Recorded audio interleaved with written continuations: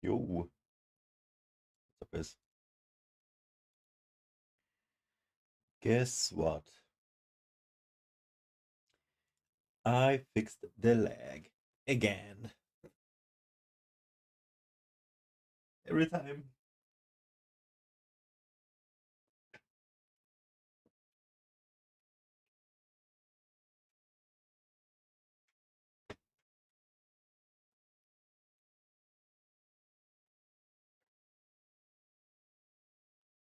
Sadly, it's a every time thing. No, but last issue was because we did upgrade the driver, and I had spikes like every few seconds. Unbearable. And we actually finished a few games. Or we finished Senua, and we played something else. I think we played two other games with this condition. And I just felt horrible, dude. It felt so horrible, so bad. So I did a DDU uninstall in safe mode, deleted all the driver, everything, and then I put the old driver, and now everything should be good. And as well, I upped the graphics like big time. So the picture should look like very, very sick now, actually. Like really good. So we're gonna try. But yeah, in my power usage system thingy, it says graphics card is now on 99% usage. It's a lot. But everything is on Ludacris Ultra, so. And the outputs and the rescaling, everything is like to the max. So yeah, we're gonna see how that works today. I'm gonna test it out a little bit. It should be okay. I did a little test yesterday. And I can't believe how good the thing is working, the reruns overnight. Farming viewers. I got like another 5 viewers or followers across all the platforms. That was quite cool. That was quite cool.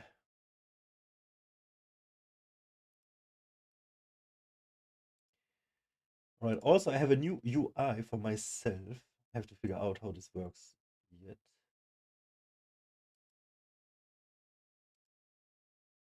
Oh, I think I got it.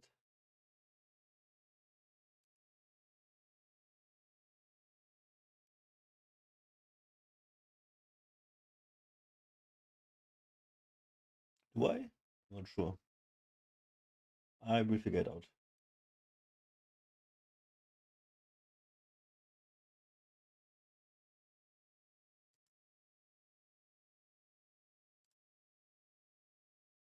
What did I click now? Fuck. Shit.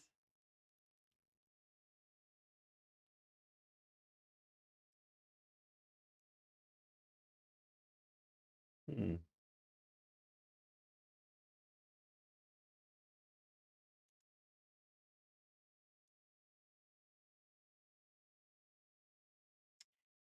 Do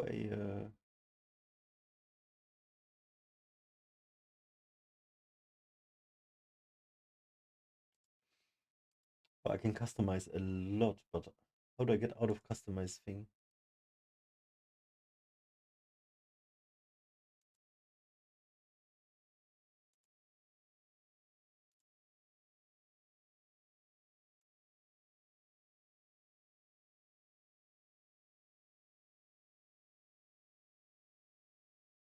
Oh, okay, I think I got it.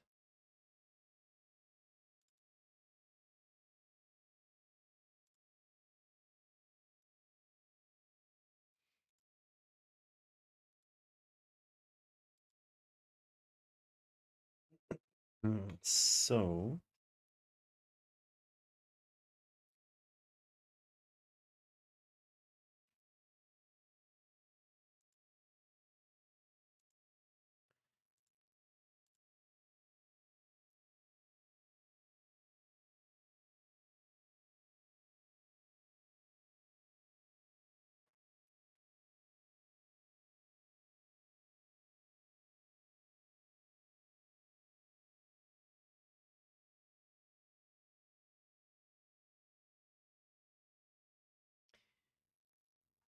check out a few things.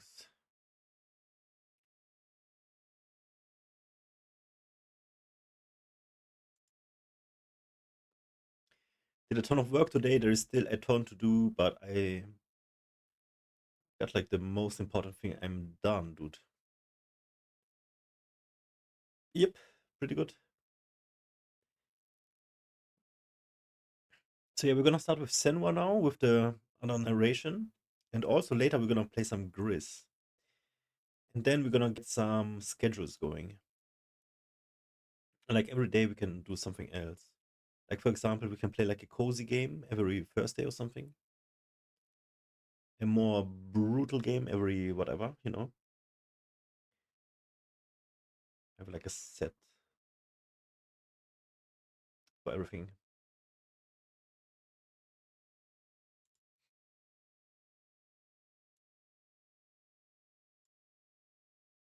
If you're having a pick.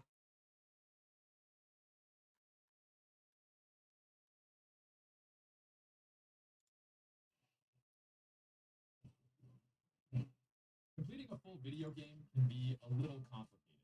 I mean, ever since open world games really took off, the idea of seeing everything a game has to offer. Oh, oopsie. Oopsie. Let me just do the volume like this. Should be good.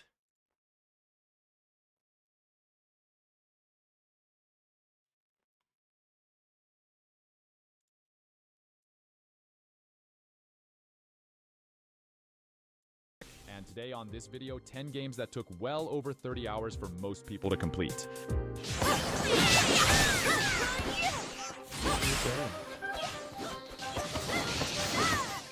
Let's kick off this list with Ni no Kuni 2 Revenant Kingdom. Ni no Kuni 2 is awesome. The second one, yes, it changed things up a little bit, made it more accessible, but it's still adorable, beautiful, and still feels like an epic adventure, very Studio Ghibli style. It's a beautiful fantasy adventure. The sequel here is all that and more in some aspects because your more accessible streamlined systems mean you're piloting through game systems actually pretty quickly because compared to the first game, the battles here are now full action, no more waiting around. For many, that's a welcome change of pace. This is essentially a Kuni game made a little easier to pick up and play, so maybe that's why it ranks so high in the playtimes here. Most sites put the main story of Wrath of the White Witch up there at maybe about 48 hours. Here, the sequel clocks in at a much shorter 39 hours. But if you're doing the extra stuff here, there's still plenty to sink your teeth into because depending on the person, obviously it wasn't too far behind the original in total playtime. With 170 plus unique side quests, there's plenty here in Revenant Kingdom to keep completion busy Doesn't even look after too bad actually. What's the name? Ni no Kuni. Oh, by the way, I got Bioshock 2 Remaster and Bioshock Infinity. I got it for free from Prime. That's pretty sick.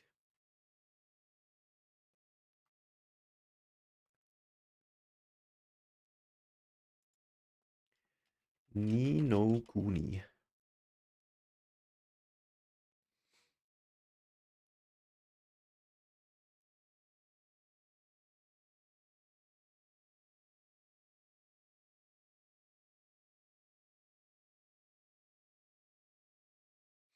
Let me just put this on the list.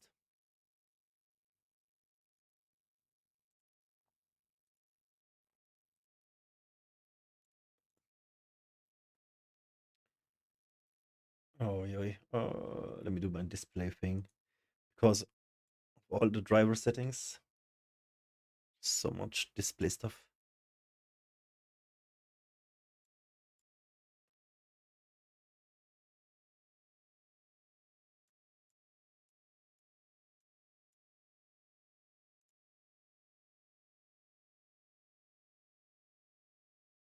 Okay, this works nice. Great.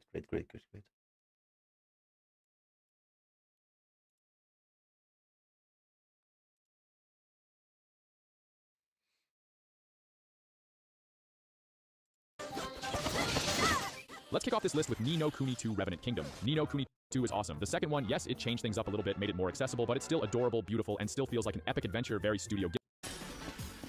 Okay. Yakuza. Jumping over to number 9, Yakuza Like a Dragon. If you're familiar with the series, you know what to expect in terms of play length. Yakuza games are big. They're big games with a lot of cutscenes and a lot of side content, but they are mostly fairly simple brawler games with some light RPG elements I think I like this. Persona 5. Persona 5 takes like 200 hours, dude. Coming in next, we have Persona 5.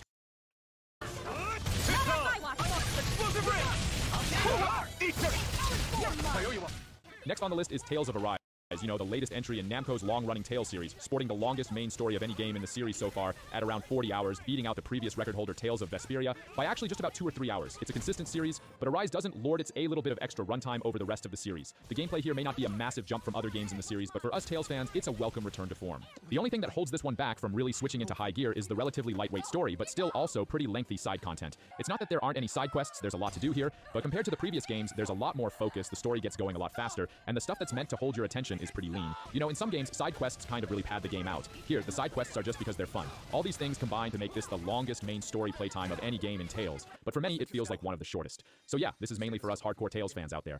Story, but still also I don't know if I should like this. It's not that there aren't any game in Tales, but for many, Because it just looks like any other. next Generic. is Final Fantasy XVI. You know what this one is. People expected a major new entry in the Final Fantasy series to be long. And look, it has long JRPG roots to live up to, so it's not exactly a surprise that an average play through this bad boy takes about 35 hours or more depending on the person. But that's if you're just focusing on the story. With all the side content here, the game is potentially just as long, if not longer. There's a sizable amount of side quests and a hell of a lot of bosses to hunt down in the hideaway mission board. There's also arcade mode and super secret bosses, so there's a lot to keep you busy, and it's all rock solid. Oh, and for you real sickos out there is a significant new game plus where you carry over your gear and everything from the standard difficulty to a new legendary mode where the most powerful gear you got from beating the game is now like the standard enemy stuff you're coming across. It's real deal. It's a lot to get through though, so if you're a diehard fan, you know this game is specifically calling to you because some playtime Johnnies clocked this one at 30 hours for one playthrough. And mind you, that average time is not even near to get all the trophies and unlockables. 16. I didn't even know. It's 16 or out? What the fuck? Oh no, it's expensive.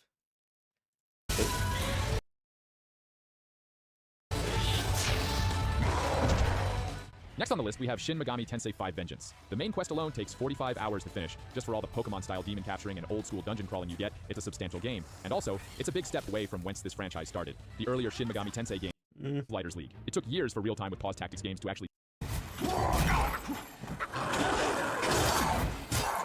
Next on the list is the 2023 Lords of the Fallen. This might surprise you, but this one is a big boy. This hardcore Souls wannabe is... Monster Hunter were a little bit faster paced. I mean, if you just want that raw hunting fun of taking on a massive... Coming in next is Wild Hearts. Oh man, if you wish Monster Hunter were a little bit faster paced, I mean, if you just want that raw hunting fun of taking on a massive monster with friends, Wild Hearts, whether it's fixed now or not, is really scratching that itch. Don't let the weird cartoony aesthetic throw you off. This is still that same classic Monster Hunter experience, but even looking at a game like Monster Hunter World, the maps here are bigger, there's a wider variety of tools to use, and like we said, the kills come a little bit quicker compared to a game like World, because in Wild Hearts, your hunters are building structures and traps on the fly, Fortnite style, to greedily take on these massive monsters inspired by Japanese only. Okay. Everything that made Monster Hunter such a time sink applies here. You enter a region, fight a monster, earn rewards, fight that monster again. It's repetitive, but kind of compelling, good stuff. Gameplay loop. Rinse and repeat until you're fully equipped to defeat the new and harder monsters you spotted in the wilder reaches of the map. Big open areas actually make each hunt interesting. The intricacy of the monsters and how they evolve into new forms makes actually following new monsters through each progression fun, and the hunting tools are just hefty enough that actually wielding them is a thrill. It's all good stuff. It's the same kind of Monster Hunter type of junk you've known and loved. And yeah, it's extremely repetitive, but yeah, it's still very fun. And if you play these types of games, you know what you're signing up for, and those 40-hour Wild playthroughs, I mean, Hearts. that's conventional wisdom, and you'll blow past that with another 70 $2 on top for full completion here.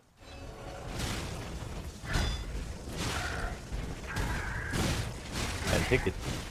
Now, down at number 1, Lies of P. Lies of P is absolutely packed with fun stuff to see and do. It's one of those Souls-like games that takes a little while to really get going, but when it gets going, it really gets going and shines. The main story is satisfying, but there are tons of optional areas and special bosses to fight at any point, really stretching out your playtime. We have definitely encountered some players stomping through and finishing this game in 30 hours or less. But personally, I struggled. Look at this. I beat it in about 32, like probably 35 hours, but full completion average is upwards at like 60 hours, and you could easily Bloodborne your way through this game if you're an absolute pro with few problems. I'm kind of done with Souls games. Okay, not too bad.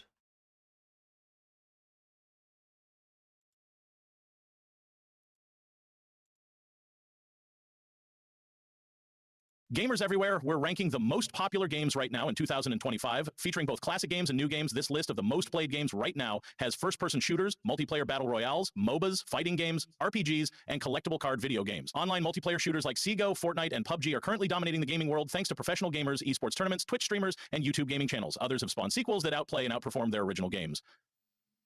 Some games that have been released years ago are still popular today, like League of Legends, Minecraft, World of Warcraft, and Dota 2. Other good games trending now include Fall Guys, Among Us, Overwatch, and Rocket League. Let's get into the video. Call of Duty Modern Warfare 3 is a 2011 first-person shooter political war thriller video game developed by Infinity Ward and Sledgehammer Games with development assistance from Raven Software and published by Activision. It is the third installment in the Modern Warfare saga, a direct sequel to 2009's Call of Duty Modern Warfare 2 and the 8th Call of Duty installment. It is one of the big hits for Call of Duty franchise. PlayerUnknown's Battlegrounds, or PUBG, lands aspiring virtual survivors onto an island, igniting a thrilling last man standing combat. Its popularity spread like wildfire, registering over 70 million copies sold. PUBG not only stirred the gaming community, but also revolutionized the battle royale genre, spawning a slew of copycats. Fasten your seatbelt as Forza Horizon 5 throttles up the arcade racing genre with its vibrant Mexican landscapes and a stunning car roster. The open-world racing journey keeps players hooked with dynamic weather and event-filled gameplay. Its grand success puts the pedal to the metal, making it one of the highest-grossing racing games. It has left skid marks on the racing genre, raising the bar for visual prowess and gameplay diversity. Kratos' return in God of War sets a Norse mythological stage for jaw-dropping combat and a poignant father-son narrative. Its acclaim is widespread, making it one of the best-selling PlayStation 4 games. This game has managed to redefine the hack-and-slash genre, repositioning it as more than just mindless button-mashing. Pokemon Go shook the world when brought the beloved animated creatures into the real world through the magic of augmented reality in 2016. The gameplay banks on players venturing across town to capture these creatures and participate in epic gym battles. It generated an extraordinary social gaming experience that got players off their couches and out into the wild, prompting record-breaking downloads and a dramatic shift in the gaming landscape. In Luigi's Mansion 3, our green-hatted hero trades racetracks for haunted hotels, setting a spectacular stage for puzzle-solving and ghost-busting action. The game is a blockbuster success, making Luigi's solo adventures a fan-favorite mainstay. Its standout gameplay mechanics infuse a breath of fresh air into the Mario franchise, adding layers to its far-reaching impact. Pokemon Sword and Shield invite players to the Galar region, rejuvenating the classic Pokemon formula with a slew of new features. Ranking among the best-selling Switch titles, the games continue to ride the wave of Pokemon fandom. They've extended the franchise's legacy, striking a fine balance between nostalgia and innovation. Cuphead is an indie gem with a touching backdrop of two brothers who gambled with the devil and lost. This high-octane, action-packed shooter game features a beautiful throwback to the animation style of the 1930s that's as charming as it is challenging. It enjoyed insane popularity upon its release, throwing gamers into a frenzy with its tough-as-nails boss battles and heart-pumping gameplay. Cuphead certainly left its mark on the industry, spawning numerous fan arts, references, and cosplay, retroactively labeling it a cultural phenomenon. Valorant is a first-person shooter that packs a punch with a blend of strategic 5v5 team play and unique character abilities. With over 14 million players logging in each month, the game has got everyone in its crosshairs. Valorant's surge in popularity is reshaping the competitive FPS landscape, challenging old guards and attracting investment in esports. In its own quirky twist on shooter games, Plants vs. Zombies Garden Warfare 2 pits foliage against the undead in a hilarious action-packed battle. The playground-like gameplay garnered a large loyal fan base across ages. With its unconventional approach, it gave the blasting genre a fun, family-friendly face and prompted other developers to let their hair down. Minecraft Dungeons is Mojang's daring foray into dungeon crawler games, repurposing Minecraft.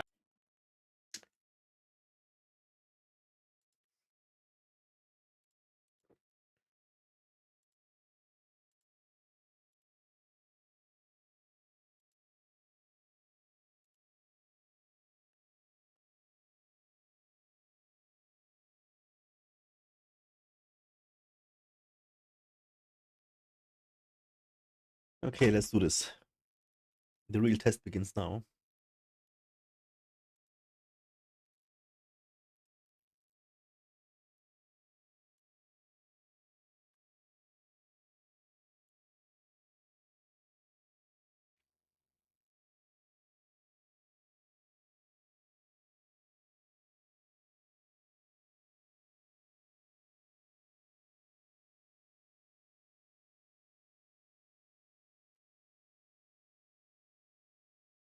Yeah, I can't wait for later when we play Gris.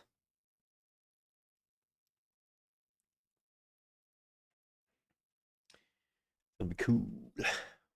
All right. So we unlocked a new narrator.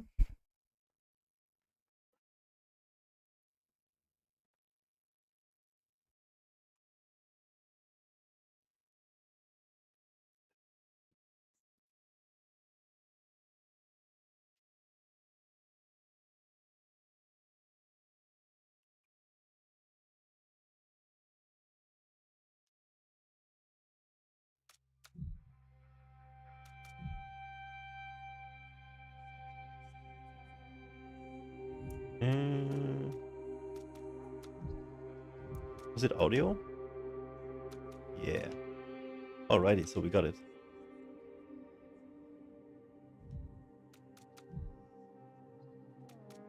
I want to make sure we do everything to the max. Everything is maxed out. So what we are doing now is testing the new sampling. I have 32 sampling instead of 16. And I guess we just press new story, huh? Oh yeah, I was gonna watch this one as well. Okay.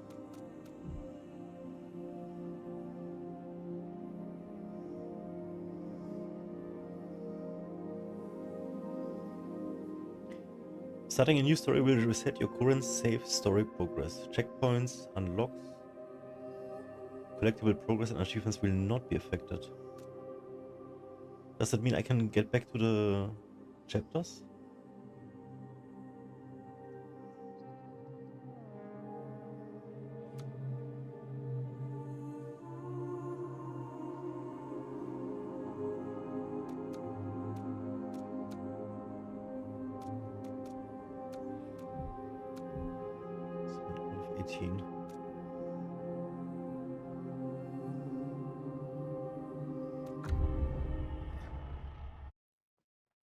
Alright, we're going with the eyes of the others. Let's get it.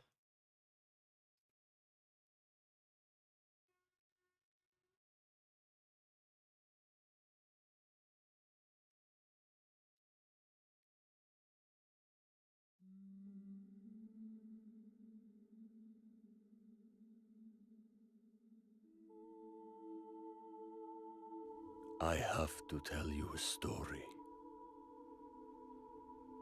I don't come out of this well, but I want you to know the truth, so you can see it all. See a different side. Because it's not just Senua who hears things. Sees what isn't there.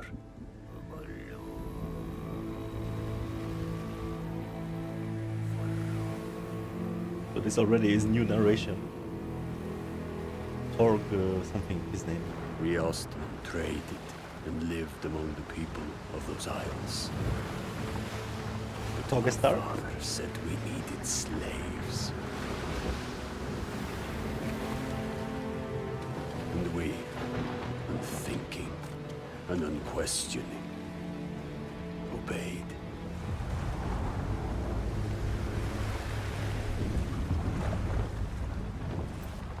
We knew the reason.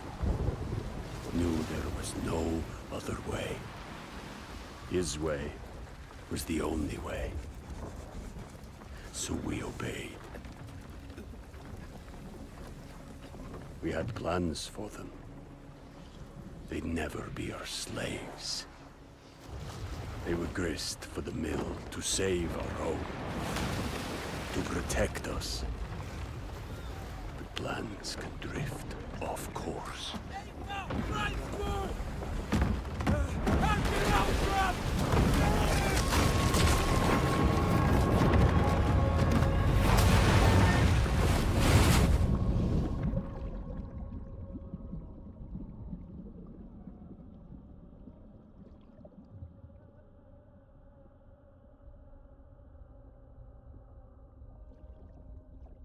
It begins as it ends. Alone in the dark.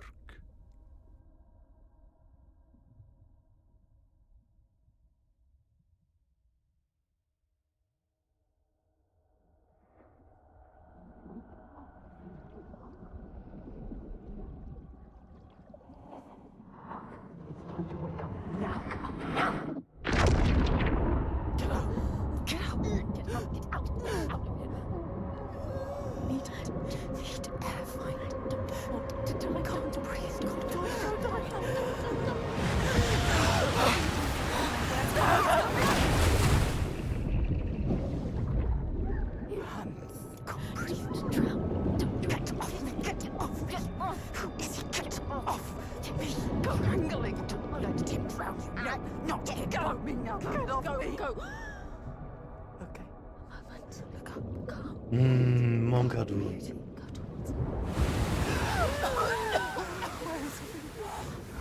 There was no way to save him either.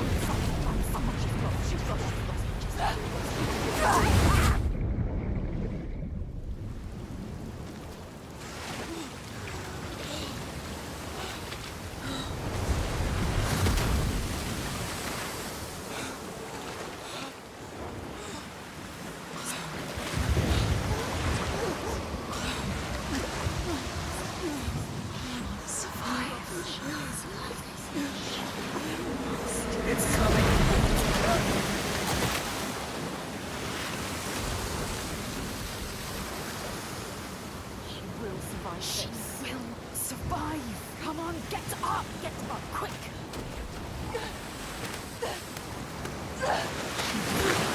She's too weak. She's so weak. Please choose not dead.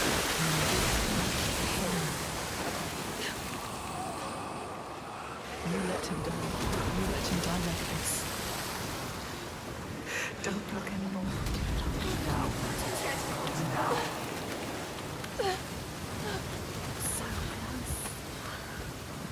Nearly drowned. Pulled into Round's net. But I struggled free and made for the shore. We'd found it. My father would be angry, but maybe there would be a way to take back what we had lost.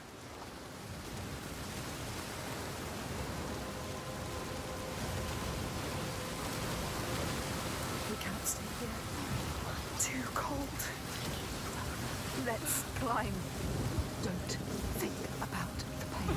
Use your minds. You are a warrior. A weak warrior. This river is taking us. You should not have come here, child. I had to take them back. They were all that stood between us and the giants. I never wanted it. It went against what I had been taught. Courage. Honor above all. But he said it was the only way. And I obeyed.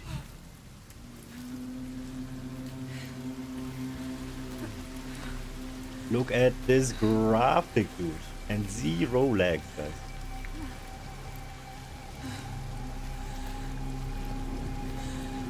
AMD really screwed a bunch of people.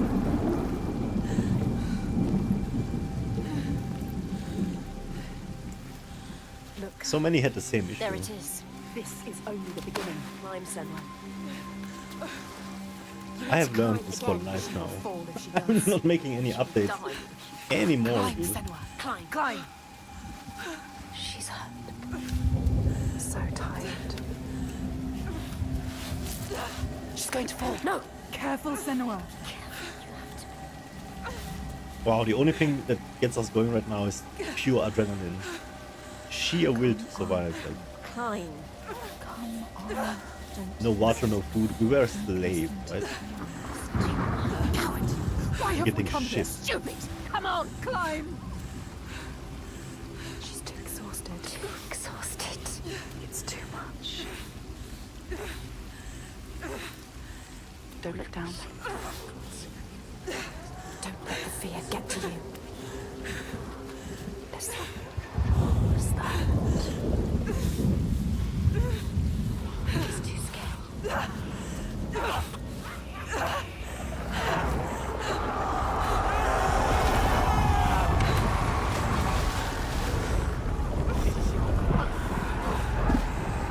The screams. They follow us. Everywhere they won't let us forget.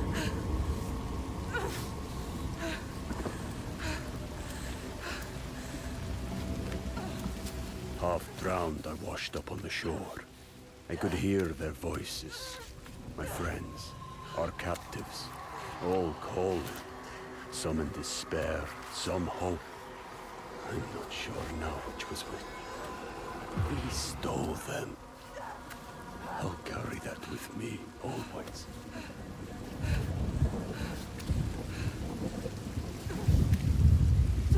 She is afraid, exhausted.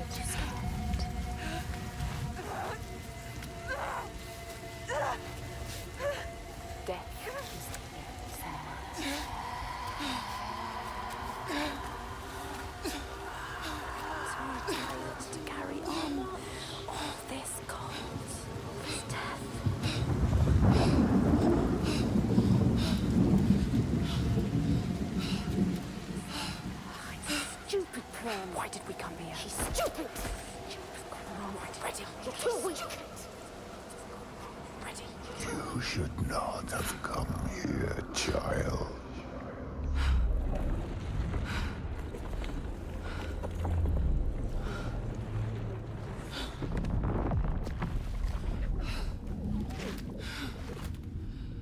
Your hopes were always doomed to fail. All this way, Oh, boy. just to die among strangers. I wanna talk like this. You! Just Why did you come among back? strangers. Did you think you had left me behind? I am always here. I won't listen to you! I hear his voice, not in my ears like her, Look at this but in my mind. beauty. Strong, my father, driving me on. The only thing I know, my mission.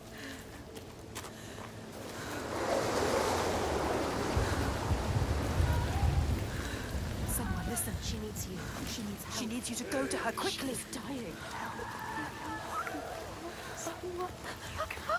That shit is pathetic. She needs you. The spiders are monsters. Look what they do to us. They are brutal.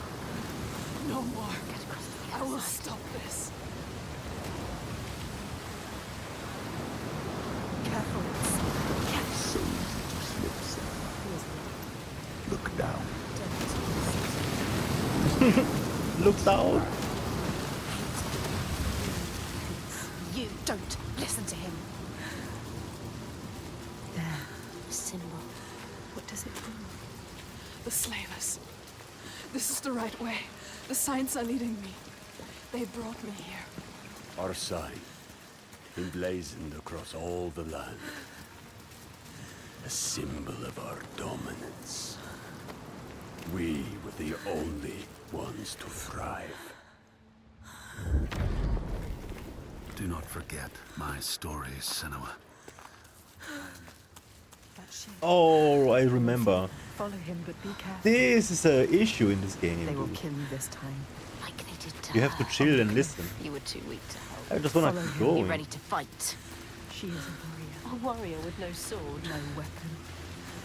She came here with nothing. What This good looks so are you to amazing, man. anyone with no weapon? He will kill you. He will.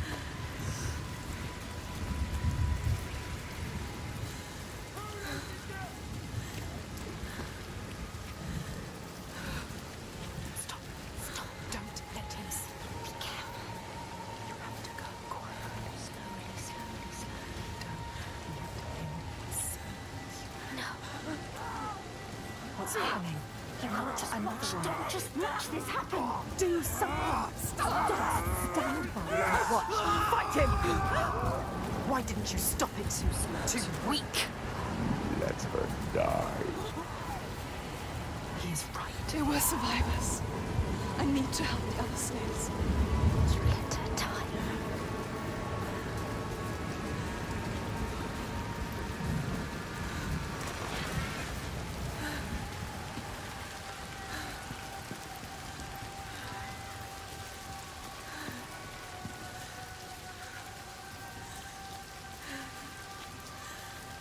Remember why we came here.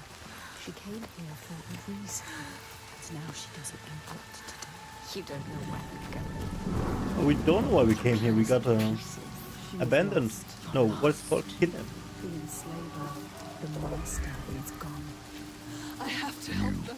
Thought you could stop this. But you have lost your mark. The sea tore him away. Just like your hopes. You don't need to listen to him. You know this now. Listen to us. You know better. Find the survivor. He is trying to trick you. We need to help. You want to save them. They're already dead. You're a liar. The lost ones.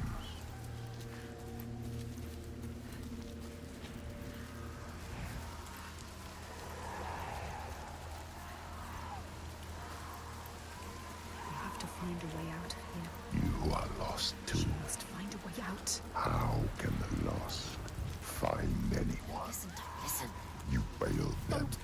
enter here. They are dead, like your mother. Shut up! Like Make him shut up! Stop it!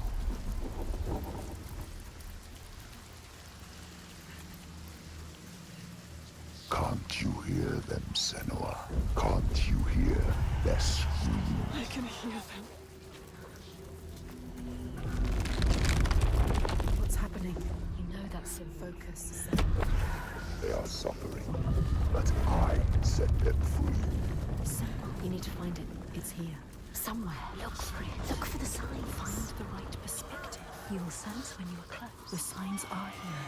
If you know where to look. Do you know? You It's there. Focus. don't know You found it. how deep this darkness goes. Yes, I wonder if I completed the symbol. went by a face You must already. go back to the gate. She must go back. Behind Probably, the huh? symbol is the source of the darkness. Source of their darkness. You need to understand that. Cover the darkness, Senua. This is why you have come.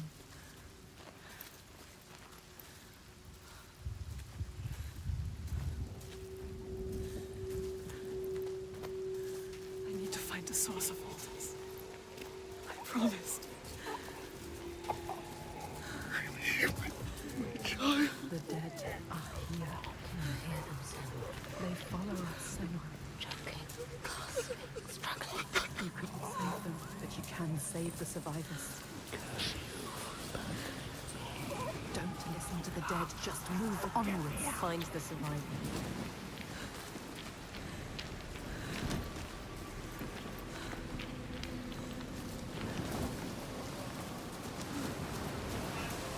What have you done? Stop. Please help! Anyone help! Help! There's nothing you can do. Do you see the bodies, Senua?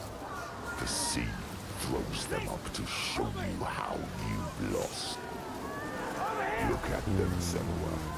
Look at the faces of the ones you failed.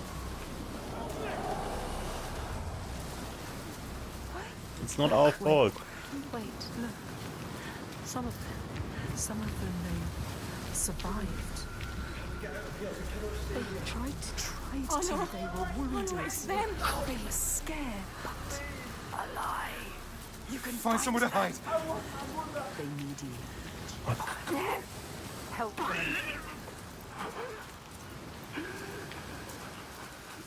Did you come here to die with him? Is that what you want? Watch out! Oh my god. Let them capture you again. I got a little scared. Are you going to let them kill you?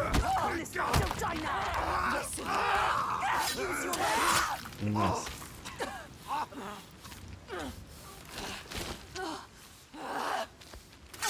You do not deserve to die here, Senua.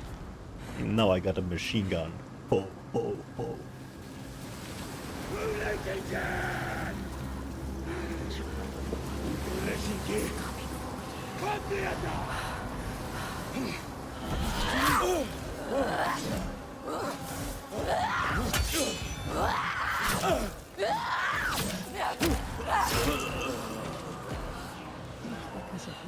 Because of you. Be ready to fight the slavers. They're monsters. Why have you killed us?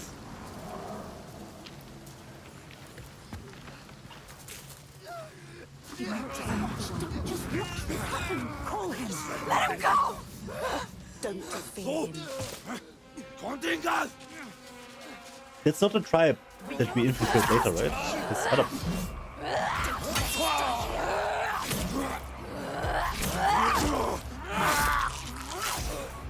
Like butter, dude. She has to survive.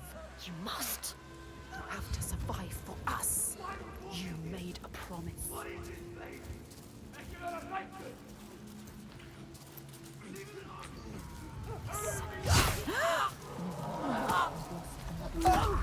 You've lost another one. Could you? All of us dead. Just free.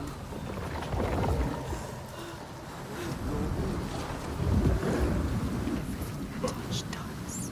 You are cursed. It is you who bring the darkness here. You're not.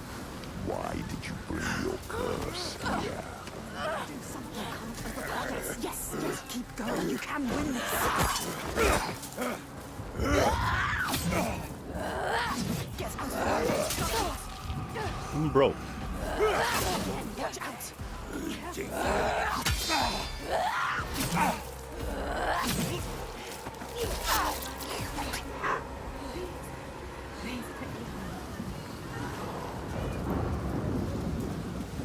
Someone needs you. Listen, quicker. The boat. There are many, Just many hold souls on. in there. Come quick!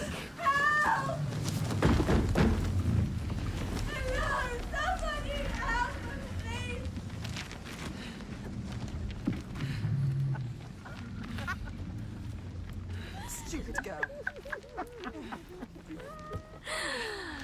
She was wrong. You thought they were real. Did you really? You don't know. She never knows. Pathetic.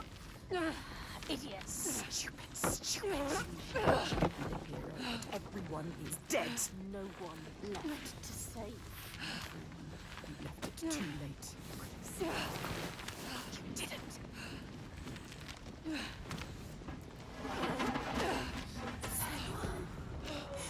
Could have saved us, but you didn't. Be a terror.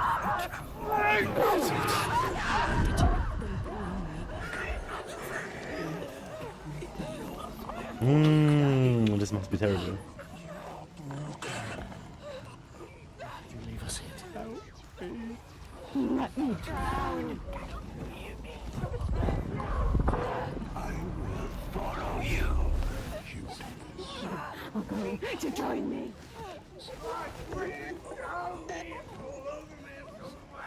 Kill your lover, they can't serve anymore or die.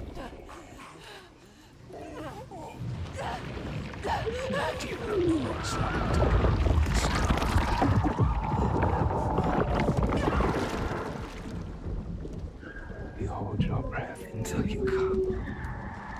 Then you gasp and the water rushes in. The pain in your chest. It's heavy. There's no peace.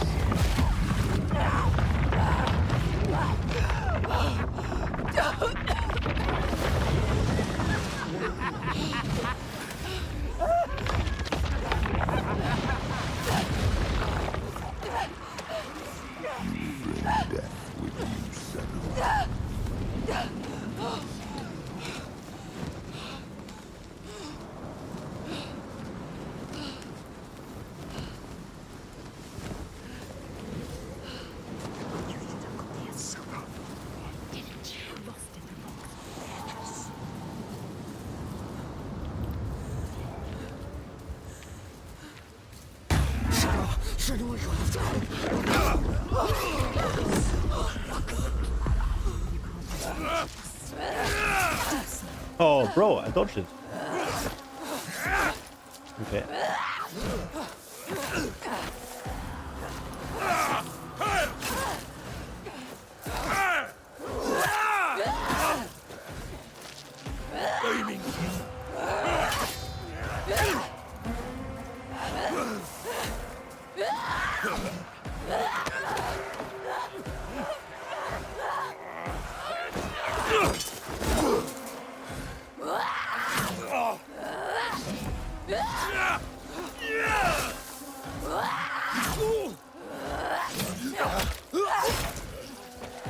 Got him.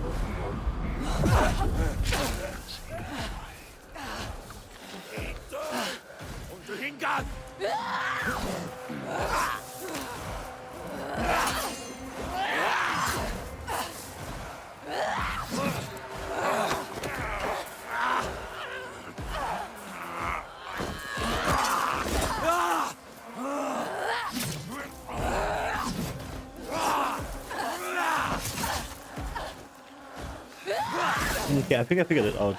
How to dodge the other attacks like this. Yeah. You actually have to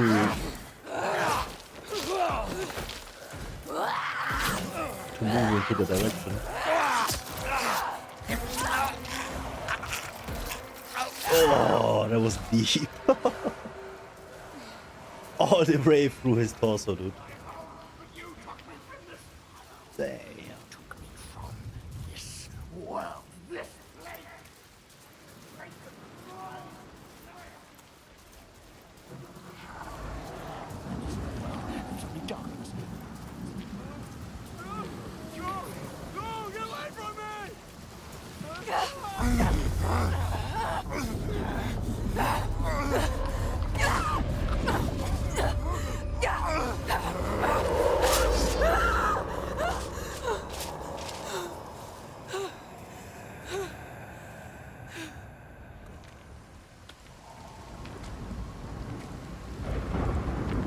you, slave.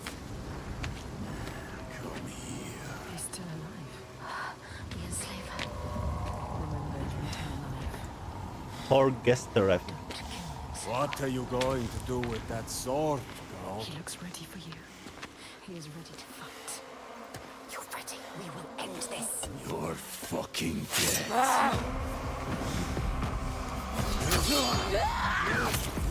Stop thinking and feel it. Is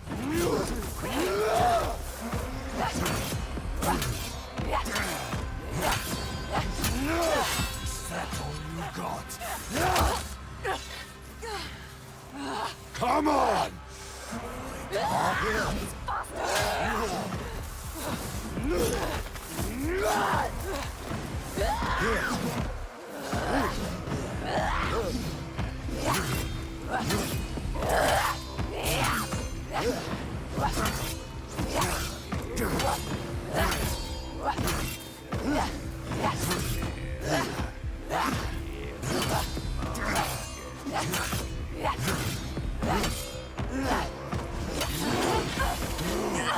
You should keep fighting, girl.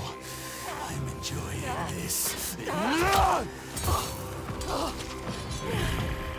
Let's go. He is better than you. How can you ever win this? Oh, you can do this.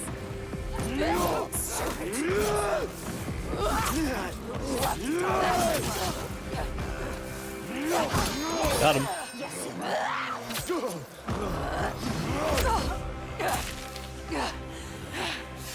Is that really it?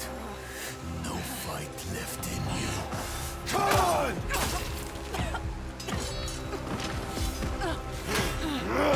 I need to hit him.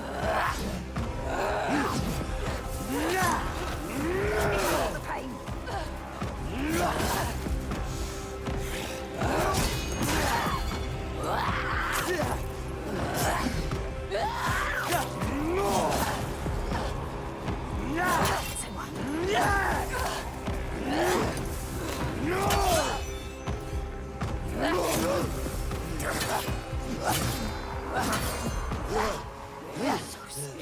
Not just strength, he can do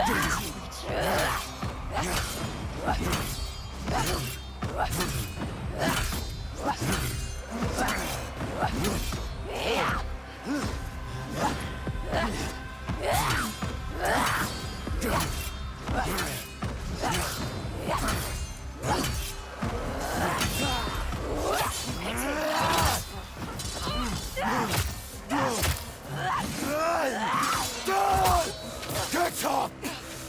You have more to realize. Come on then! Read your every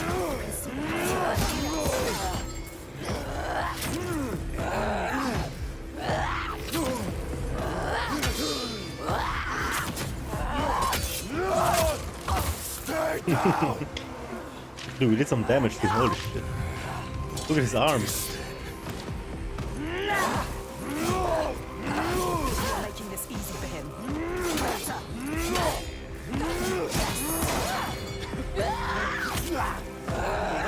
Better than you. How will you ever win this?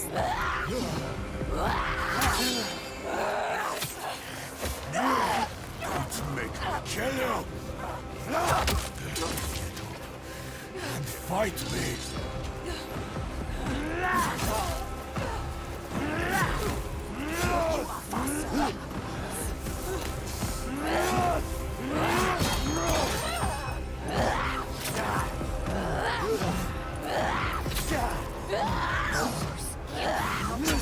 He can read you.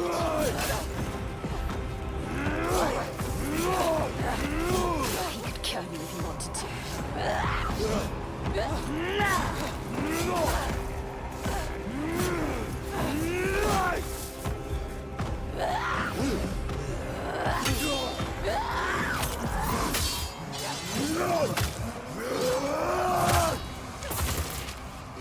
Holy combo. Get up. Don't be a coward. You have to punch it right. You're doing something. You have to move quickly.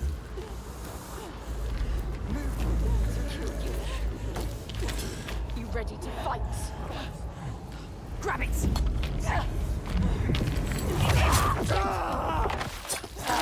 Ouch.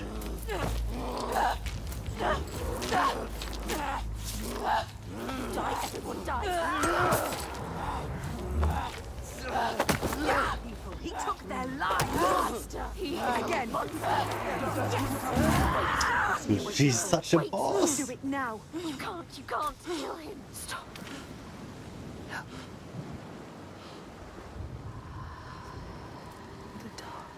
If you're going to kill me, just do it. Is that why he said she isn't the only one that hears? But you need him. You need him to show. He knows everything. He knows desire. No. He knows. He can show you the path. You're gonna take me where I need to go. Yes. Yes. He will take you. He will show you. He has to. He will help you. You have spared him, and now he will take you where you need to go. You can do this. Where you come from. Where you take the slaves. I can't walk. How do you expect me to take you anywhere? His pain doesn't matter. Make him walk. We'll walk. She has to save them. You have to. There is no other way. It's why we have come. I'm not leaving until I get what I came for. You made a promise. She made a promise. You promised. I made a promise.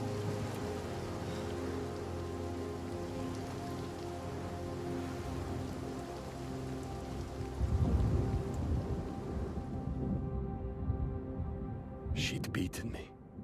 Me. In combat. I had to admire her. Even then.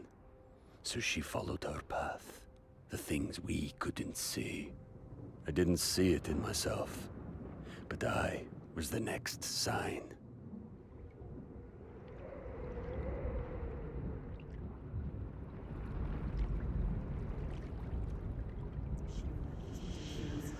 You can see it. Do you remember it? She knows that suffering, that feeling, Poisoning her mind with fear. that rot. Covers him now. Covers him. Do you see it, Senwa? Yeah, she Do you see the darkness? She feels it. The faces of fear and suffering. You can see it. the sign. What does it mean? That sign. What is it? You need to understand. You need to understand. Answer. It is my father's sigil. His father. Your father. The Gothi. Monster. He's here. Look at him. No, The shadow. but this place is his. The people here are weak. They would not survive without his help. You have Like you. Does she? Enough.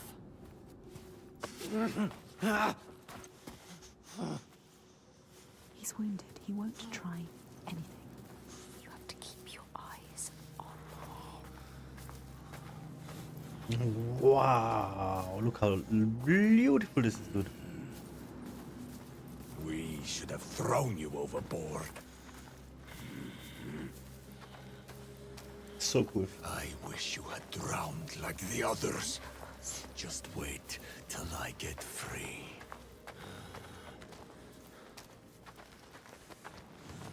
You seriously think you will survive here? You don't know this place. He is evil. He knows this place. I can't get enough, dude. So quiet. No further. Something's wrong. What happened here? It smells of death. He doesn't want The settlement has fallen to the Dragar. Oiga. There is nothing but death. The Dragar. I don't want to see what's in there. Did you hear it? Did you hear it? Don't listen. Someone is suffering. Help me. You need to go inside. You need to help them. Someone needs your help. Everyone is dead in there. Everyone. Help us. Do you want to join them? You came here to help. Let's go. Listen to yourself. What is beyond there is too dark. We are leaving. Now. Don't give me orders, slaver. We'll find another way in. You need to find them. Move quickly.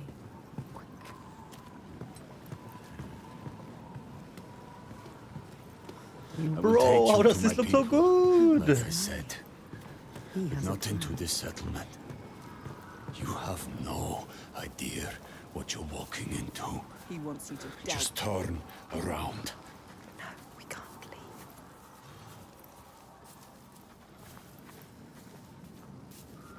Don't tell him you hear things. Do you remember the screams? He wouldn't understand. I can't. Damn you. Why won't you listen to reason?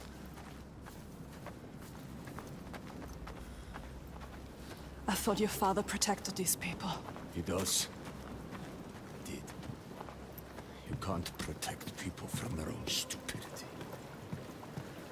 It looks like they let their guard down. They brought this on themselves. These Troika, what are they? What is this evil he understands that we do not? Troika. Look there, Can you see? the mounds of earth.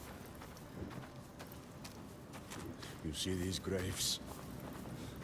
This is how we honor our dead. There will be no These one graves to in there. bury you. So many bodies. So much death. Something's happened here. You haven't honored these graves. What happened? I told you. Troika. Droigar. Who are they? Are They they won't human? just kill you. Are they from this world or another world? It is far worse. It is what they do after. They will kill you. They will kill us. You still have a chance to save your life. If you stop now. You must trust yourself. Listen to your own mind. Is it my life you're trying to save? He is scared. Why? Why is he scared? He knows what they are capable of. The Troika. Why would you bring him with you? Are you sure you want it? She has to leave. He will be a burden to you. Not to us. What are you going to do, Sam? What are you going to do? Decide.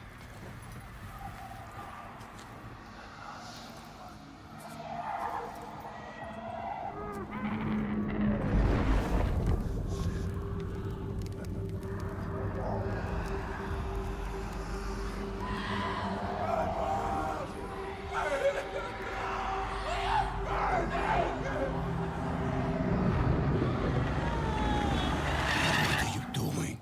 Screams of the dead. There's something here. They are not. I need to find out what it is. They are. They're dead. You're mad. She's not mad. Doesn't see the signs. Don't make sense. Stupid! He doesn't. You're mad. He doesn't know. He doesn't see the signs. There is no way. I am going in there. Look at him. Look at him. Wounded. Hurt. Defeated. But you need him. No, Feel. you're not. The rage. But we need him alive. He will try to escape. She has. Go on then. Do it. Don't let the rage get the better of you. The rage is coming.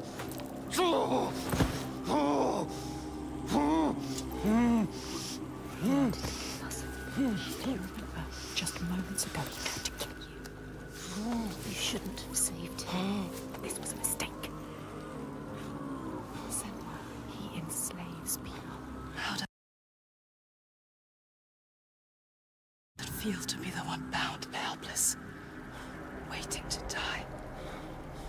When this heals, I will kill you, mad woman. For that, you'll need to stay alive.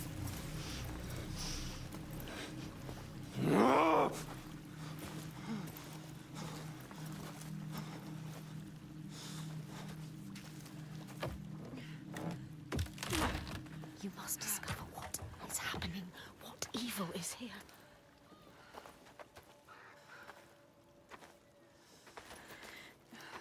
What happened here? Okay. This village. Oh my god. All the people, but Oh my god. everywhere. It's happening again. This is Oof. like what Imagine the happened smell. to dude. your village. To your village. To us. Do you remember? Do you?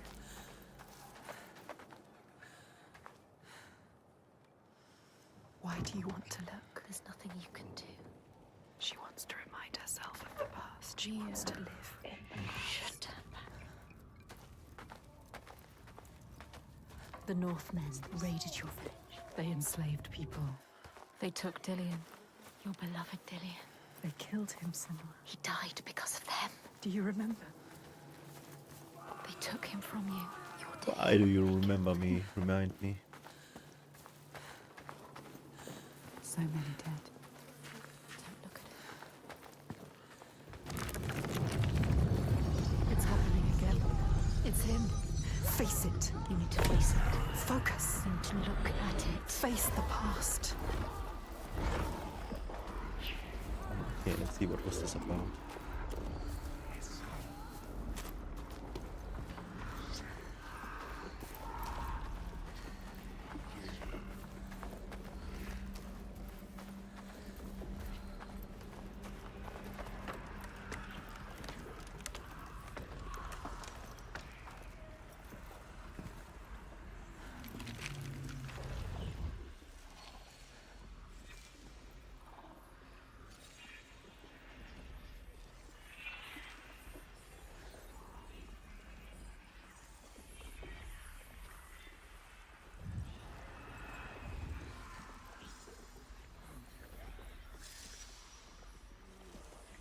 Somewhere here.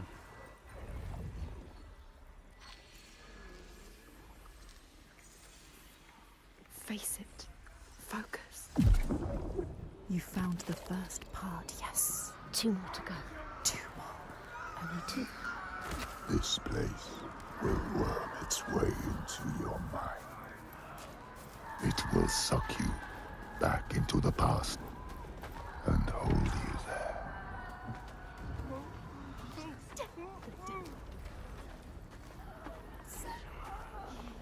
They are all dead. Dead.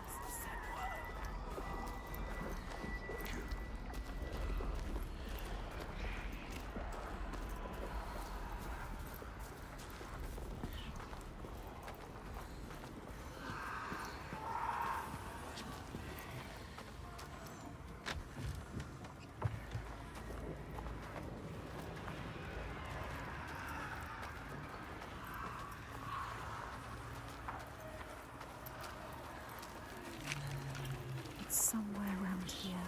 Look. She can feel it. Look closer.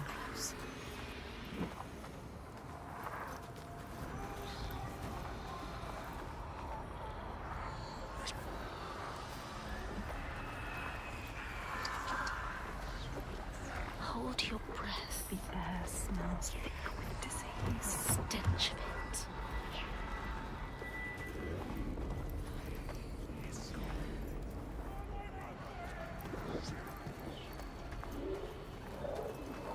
She can't forget. You can never forget. That memory loves. If you face it, the past will free you.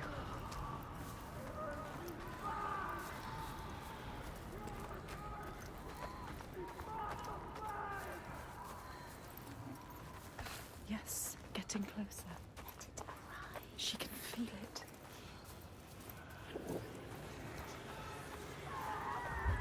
Focus. Go through it to the other side. Focus. You found another part. 1 more to go. 1 more second.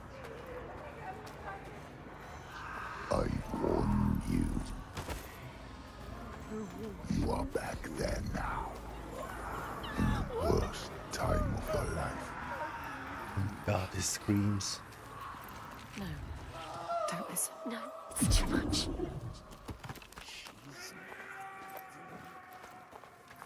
She's a witch. It's worse. You think you understand. You will never understand. Where are we now? Where are you? What's that? You recognize this place? No. Senua, it's home.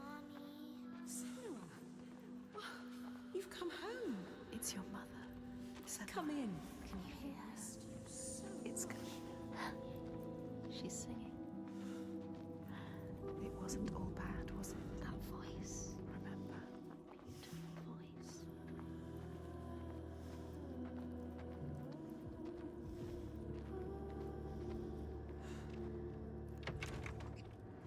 The mirror, Senua. It will help you fight your memory. You have to take it. Nice. Keep it with you. My mirror. It will help you get through this. It will. Listen, The burning.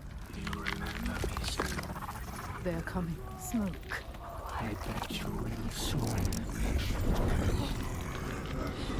The Northmen are coming. They are coming for you. Remember what they did to you. Oh shit. Your village.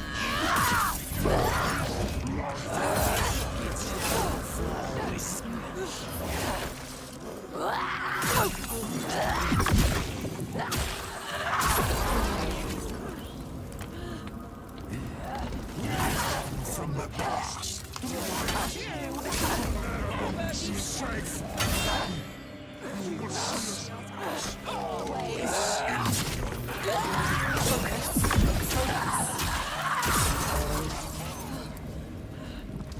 Why fight us? We killed your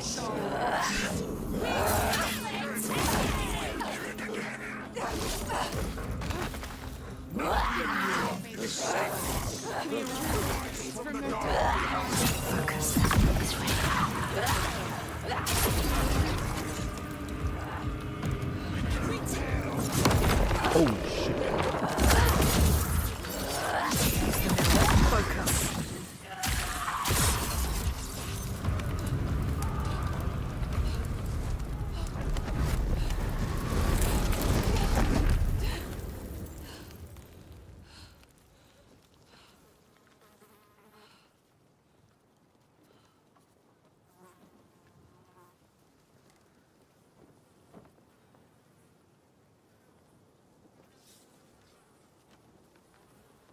I know this place.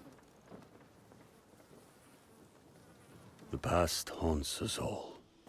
Not like it does her. But still, we can't escape it.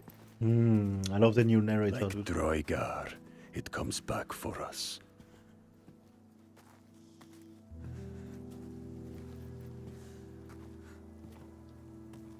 Her father. Simba.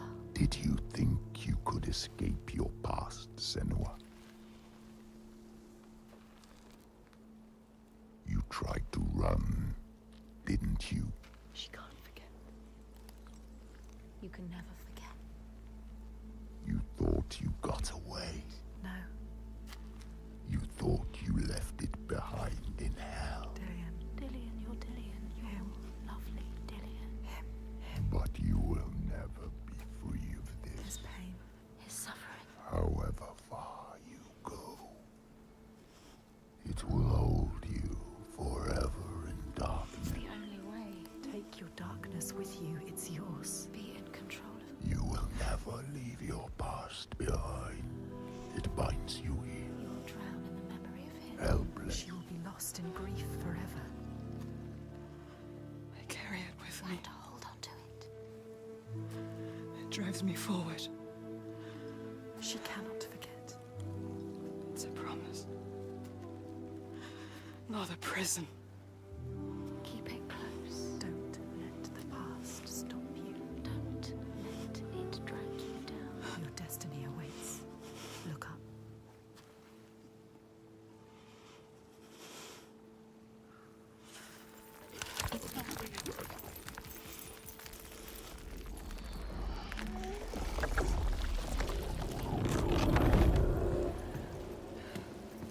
mistakes of the past haunt us always.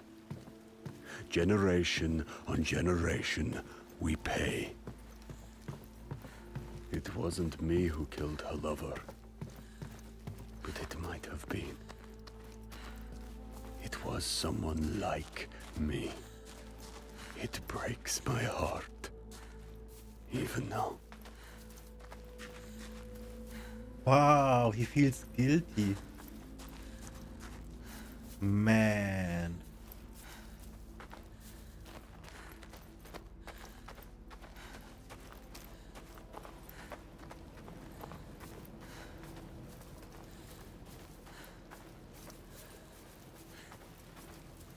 That glow. Not natural. I don't want to go up there. Don't make me go up there. I have to. It's calling me.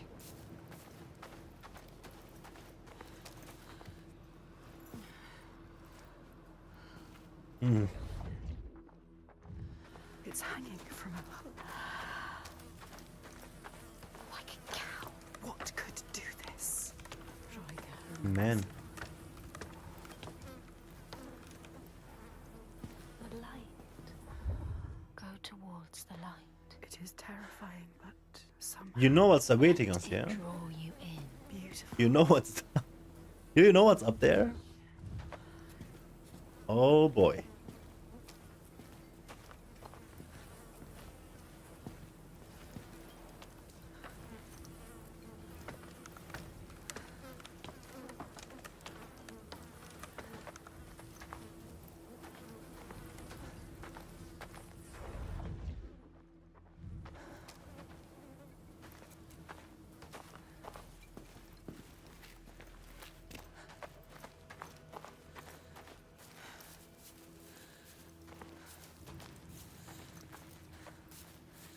Okay.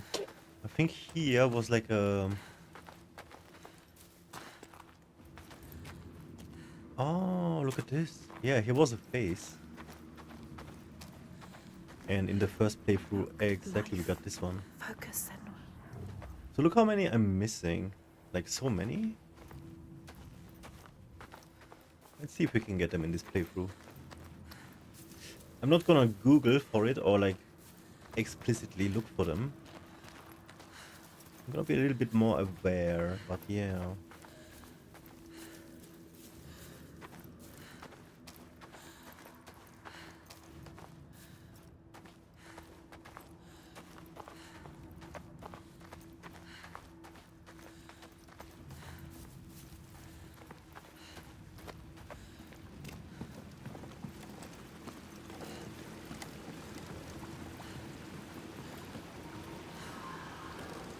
That scream.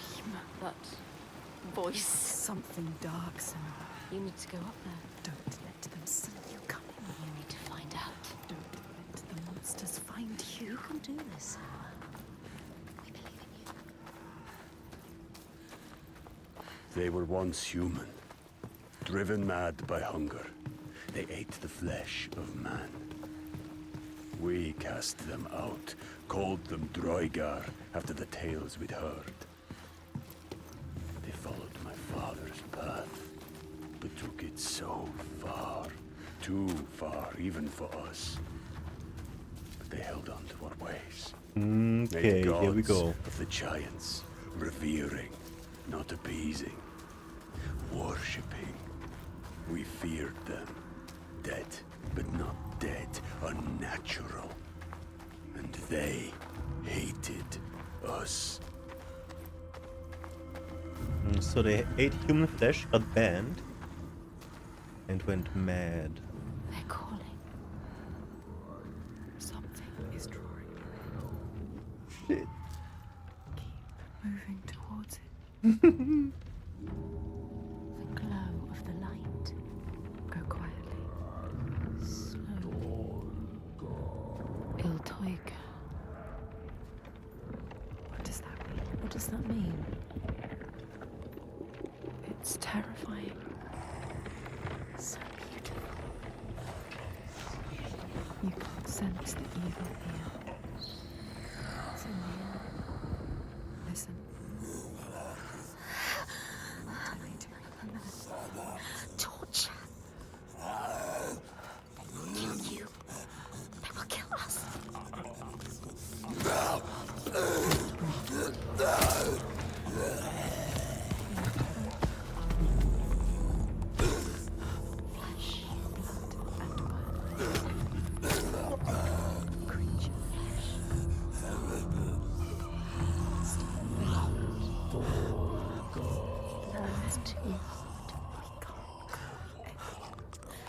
You could still turn back. She can barely move, she can barely walk.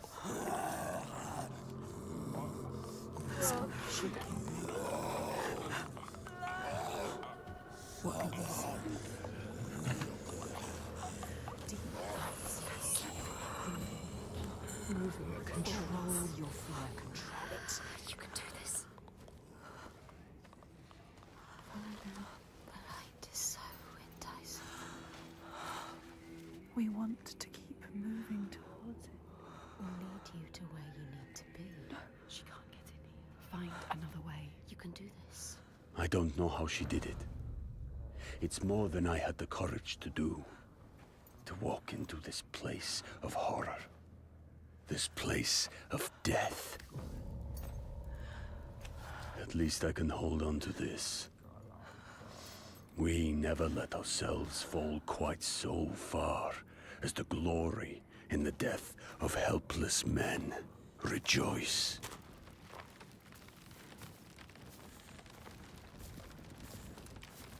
Keep going. Maybe this time she can't. This fear can't drag you down. We have chosen this place for a reason. So many voices. What is this place? So loud. What if this fear is worth listening to? You can feel it, that voice. Summoning you. That voice. What's done? The smell is Rotten. Look.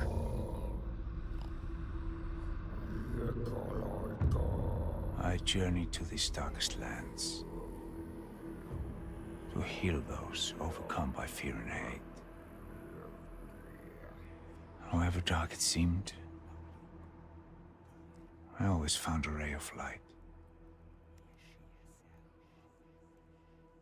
In this wretched land, by far the darkest of them all, it seemed the shadow would never lift. But I knew I would find my light. Who is he? He knows her. he feels us. Reaching out to us in the dark. You have to help him, Senua. This is our quest. This is our destiny. Your mission. Senua, would you give your life for these outsiders? In my darkest hour, it was an outsider who saved me.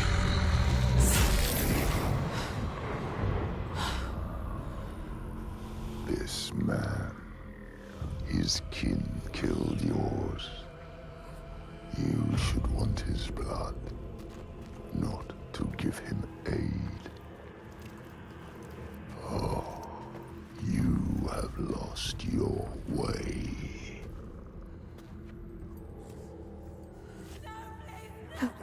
Down I can't look. horrible.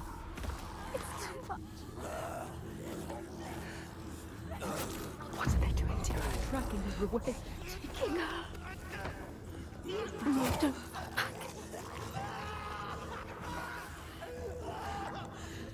Look what they do to those who fight her. They will do this till they see you. They will destroy you limb from limb. Don't let them see you yet. It's not time. You have to get out. Get out of here now. Get out. Get out. It's not too late to turn back. You can always turn back.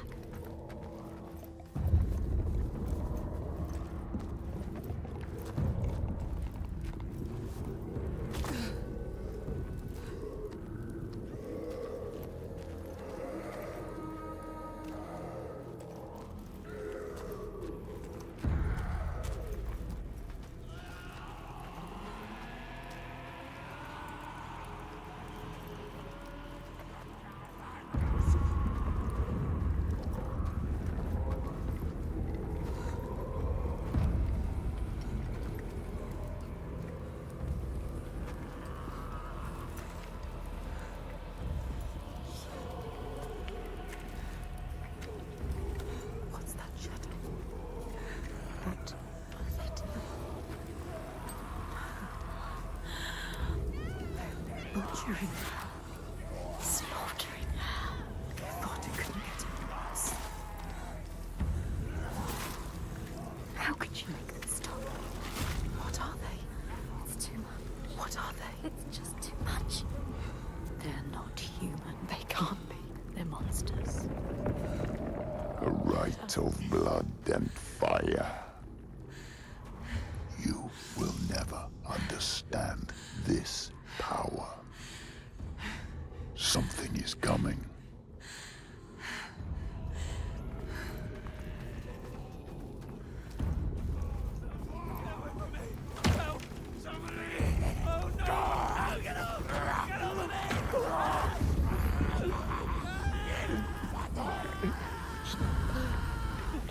I don't want to go down there. You have to.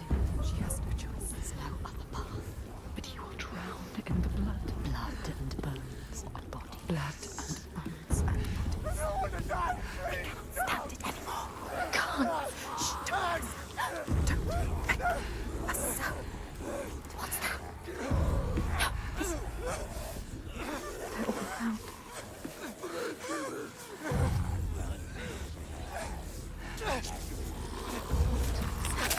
Screaming, screaming. It's too much.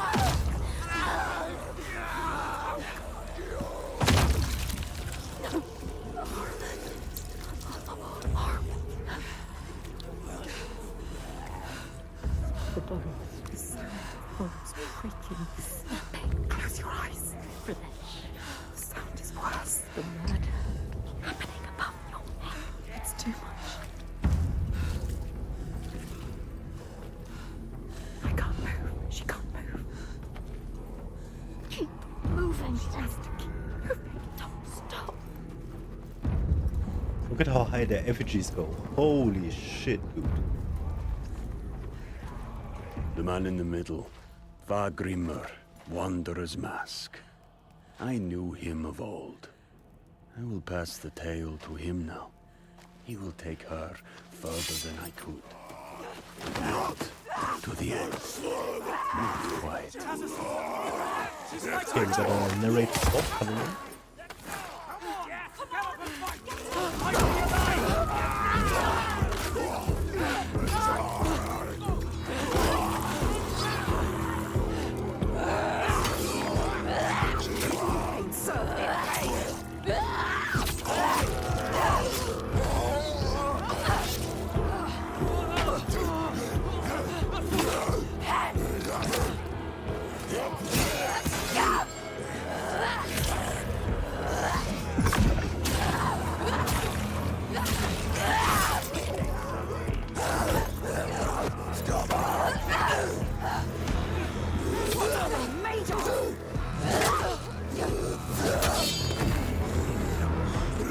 They underestimate you.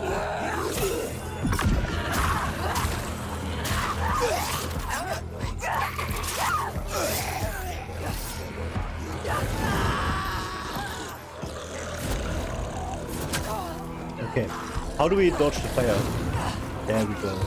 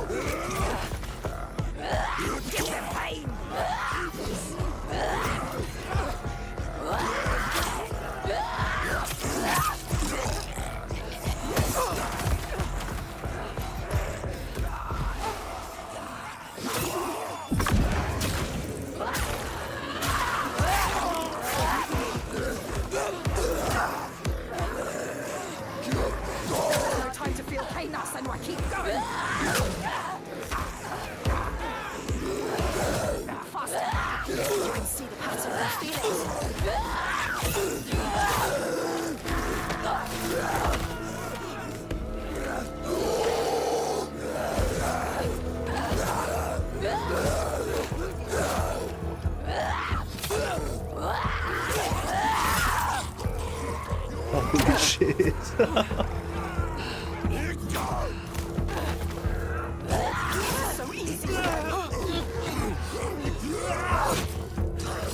Oh my god.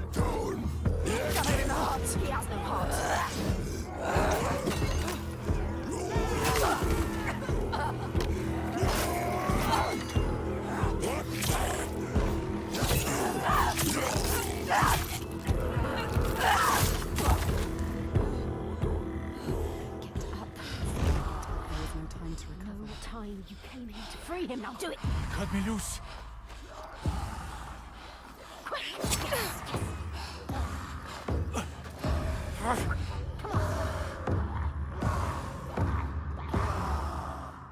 What's he going to do?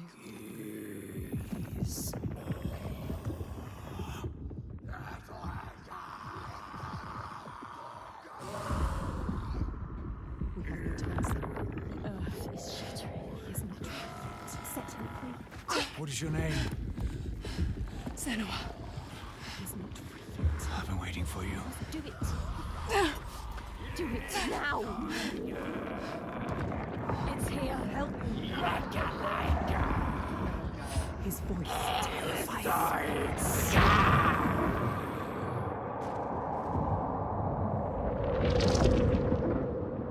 She is coming. Can you feel her? She can feel it. Something from the other world is coming.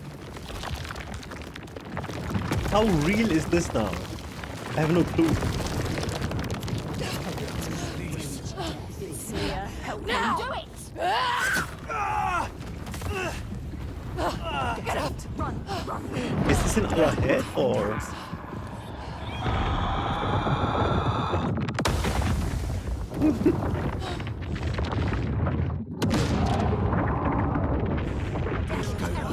Okay, so there's definitely some sort of a landslide going on.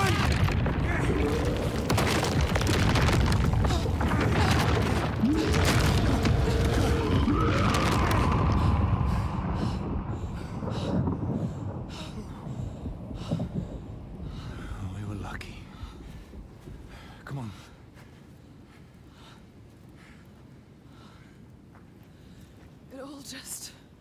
It all just stopped. Yeah, it's daybreak. She'll have to hide from the light now. But she will hunt us. Find our trail as soon as he can. You're not safe now. Let's go.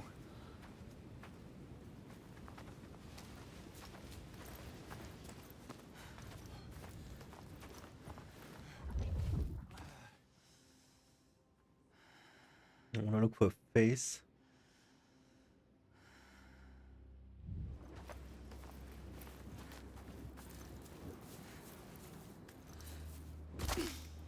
Who are you?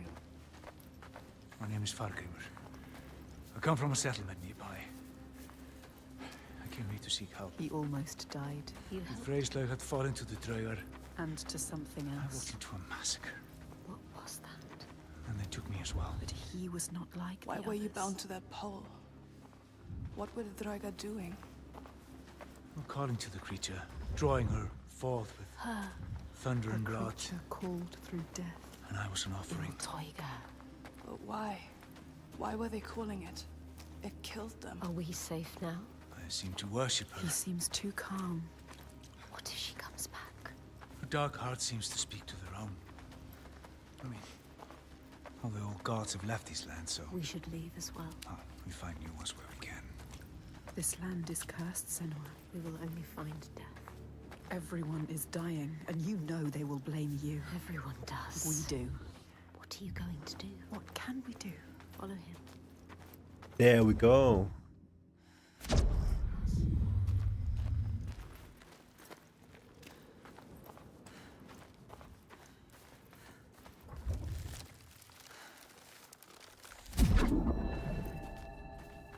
Here, they once said that Loki lies imprisoned in a cave, trapped by his enemies, who set a serpent above to drip venom on his face. His wife, Sigyn, sits beside to catch the venom in a bowl, but when she must leave to empty it, poison falls unabated, His pain is so great that he thrashes and writhes. And here above, we see the earth shake and break apart.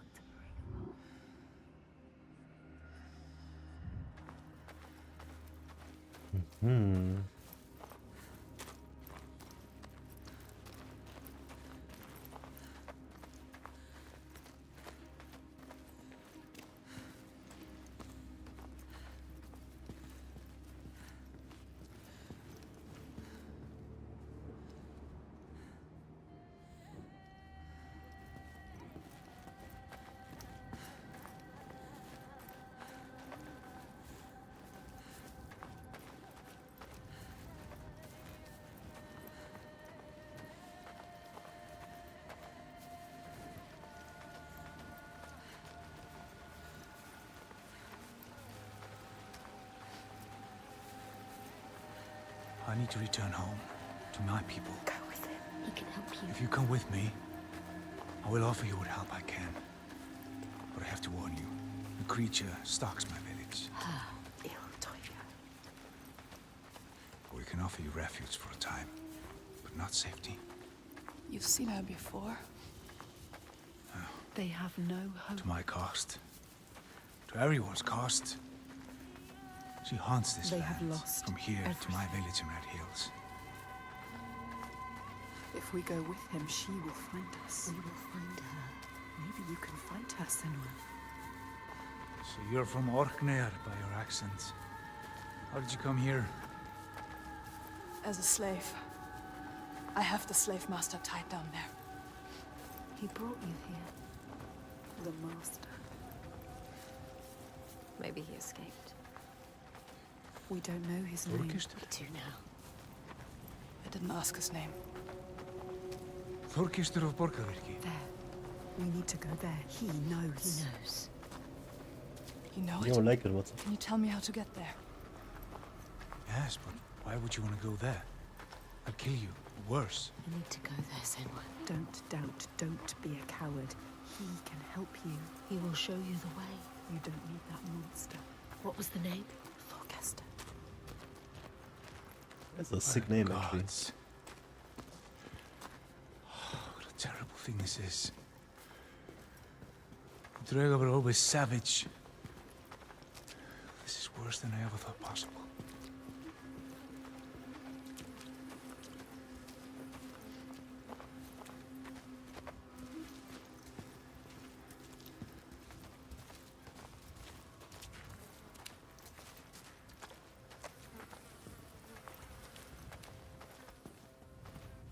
Look. That monster, Thorkester, is still there. Still alive. What are you going to do, Senua? You know what to do. We don't need him anymore. What do you want to do about him? Nothing. Leave I him. don't need him. You can tell me where I need to go. He cares about him. Well, if you leave him, he will die. Draugr. Or simply starvation. Don't doubt, Senua. If the Draugr took him, it would be no less than he deserves. Help me. She is weak. Don't feel pity. He doesn't deserve it. She cannot do it. Something about him. She saw it. Not just a monster. She saw it. A ray of light. He is evil. There is no A ray choice. of light. So stupid. She's not listening to us. We are too good of a saving people. Monster. Our wound looks bad, Thorkistur. I don't want to talk to Well, if you accept my hospitality, I can have it treated. You will not make it far alone. I will come with you. We good But people. this changes nothing. Do not expect any gratitude from me or my father. How could I? You still haven't told me what she is. Iltaiga. So many questions. She's a giant. They awaken at sundown. Iltaiga. A giant. A cursed land. But now she has help. Fargrimma knows this land. Many have tried to fight them, but all have failed. They're immortal. Maybe the gods can kill them, but there are no gods in these lands. The giants, they hide by day and hunt at night. You may think Well, at least there's some respite by day. But know this. The nights grow longer. And come winter, there is no day. Just endless night. Mm-hmm. Soon the time of man will end.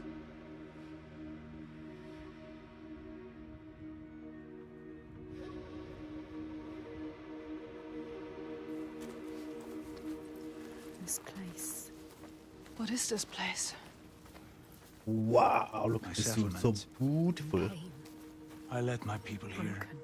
This is Promised them a new life. ridiculous. Called this home. An escape from the madness and misery across the sea. For some time we were happy. Like us. We were happy. Until him. Then the volcano and the darkness came. The monster Started enslaving people. Illtauga stalks my settlement when night falls. She tramples our crops and kills what little livestock we've left. We're starving. Why don't you leave? We tried. They failed. No matter how far we get by day, as night falls, she hunts us down. And there's children here. People too weak to run. We're trapped. Night on night, our numbers fall. He is asking you to help. No, he isn't. They need you. They are They need dead everybody. if they don't fight back.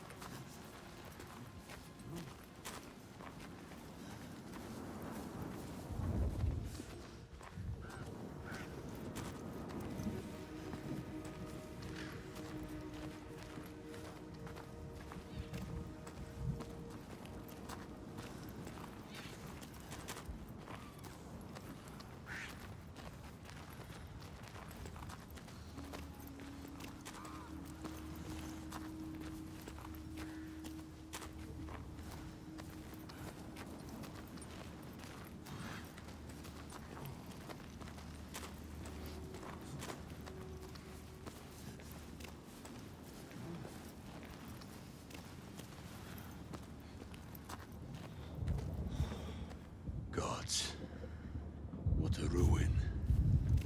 Where is everyone? On the rocks. High. Safe. But Illtauga can't reach them. You should have joined us when we offered you the chance.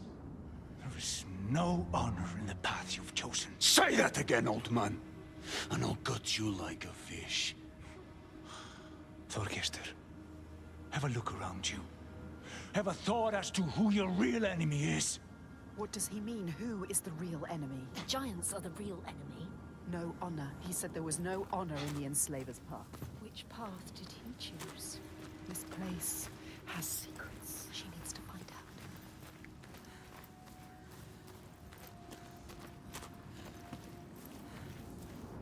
She could see the thread that binds the world. She could feel its hidden pulse. I saw it too, but not as fine as she did. It was not strange. The women of our world, it is often so. They know. So we got a Faramir as a narrator now.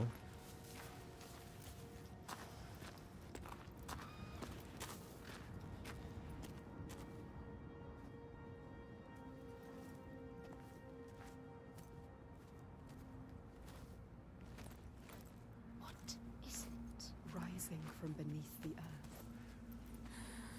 He knows. He can sense it too. Can you feel it? Can she? She can feel it. She brings the rage. Did you feel that? She's coming back. It's coming. Wait. Illtauga. Illtauga. She destroyed and she will destroy again. He knows.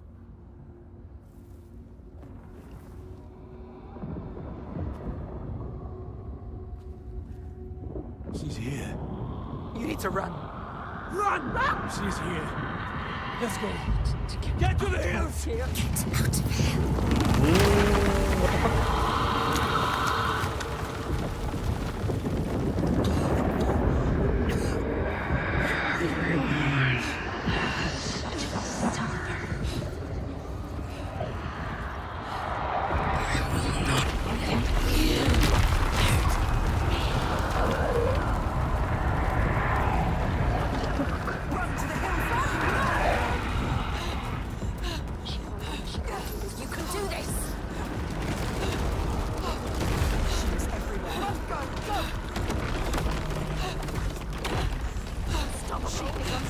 She will take you!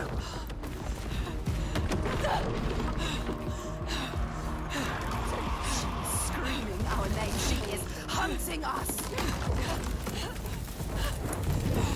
Careful! Careful, Sarah. Keep going, keep going. Oh my god. Run, the heat's Yo, what the fuck?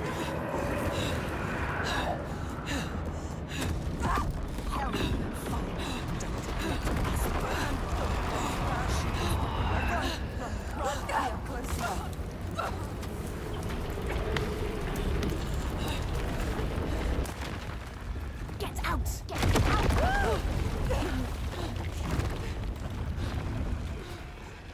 Quick, move! Why does she not move? You can't.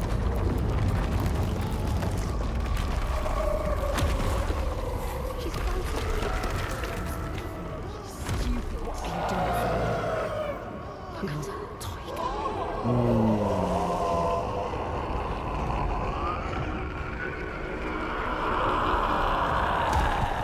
Fear. Can you feel it? She is reaching for something. She wants him. Quick, save him. Quick! She was brave. She's stupid.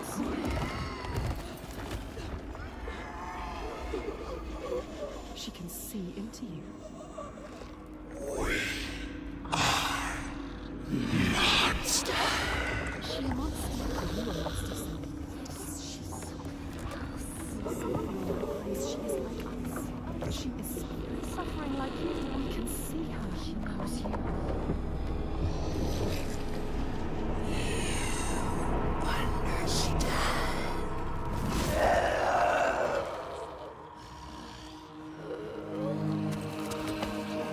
He is helping us. Go! You saved him, remember? Yes, he saved him. See, they see her too. So Hide! the giants are Spare real. you again. Go! She's coming back!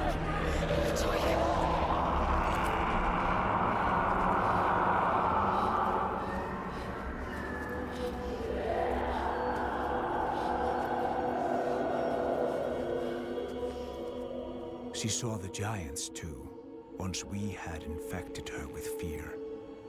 But saw within them, where we could not see, where they sprang from, all the rage and fear. It's where we come from too.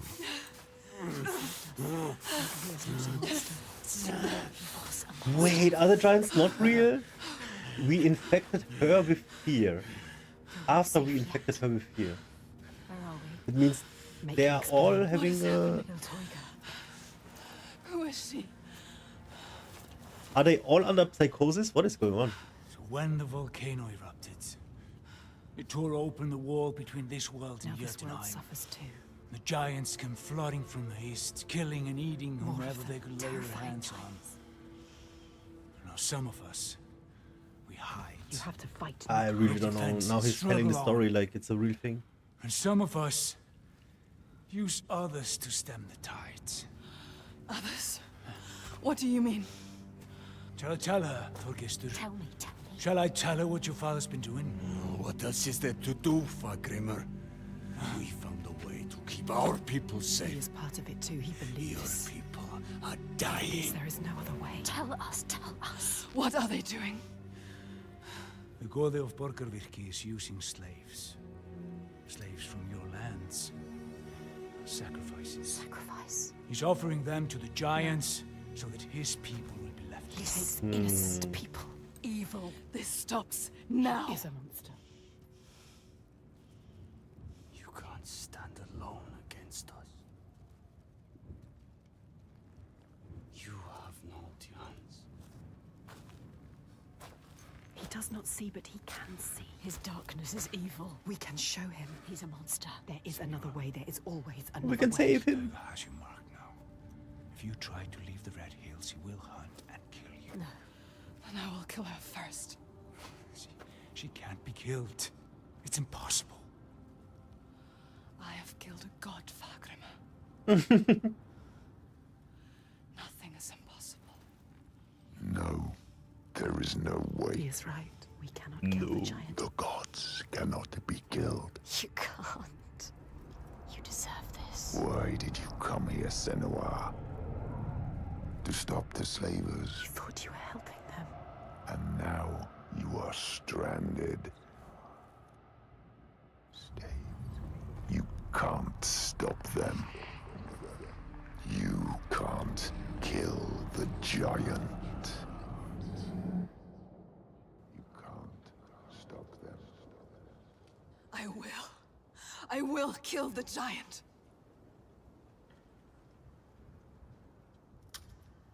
Okay. You can't kill the giant. They told you so. You have seen it.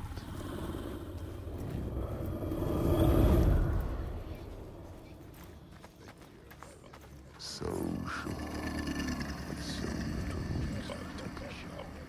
I will find a way. no. There is no way. I will always be here to remind you to know your place. To stop you getting ideas into your head.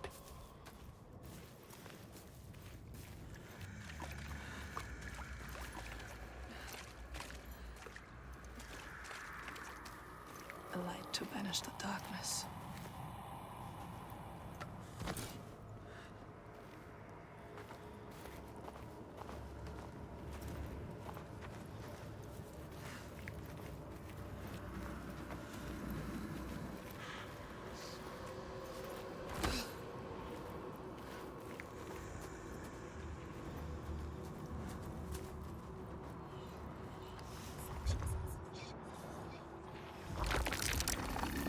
It is not so easy to banish me, child.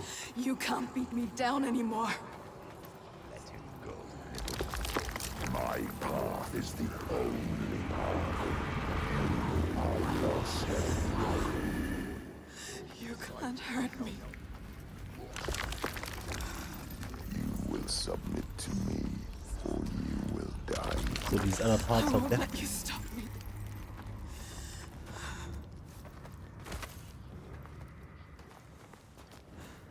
You will never find your way through this nightmare. You're always blinded by your madness, your curse.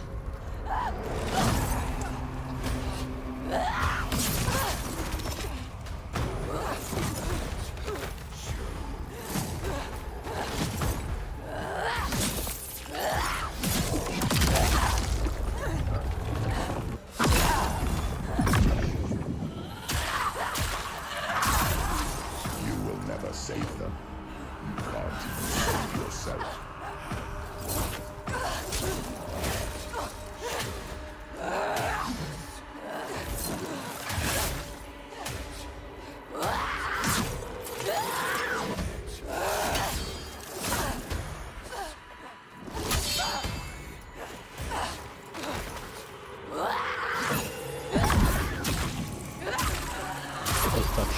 Gods cannot be destroyed. Only powers receive their favor.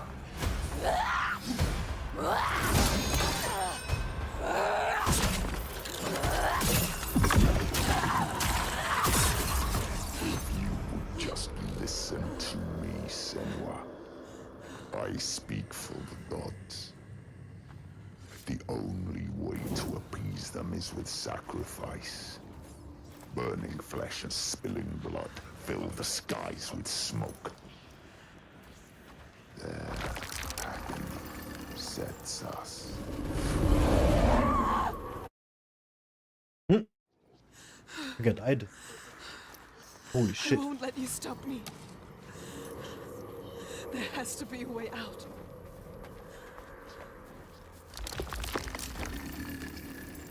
The gods must be placated, or everyone will suffer.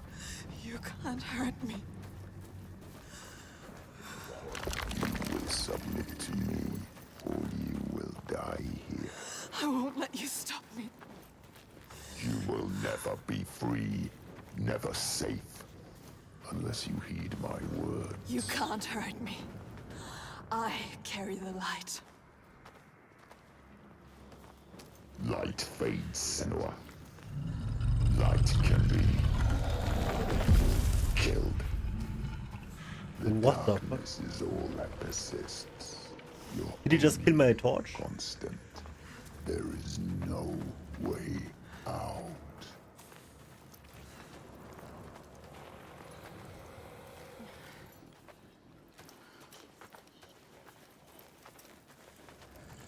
There is always a way. No.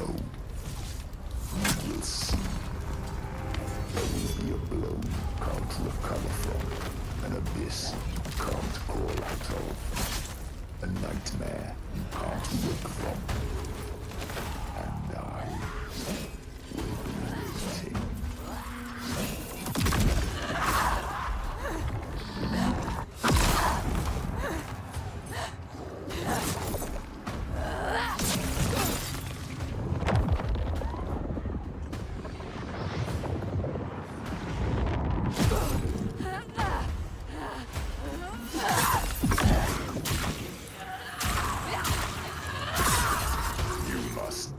Say, or you will anger the gods.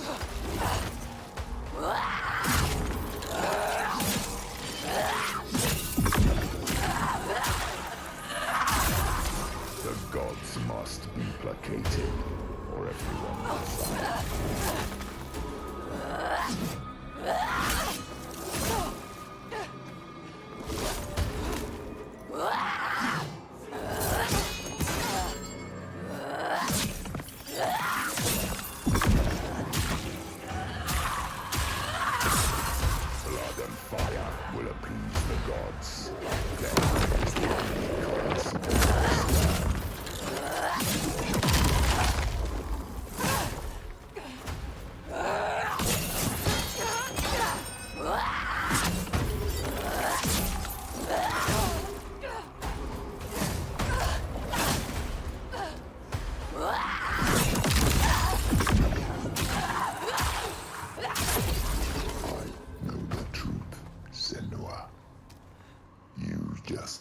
Submit to me.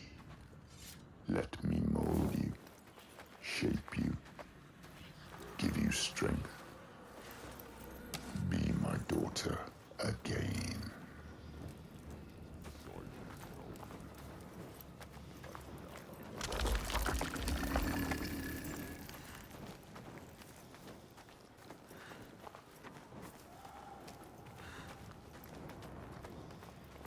It's time to give up, child.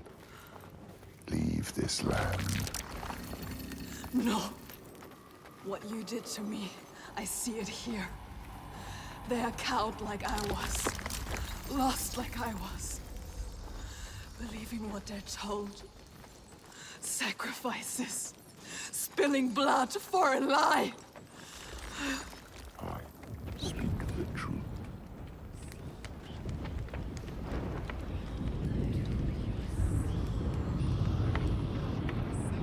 We must cleanse our sins with sacrifice. It is the way of the gods. Your mother sinned and was sacrificed, and the people prospered until you came back, bringing sin with you. The gods cannot be killed. All we can do is placate them. Slake their thirst with blood and fire.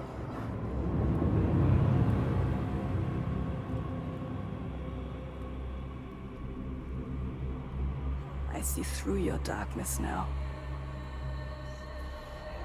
I see through your lies. And I will show them how to see as I do. I will not appease your gods. I will destroy them. We don't bow to kings.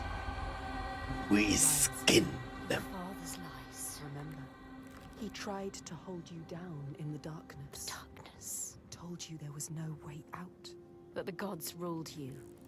But you fought back. You were strong. Maybe you can fight back now. She can fight back. She can. Maybe there is a way to pull through. There is always a way to pull through the darkness. The darkness. To kill the giant. She will find a way. She is strong. You are powerful. She is stronger than this. You can kill their gods. She knows the truth. She sees it now. Tell him. You are wrong, Fagrimer. The giants, they can be killed. Fargrimar. There is a way. Well, I'm not sure I believe Faramir. that. That's Lord of the Rings. But I think if anyone can find a way, it's you. He knows we are special. Before, when I rescued you, He you understands said you were waiting for me, He felt us coming. but I'd never met you. How can he see inside Well, I you? knew someone would come. Somebody different. You are different. Somebody with the ability to look at the world and see what might be, You are special. not what is. She's not special. And that is you. She's just like the others. No, she I've is seen special. you listening to the voices that we cannot hear. To the Verdir and Gandir. Voices. How does He knows. You have the ability to see behind the veil. You are a Sedkona, a seer, whether you know it yet or not. A seer. What is this he speaks of? Do you know, Senwa? Do you know this is you? Iltoiga. Where does she go when the sun is up? She brings suffering to everyone. A monster. She hides down there, Hiding. under the Waiting. cover of the cliff. She's there most days, just staying close, These people live in waiting fear. for us to slip. Constant fear. They are waiting But you to cannot die. approach her down there in the shadows. You don't stand a chance. And she won't come out until it's night. You have to do something. This is why you have been called here, Senwa. They shouldn't live in fear. He knows. Listen to him.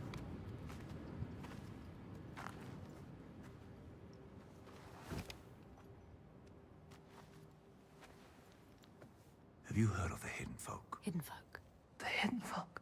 Yeah, Have you heard of them? a secret people, powerful, aloof. Once they were gods or something like, but now they hide themselves in the earth. Even the giants steer clear. The giants fear them. If the giants fear them, they must hold the key to their They fate. hold the secret. Will they help us? Well, they have no love for man. Whatever ties we have are weaved from heartbreak and despair. Although I did consume their bitter bread. He has found them. Just once. So it is They not did grant impossible. me what I sought. If he can find them, you can find But them. they will. They will test you. We have been They tested might even before. try to kill you. But if you win their favor, We might die. they might give you what you seek. Where can I find them? They will give us what we seek. There's a rock. Close to here, where they are said to live. Its entrance is hidden. You might find it. She will find it. They want you to. You will. I will find it. We might die down there. No, We could die trying to find them. they will give us what we seek. They are dangerous. But they will help us. We will make them. Make them. They know things. They can see Alrighty. things. They can hear Take a little things. break. They are the ones. Oh, that was pretty good. I like the like the new narration. It's quite poggers. Let's check the quality on YouTube's. It should be really good now. I wanna see.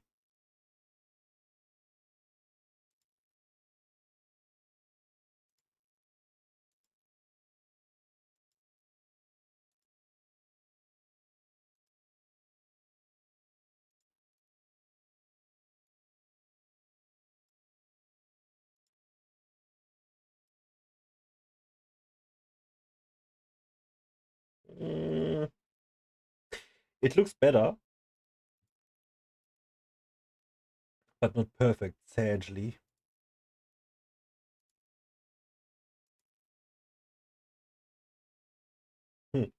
There is no way to make this look better. I'm at max. Interesting.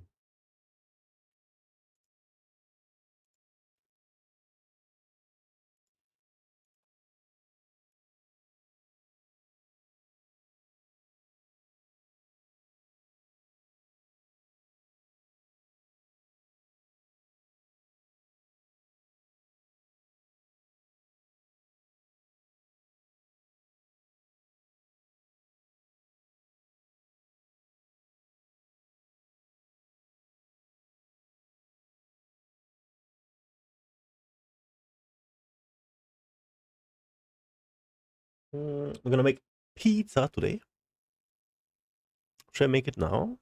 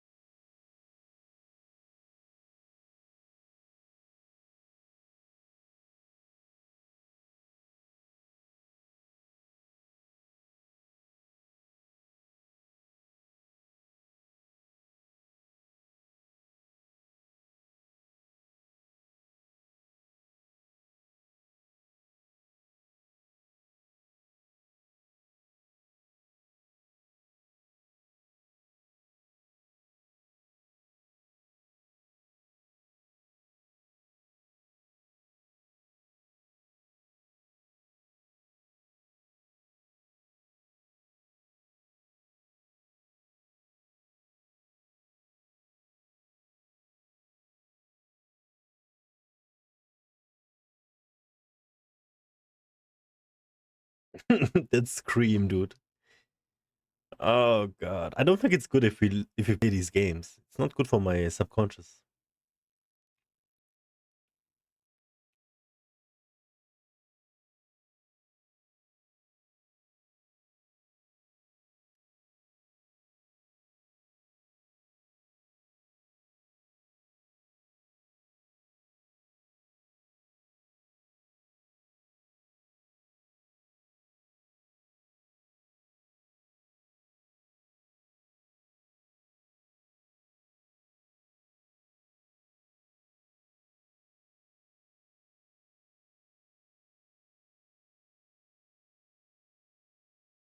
The narrative and shaping the world around you, adding a personal touch to the experience.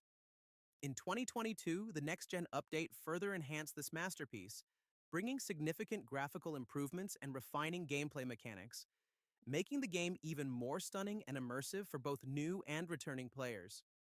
With its breathtaking visuals, atmospheric world-building, and a soundtrack that enhances every moment, The Witcher 3 is a prime example of why single-player adventures remain so captivating. It's not just a game, it's an experience that stays with you long after the journey ends.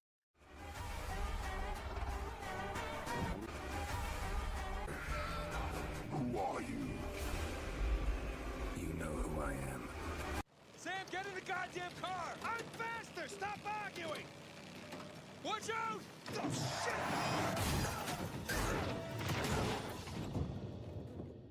Uncharted 4 delivers a spectacular and heartfelt conclusion to Nathan Drake's story, blending high-stakes action with a deeply emotional narrative. It's more than just another adventure, it's a journey of brotherhood, legacy, and self-discovery that fans of the series won't want to miss. The story reintroduces us to Nathan, now retired, as he's pulled back into treasure hunting by his long-lost brother Sam. Their quest for the lost pirate colony of Libertalia is not just about riches. It's about redemption, loyalty, and confronting the ghosts of the past. Oh, we got this The on the dynamic list. between the brothers drives much of the emotional weight, creating a relatable and human tale. While the game stays true to its action-packed roots, it also explores quieter, introspective moments, allowing characters to evolve. We're gonna put a Flashbacks pizza to Nathan and in the Sam's thing, childhood and then we're add gonna depth, watch the other thing, and the tension between Nathan's and then I'm gonna adventurous walk on the past and thing, his commitment to a peaceful and life then we with do some Elena more of feels the other thing. authentic and compelling. Uncharted 4 isn't just storytelling. It's visually stunning with breathtaking environments and meticulous detail. The gameplay masterfully combines exploration, combat, and puzzles, keeping the experience engaging and immersive. Whether you're drawn to its thrilling action, its gorgeous visuals, or its rich character development, Uncharted 4 is a must-play. Nathan Drake's final adventure leaves a lasting impression, wrapping up the series in the most satisfying way possible.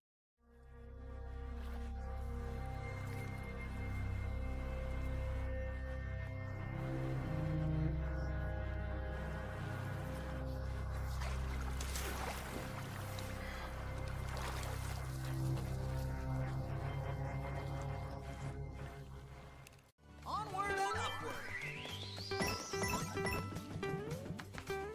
Super Mario Bros. Wonders is like a crazy dream where Boing, anything boing. can happen, because you can turn into an elephant and stomp on Goombas or become a giant What the spiky fuck? ball and roll Elephant through the levels. Mario? And there are even bubbles that can float you through the sky, and you can play as all your favorite characters like Mario, Peach, and Toad, and even Daisy.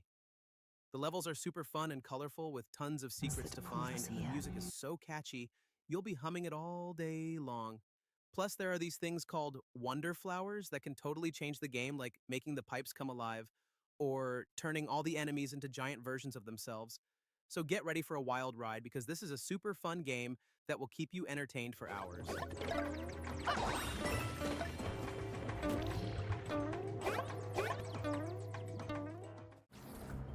Fistmen have fled through the building. Eliminate them. Marvel's Spider-Man 2 swings onto the PlayStation 5 with even more action and a darker story than before. This time, you get to play as both Peter Parker and Miles Morales with new abilities and suits to try out as you web-sling across an expanded New York City. Is that a Higgs field? That's actually really cool. The combat is more brutal and fluid with new enemy types and challenges to keep you on your toes. Explore a larger Spoodlemeon. map with new districts and iconic landmarks and face off against classic villains like Venom and Kraven the Hunter. The story dives deeper into the relationship between Peter and Miles as they face their greatest threat yet. While the game can feel familiar at times, and the pacing can be a bit uneven, Marvel's Spider-Man 2 is still a thrilling superhero adventure with amazing web-swinging action and a gripping story. It's a must-play for fans of the first game and anyone who loves Spider-Man. Man, I love Spider-Man, but somehow I don't want to play the game. Like, not at all.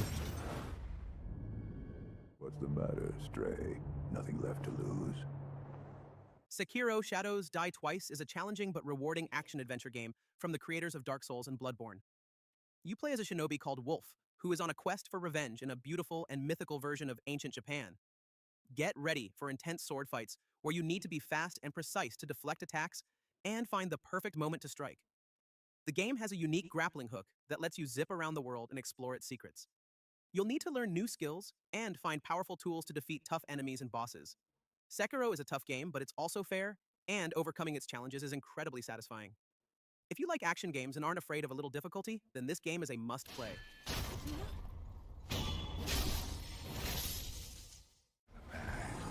Ashley, run!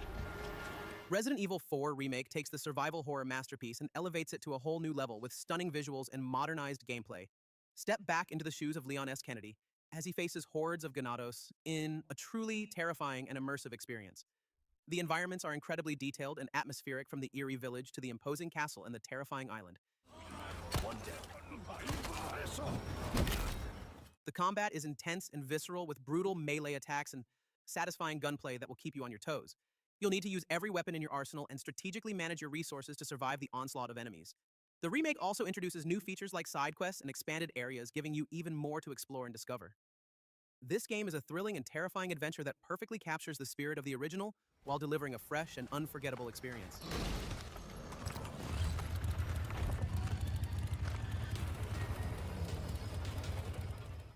Did you think this would please me? Being shown mercy? Persona 5 Royal is a stylish and addictive Japanese role-playing game where you play as a high school student who leads a double life as a phantom thief. You'll spend your days attending one classes and hanging out with friends, but at night you'll infiltrate the minds of corrupt adults and steal their twisted desires to change their hearts. The game has a really cool anime art style with a catchy soundtrack that will get stuck in your head for days. The gameplay is a mix of dungeon crawling and turn-based combat with a unique social simulation element that lets you build relationships with your confidants and unlock new abilities. The story is long and engaging with lots of twists and turns that will keep you hooked until the very end. While Persona 5 Royal is a fantastic game, it can be a bit overwhelming at times due to its sheer amount of content, and some of the dungeons can feel a little repetitive, but overall it's an unforgettable experience that any JRPG fan should definitely play.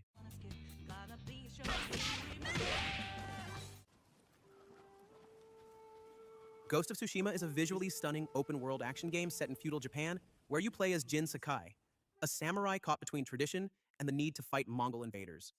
The game features an exceptional blade combat system, blending elements from Batman Arkham, Assassin's Creed, and classic samurai films. Combat is fast, tactical, and rewarding, with a focus on improving skills rather than grinding for stats. While stealth mechanics are basic and enemy AI can be lacking, the game shines in other areas, especially with its intense cinematic combat sequences. The open world is breathtaking with subtle guidance to exploration and memorable side quests that range from simple tasks to deep character stories. Mythic Tales are particularly epic, offering some of the best moments in the game. The photo mode stands out as one of the best, letting you capture the beauty of the world with creative touches like animated environments and particle effects. While Ghost of Tsushima does have some polish issues, especially with stealth, its engaging combat-rich narrative and beautiful world make it an extraordinary samurai adventure. With its emotional storytelling and innovative gameplay systems, it's a must-play for action fans.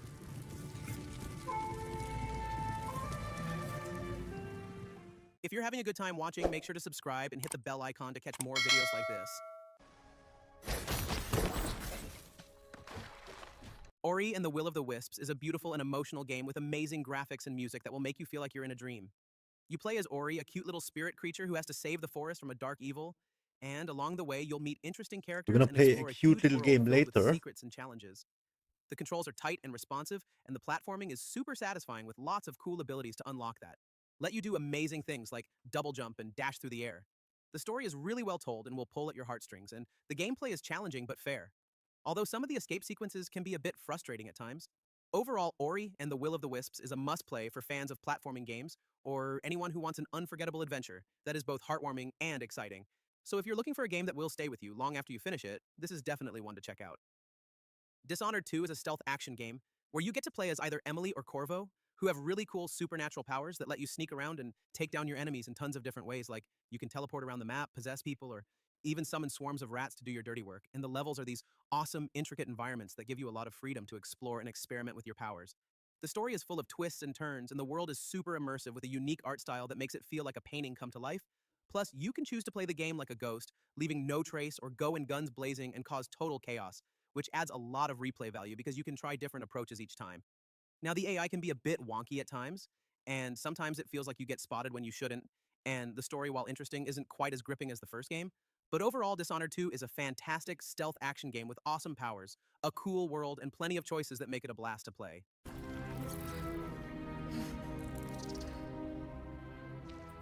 Baldur's Gate 3 is a landmark in RPG gaming, blending incredible storytelling, tactical combat, and unmatched freedom of choice.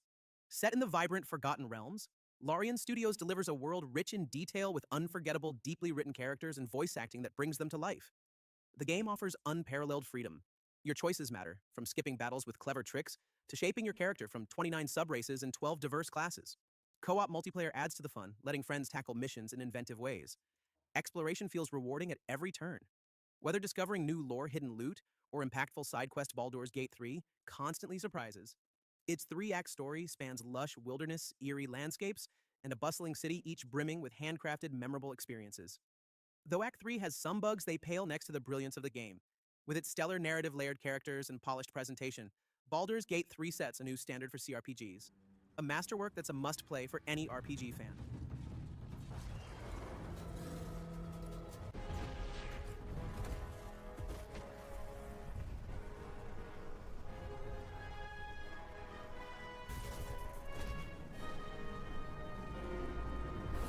Oh, there do I see my mother. Oh, there do I see my father. Oh, there do they call to me. God of War brings a fresh take on the series, shifting from the old hack-and-slash style to a more emotional and methodical journey. Kratos, now a grieving father, must guide his son Atreus through a world filled with gods and mythical creatures. The story is deeply personal, focusing on the relationship between father and son, and it's this emotional depth that sets the game apart. Visually, the game is breathtaking. Every environment is beautifully crafted with sharp textures, dynamic lighting, and intricate details that make the world feel alive. The combat is equally impressive, offering satisfying complex moves and brutal executions. The weapons and abilities feel weighty, adding depth to every fight, and the fluidity of combat keeps you coming back for more. Exploration rewards curiosity with hidden treasures, puzzles, and upgrades that enhance both your character and the world around you. It's not an overwhelming open world, but just enough to make exploration feel worthwhile. The pacing is well balanced, with intense action sequences mixed with quiet, emotional moments that ground the story. Though some bosses and animations can feel repetitive, they're minor drawbacks in an otherwise flawless experience. Whether you're a longtime fan or new to the series, God of War is a must-play. It's an unforgettable journey full of heart, stunning visuals, and thrilling combat, making it an experience worth revisiting. Who are you hiding? Slow and old. You should never have come to Midgard. Marcus, he's not just any monkey. He's a monkey of merit. Black Myth Wukong is an action RPG that dives deep into Chinese mythology, letting you play as the Monkey King with crazy shape-shifting abilities and powerful magic. The combat is intense and feels really satisfying, especially when you master the dodges and counters. I was really impressed by how smooth the animations are, making every move feel impactful. Visually, the game looks stunning with its detailed environments and fluid animations, which make every fight feel epic. But some of the enemy encounters can feel a bit repetitive after a while. Still, the storytelling and unique setting keep you hooked. If you love challenging action RPGs, this one is definitely worth checking out.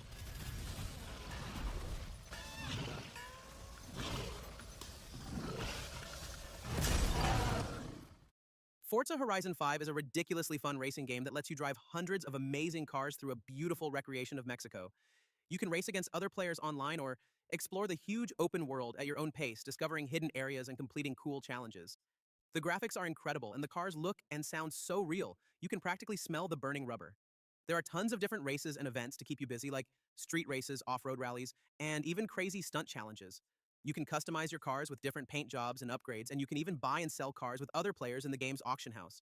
While the game can sometimes feel a bit overwhelming with so much to do, and the always online requirement can be a bit annoying, Forza Horizon 5 is still one of the best racing games ever made. It's a must-have for any car enthusiast or fan of open-world games.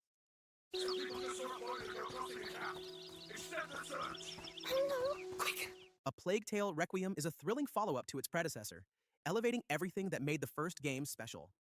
Set in the 14th century France during the 100 Years' War, you control Amicia, who must protect her brother Hugo from a world full of danger, including massive rat swarms. The game intensifies the grim and emotional tone of the first, with heightened stealth mechanics and a deeply depressing story. While the gameplay remains familiar, new elements like NPC allies with unique abilities bring fresh strategies to stealth sections.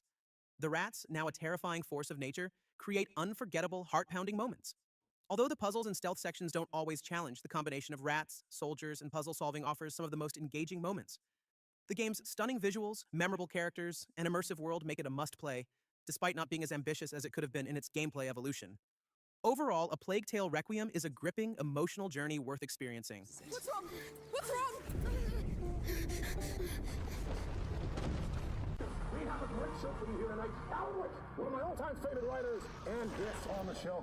Alan Wake 2 is a long-awaited follow-up that's worth the wait, especially if you're a fan of Remedy's past games like Control and Max Payne. It's a blend of single-player adventure, survival horror, and cinematic storytelling. Players control two characters, Saga Anderson, an FBI agent investigating eerie murders in a small town, and Alan Wake, trapped in a nightmarish version of New York. The game is challenging with limited resources, tense combat, and smart AI that keeps you on edge. Environments are beautifully designed, mixing creepy woods with atmospheric towns and surreal nightmare worlds. The flashlight mechanic adds tension, and the detective work in Saga's story is immersive. While newcomers may need some context, Alan Wake 2 excels with its thrilling gameplay, stunning visuals, and gripping narrative, making it possibly Remedy's best game yet.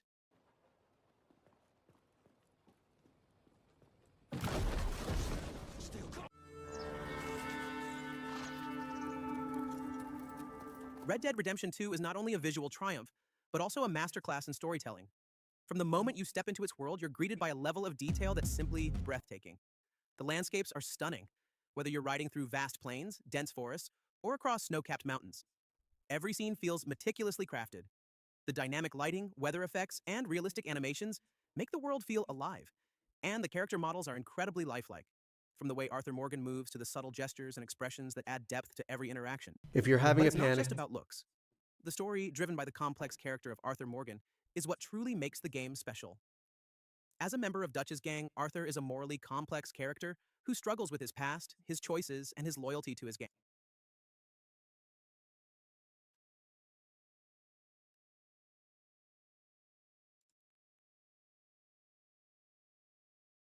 Es gibt Momente, in denen ein Name, ein Gesicht oder eine flüchtige Erinnerung sich tief in unser Bewusstsein einnistet, ungebeten, unerbittlich, als wäre es in das Gewebe unserer Gedanken eingewoben. Ob es eine vergangene Liebe, eine flüchtige Bekanntschaft oder jemand ist, den wir kaum kannten. Ihre Präsenz verharrt, flüstert durch die Gänge unseres Geistes ohne Erklärung. Warum geschieht das? Warum weigern sich bestimmte Menschen im Hintergrund der Erinnerung zu verblassen, während andere mühelos mit der Zeit verschwinden? Die Psychologie deutet an, dass dies kein Zufall ist. Carl Jung, einer der tiefgründigsten Denker der menschlichen Psyche, glaubte, dass solche mentalen Spukerscheinungen keine bloßen Zufälle sind, sondern Wegweiser, Hinweise, die auf etwas Tieferes in uns selbst verweisen. Wenn jemand in unseren Gedanken verharrt, geht es möglicherweise nicht um diese Person, sondern um einen unentdeckten Aspekt unseres eigenen Wesens, der nach Anerkennung ruft. Durch die Linse von Jungs Theorien, der Schatten, die Anima und der Animus, die Projektion und die rätselhafte Kraft der Synchronizität beginnen wir zu erkennen, dass diese hartnäckigen Gedanken weniger mit der äußeren Welt zu tun haben, sondern mehr mit der Reise nach innen. Vielleicht ist der Geist nicht auf eine Person fixiert, sondern auf eine Wahrheit, die wir noch nicht ausgegraben haben. Jung schrieb einst, wer nach außen schaut, träumt, wer nach innen schaut, erwacht. Der menschliche Geist, so glaubte er, ist ein komplexes Labyrinth, in dem unbewusste Gedanken und Sehnsüchte unter der Oberfläche des täglichen Bewusstseins verborgen liegen. Wie ein Eisberg ist nur ein Bruchteil unserer Psyche sichtbar, während die unermessliche, unkartierte Tiefe unter der Oberfläche bleibt und uns auf Wegen lenkt, die wir nicht vollständig begreifen. Wenn jemand wiederholt in unser Bewusstsein auftaucht, liegt es oft daran, dass er etwas in diesem verborgenen Reich berührt hat. Es ist nicht unbedingt Liebe oder Besessenheit, sondern ein unausgesprochener Dialog zwischen unserem bewussten Selbst und den Teilen von uns, die im Schatten liegen. Vielleicht verkörpert diese Person eine Qualität, nach der wir uns sehen, oder sie steht für eine Angst, der wir uns noch nicht gestellt haben. Vielleicht dient sie als Spiegel, einen Spiegel, dem wir unbewusst ausweichen. Der Geist verweilt nicht ohne Grund. Wenn jemand in ihren Gedanken bleibt, hat er etwas Berührtes, etwas Vergrabenes angerührt, das darauf wartet, gesehen zu werden. Eine von Jungs faszinierendsten Ideen ist das Konzept des Schattens, das verborgene Selbst, zusammengesetzt aus allem, was wir abgelehnt, verleugnet oder unterdrückt haben. Es sind die Eigenschaften, die wir verworfen haben, nicht weil sie wertlos sind, sondern weil sie nicht mit der Version von uns selbst übereinstimmen, die wir der Welt präsentieren möchten. Und doch verschwindet der Schatten nie wirklich. Stattdessen offenbart er sich auf andere Weise, oft in Form anderer Menschen. Betrachten Sie die Menschen, die Raum in Ihrem Geist einnehmen. Vielleicht bewundern Sie jemandes Selbstvertrauen, weil Sie im Inneren damit kämpfen, Ihr eigenes anzunehmen. Vielleicht stört Sie die Impulsivität eines anderen, weil sie einen Teil von Ihnen spiegelt, der sich aus selbst auferlegten Zwängen befreien möchte. Die Intensität unserer Reaktionen, sei es Bewunderung oder Ärger, ist oft ein Zeichen dafür, dass wir in einen Spiegel blicken und Fragmente von uns selbst zurückgeworfen sehen. Jung erinnert uns, man wird nicht erleuchtet, indem man Lichtfiguren imaginiert, sondern indem man die Dunkelheit bewusst macht. Den Schatten anzuerkennen, bedeutet nicht, ihn zu fürchten, sondern ihn zu integrieren, die vergessenen Aspekte unseres Selbst willkommen zu heißen und dadurch ganz zu werden. Im Kern der Jungschen Psychologie liegt das Konzept von Anima, dem unbewussten Weiblichen im Mann, und Animus, dem unbewussten Männlichen in der Frau. Diese Energien sind jedoch nicht auf Geschlechterrollen beschränkt, sondern existieren in uns allen als ergänzende Kräfte, die unsere innere Welt formen. Wenn wir uns auf jemanden fixieren, geschieht dies oft, weil diese Person unsere verborgene innere Gegenpartei erweckt. Ein Mann mag von einer Frau fasziniert sein, nicht einfach wegen ihrer Person, sondern weil sie Eigenschaften seiner eigenen Anima verkörpert, Intuition, Emotion, Kreativität, die er noch nicht vollständig angenommen hat. Ebenso könnte eine Frau sich von einem Mann angezogen fühlen, dessen Entschlossenheit oder Stärke den Animus in ihr widerspiegelt, der darauf wartet, beansprucht zu werden. Doch hier lauert eine Gefahr. Wir sehen Menschen oft nicht so, wie sie sind, sondern wie unser Unbewusstes sie haben möchte. Wir projizieren ein idealisiertes Bild auf sie und verwechseln ein inneres Verlangen mit äußerer Liebe. Dadurch riskieren wir, die Wahrheit aus den Augen zu verlieren, nicht nur über sie, sondern auch über uns selbst. Diese Dynamik zu erkennen bedeutet, den Fokus von äußerer Obsession auf innere Erkundung zu verlagern. Was in mir wird geweckt? Welcher Teil von mir sehnt sich danach hervorzutreten? Wenn wir aufhören, Illusionen nachzujagen und stattdessen die Qualitäten annehmen, die wir im anderen suchen, kommen wir der Selbstintegration näher. Jung glaubte, dass vieles von dem, was wir in anderen sehen, tatsächlich ein Spiegelbild unserer selbst ist. Das ist die Natur der Projektion, der unbewusste Akt, eigene Gefühle, Wünsche und Ängste auf andere zu übertragen. Wenn wir jemanden zutiefst bewundern, mag es sein, weil er etwas verkörpert, das in uns schlummert, etwas, das darauf wartet, erkannt zu werden. Wenn uns jemand beunruhigt, mag es sein, weil er einen Aspekt von uns widerspiegelt, mit dem wir noch nicht im Reinen sind. Die Welt wird so zum Spiegel, der die Teile unserer Psyche enthüllt, die wir anziehen oder abwehren. Alles, was uns an anderen irritiert, kann uns zu einem Verständnis unserer selbst führen, bemerkte Jung. Projektion zu erkennen bedeutet, diese verlorenen Fragmente zurückzuholen, nicht nur den anderen, sondern auch uns selbst mit größerer Klarheit zu sehen. Haben Sie jemals an jemanden gedacht, nur damit diese Person Minuten später anruft? Oder sind Sie wiederholt auf einen Namen, ein Lied, eine Erinnerung gestoßen, als würde das Universum selbst Sie an deren Präsenz erinnern? Jung nannte dies Synchronizität, das Auftreten bedeutungsvoller Zufälle, die zu präzise erscheinen, um willkürlich zu sein. Er glaubte, dass diese Momente keine Unfälle sind, sondern Signale, Botschaften aus dem Unbewussten oder vielleicht von etwas Größerem als uns selbst. Wenn die äußere Welt mit unserer inneren Erfahrung in Einklang steht, ist dies eine Einladung, innezuhalten, zuzuhören und zu fragen, was versucht mir dies zu zeigen? Synchronizität ist nicht nur eine Kuriosität, sie ist eine Chance. Sie fordert uns auf, über die Oberfläche hinauszublicken und die tiefere Bedeutung zu suchen, die in das Gewebe unseres Lebens eingewoben ist. Wenn jemand weiterhin in ihren Gedanken verweilt, tun Sie es nicht als bloßen Zufall ab. Betrachten Sie es stattdessen als Einladung, einen Ruf, die Tiefen Ihrer eigenen Psyche zu erkunden. Reflektieren Sie, welche Emotionen tauchen auf, wenn Sie an diese Person denken? Bewunderung, Sehnsucht, Groll, Nostalgie. Jedes Gefühl trägt eine Botschaft. Analysieren Sie, welche Qualitäten verkörpert diese Person, die in Ihnen widerhallen?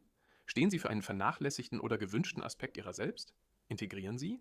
Nutzen Sie diese Einsichten nicht, um sich auf die Person zu fixieren, sondern als Weg zu größerem Selbstbewusstsein. Das Ziel ist nicht, sie zu ändern, sondern sich selbst zu verstehen.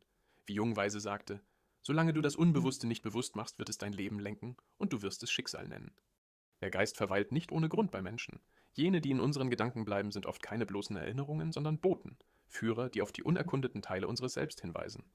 Wenn also das nächste Mal jemand in Ihrem Geist verharrt, fragen Sie nicht, warum er nicht geht, sondern was er offenbaren soll.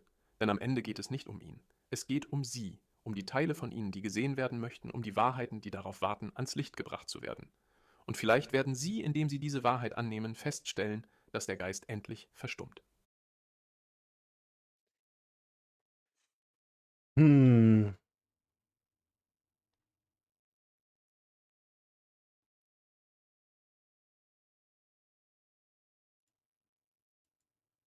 Hmm.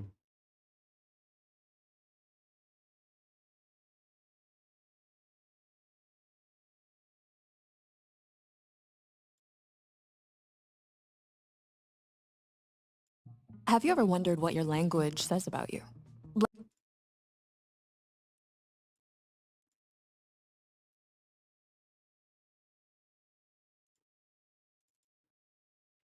Language isn't just a tool for communication, it's a mirror reflecting the values and nuances of the culture it represents. Every language offers a unique window into its culture's soul, revealing traits that shape how we think and interact. A quick disclaimer, these are just generalizations. Everyone's communication style is unique and influenced by culture, personality, and experience. So take these insights lightly. With that said, let's dive into the psychological and cultural characteristics of some of the world's most widely spoken languages and discover what they might reveal about us. English. Spoken mainly in the US, UK, Canada, and Australia, English is all about adaptability. Its vast vocabulary and knack for absorbing words from other languages reflects a culture that values creativity and individual expression. The language's frequent use of the word I shows how English speakers often emphasize personal achievements and independence. A 2010 study by Fossey and colleagues also found that English speakers tend to emphasize the agent more than the action. But while this self-emphasis can be empowering, it can also feel isolating at times. Mandarin. As the most spoken language in the world, Mandarin is deeply tied to Chinese culture, which emphasizes harmony, respect, and community. Its context-heavy structure means that understanding nuance is key. For example, in Mandarin, there aren't direct equivalents for the words yes or no. Instead, speakers often respond by repeating the key verb or phrase from the question to indicate agreement or disagreement. For example, if someone asks, 你去吗? Are you going?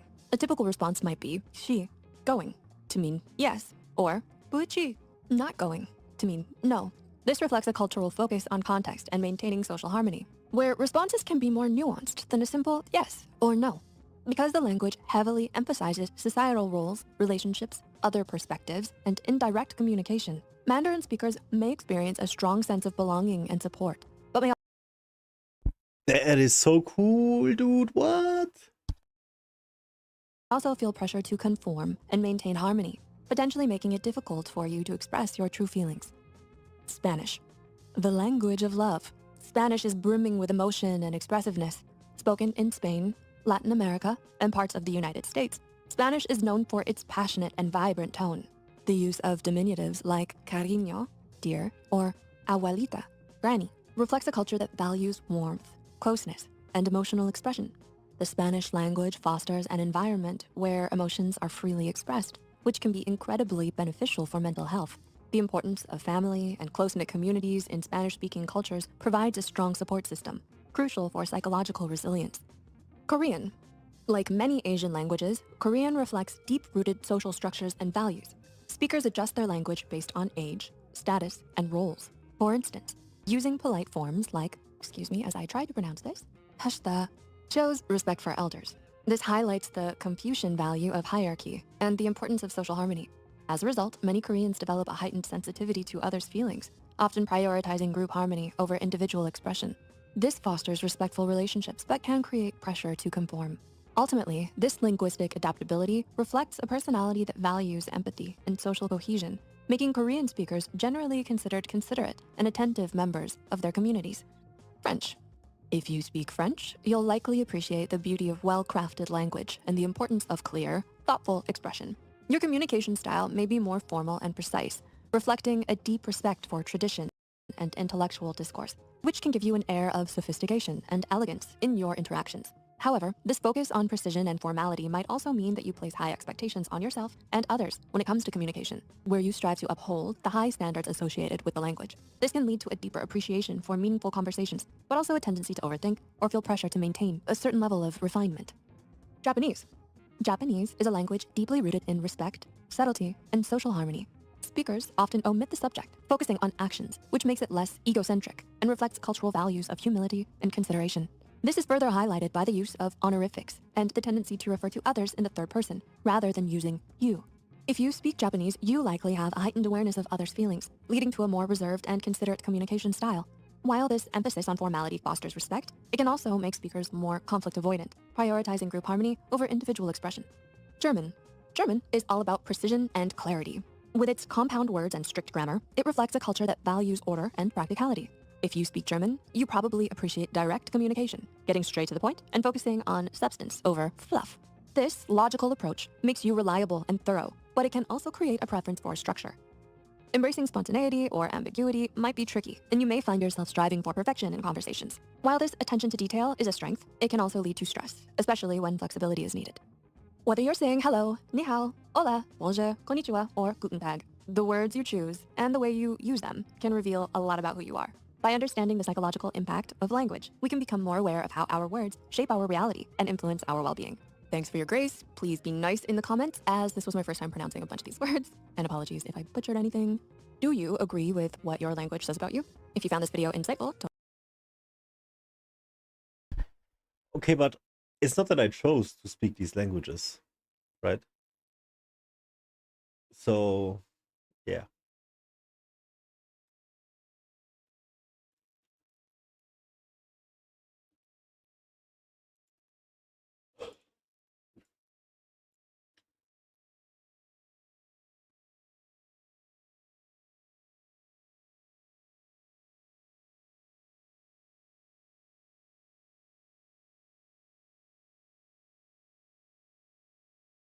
This is a super quick message today. I was not planning on filming. I'm literally in my gym clothes, not wearing any makeup, but I felt like someone needed to hear this. This is gonna be like a very quick video.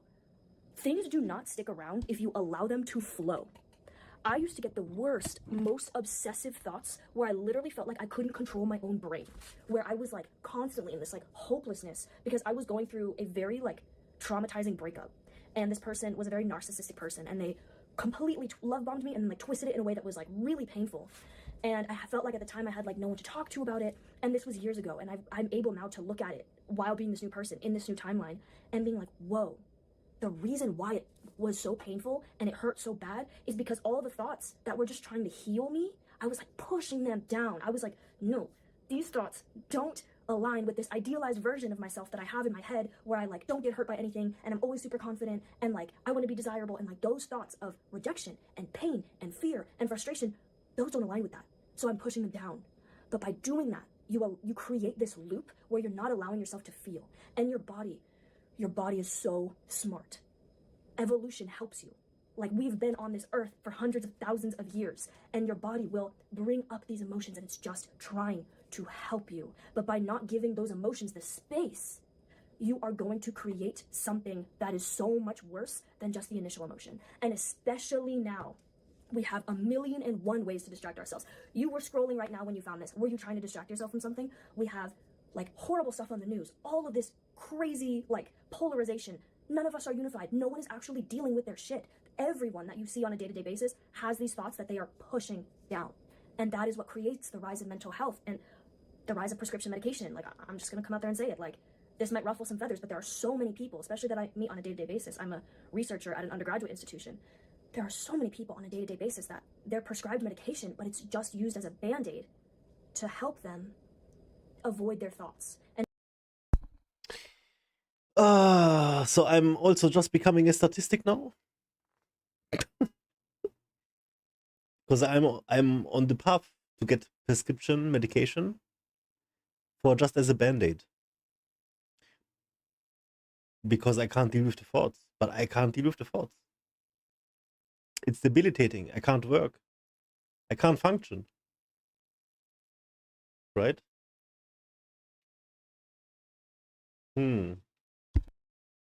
and avoid their dark thinking. But trust me, if you give yourself the space, to feel that rejection and to feel that hurt, to feel the discomfort, like, oh, like, I have a crush on that person and I shouldn't, or like, I'm really scared if I lose this thing. My anxious attachment or my avoidant attachment is flaring up. Allow yourself to have that space and it will pass through you. It really will. And fearing that and creating the loop, like I've talked about, funny how there's a loop behind me. it has this really egoic sense of you are defined by your thoughts, but you're not. If you only knew, feel this energy through the screen. If you only knew how valuable, how loved, how appreciated you are, like, you would have this moment of awe, of just like, oh my God, these passing thoughts, this passing darkness, this passing weird energy in my body. It's not me. It's just a passing energy flowing through. But so many people are operating from that egoic, like, identification with thought. And we constantly need to be like snapping ourselves out of it, awakening ourselves from the bad dream, and realizing, oh, if I just allow these thoughts to flow through me, they... Oh my God, she's so right though. Ugh. The problem is, these thoughts, they can't flow. Yet, they can't flow through me. They rise and then they consume me. They will go away. They will go away. So feel the hurt, feel the rejection, fully feel it, write it down, go for a walk, allow yourself to cry. When I was a kid and my dad was passing with brain cancer, I did not let myself cry because I thought it was weak. I was like a child, can you imagine that? And so that created like this habit of emotion equals weak, emotion equals beautiful, emotion is human. And we don't allow ourselves to fully feel them and express them because we're so distracted. And we feel like if we feel them, that makes us less human or less worthy. Those are all just more thoughts, okay? Stranger on the internet, I hope this helped you. Please let me know down below in the comments if it resonated. And I get filled with so much joy when I hear your stories. Like, so much joy. I'm sending you so much love, so much peace and healing. 555 is like the minute right now on my phone when I'm recording this. So, yeah. I'll see you in the next one. Bye.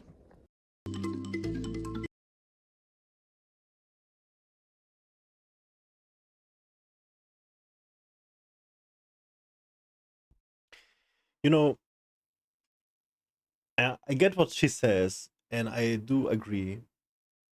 But if I would do that, I would just be like constantly crying, constantly, and then I can't work, I can't function, right?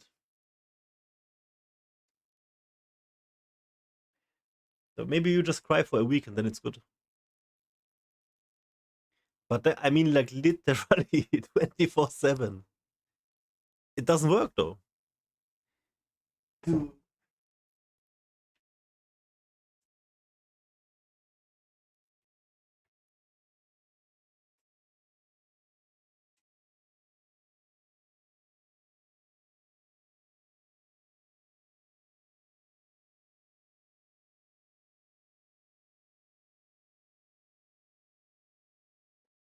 Pizza. And let it cool and then we eat. And then we go on the treadmill a little bit.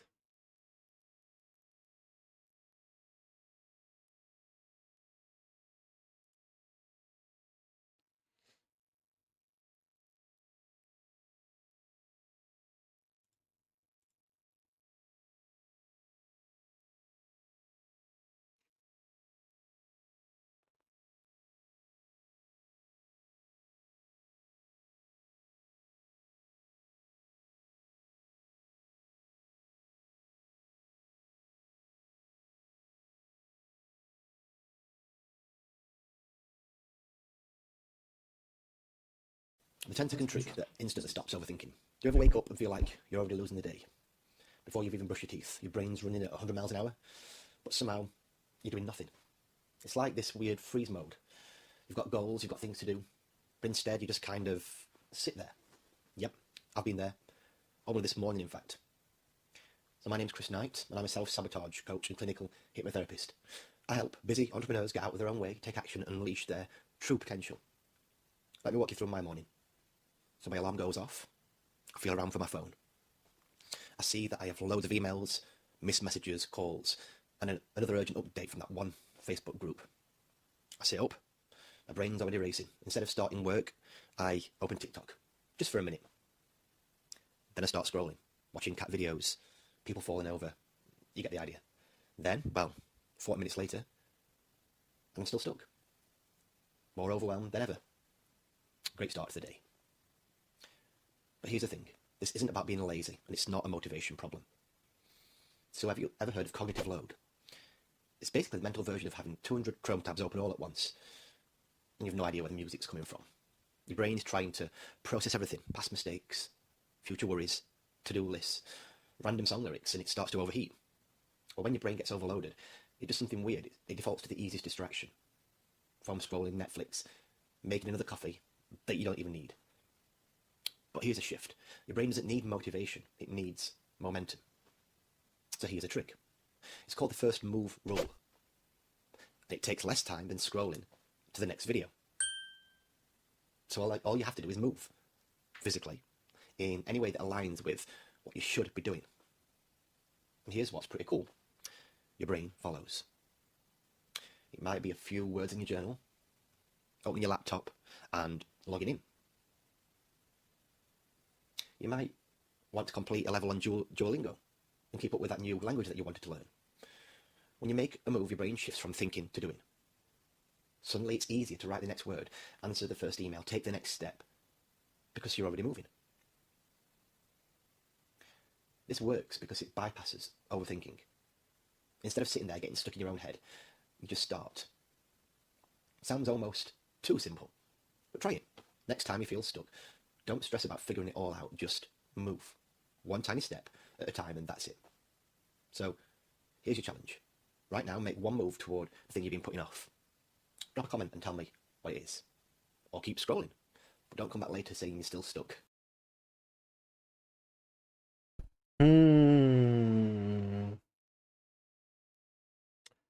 Okay. It's basically, he just says, just do it. But no, he says it's a physical thing. Here's what's pretty cool. Your brain follows. You do the thing and then your brain follows.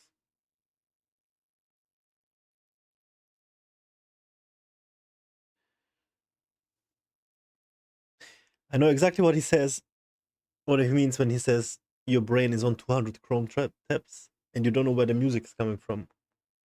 You have so much shit to do and yet you can't do anything. You procrastinate. It could have many reasons for you to do this. Trauma is one. Big one. Self-sabotage.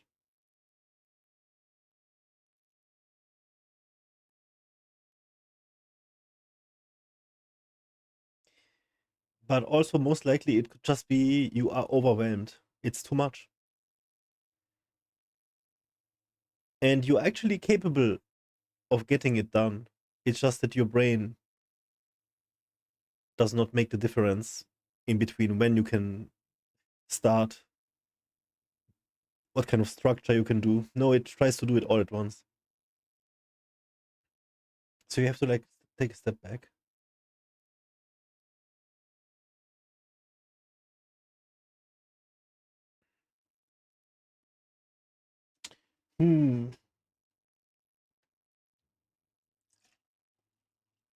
I need to drink more water today.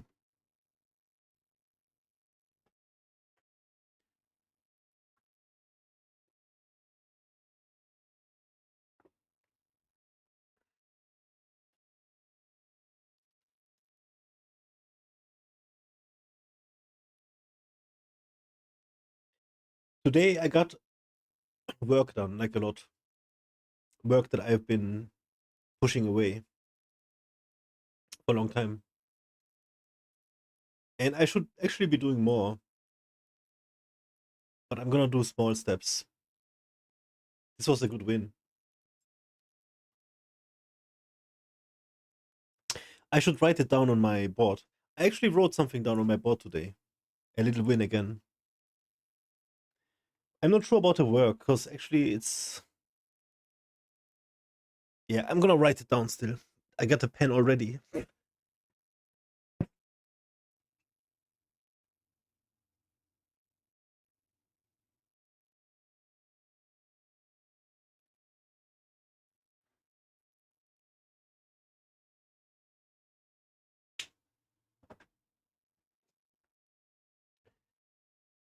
Yeah. Also, I could maybe Do a journal entry.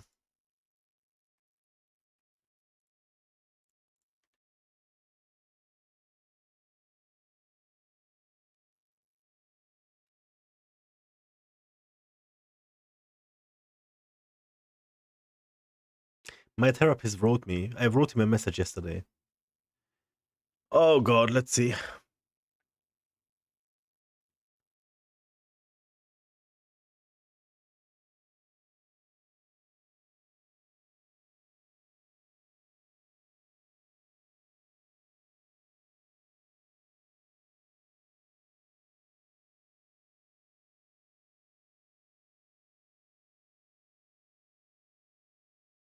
Okay. He says, I know it may seem unforeseeable at the moment, but together in our sessions we will work to learn how to stay stabilized when these thoughts and feelings start to overwhelm us. Do what you can to take care of yourself, and in our next session we can begin to process this together.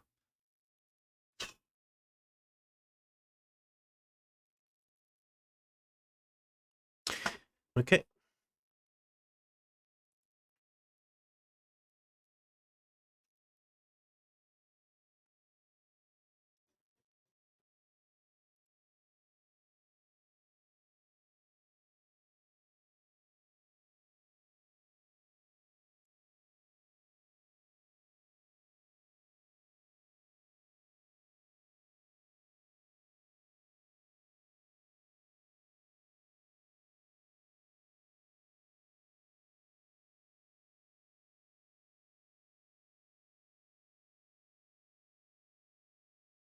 I hate journaling.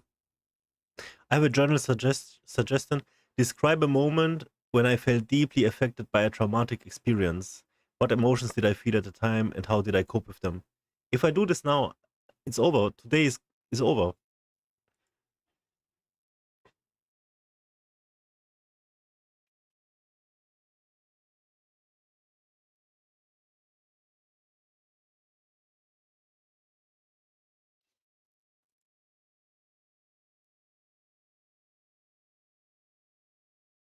I'm gonna make a little journal entry real quick. Okay.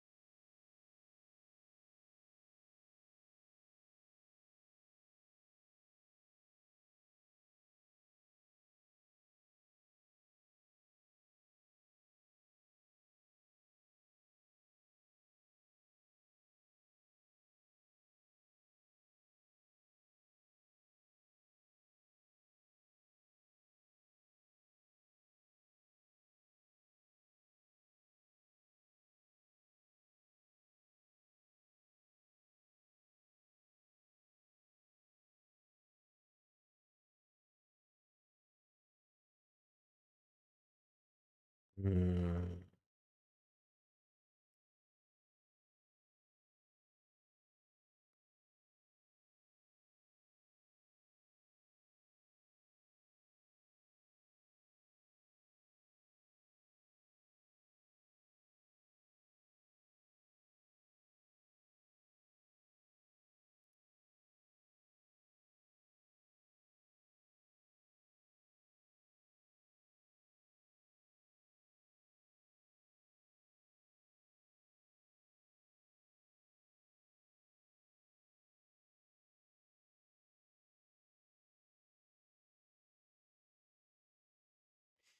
Dude, I journal every day. It's crazy. The shit I write, my therapist, he sees it all. He must think like, what the fuck? You can't help him. You can't help this guy. I bet he's thinking.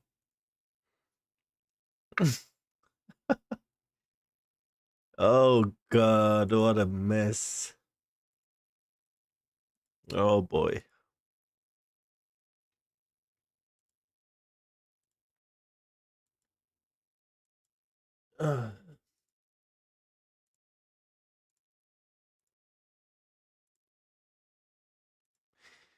It's all unreal.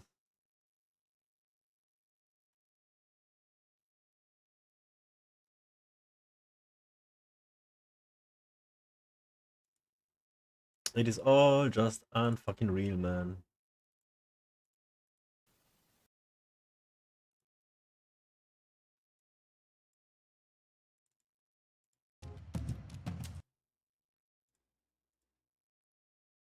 Can we watch in 4K? Wow. I'm getting pooed.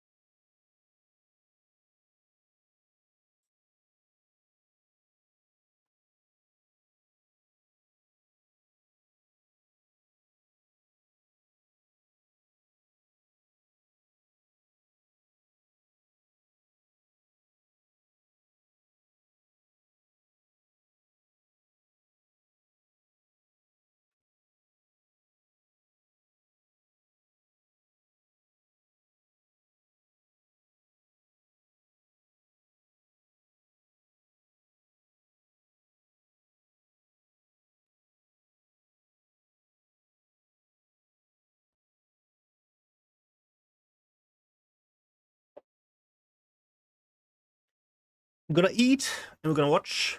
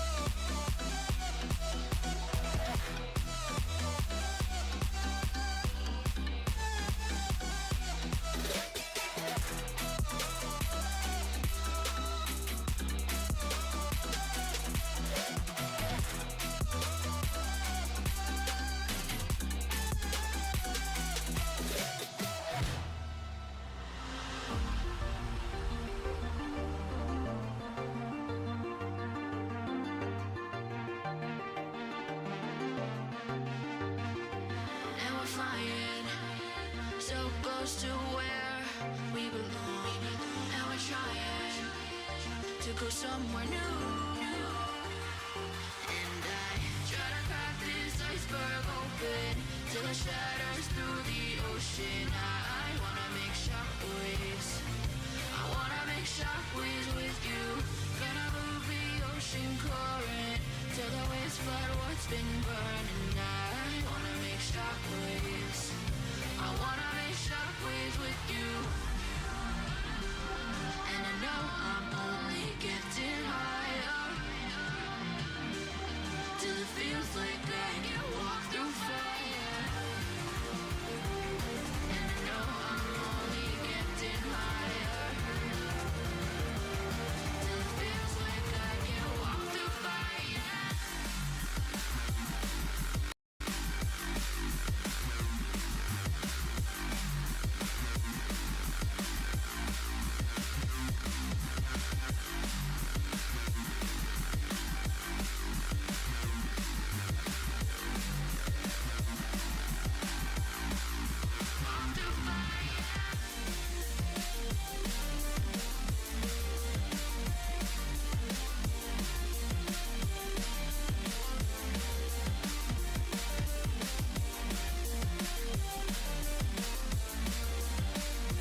This guy's lap over here putting out his.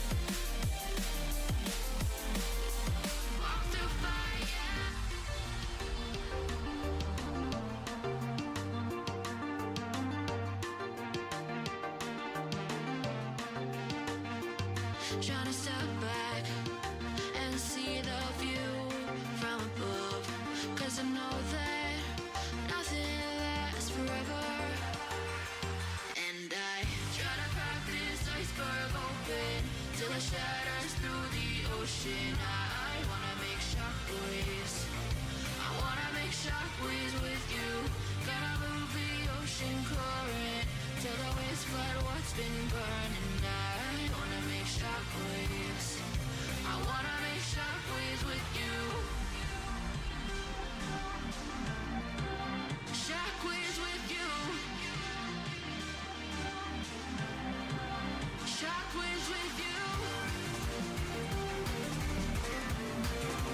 Shockwaves with you. Shockwaves with you.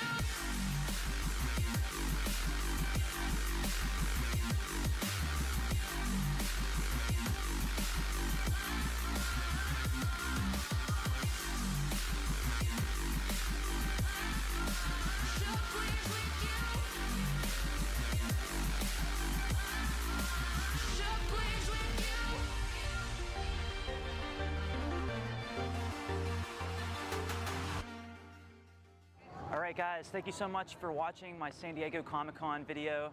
This was actually my first time here in San Diego. Honestly, this just completely blew my expectations. Unless if you perfectly plan everything out, you still won't be able to do everything. If you guys like the video, make sure you hit that thumbs up button down below. And while you guys are down there, make sure you also hit that subscribe button and that bell icon over on that side of the video. I do want to say thank you to all the Ko-fi supporters that have donated the past couple days and weeks. You guys' names are going to be on the screen just right here. If you guys would like to support the content in the future, the Ko-fi link is also going to be down below in the description box. Up next is going to be Otakon coming next weekend in Washington, D.C. So if you guys like this kind of content, make sure you subscribe to stay tuned. So until then, I'll see you guys at Otakon.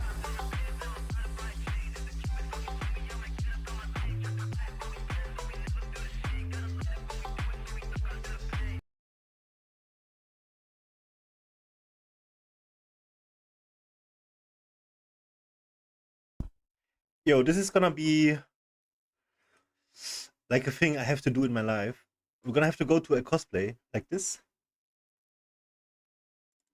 And yeah, go like all in. Full costume, full everything.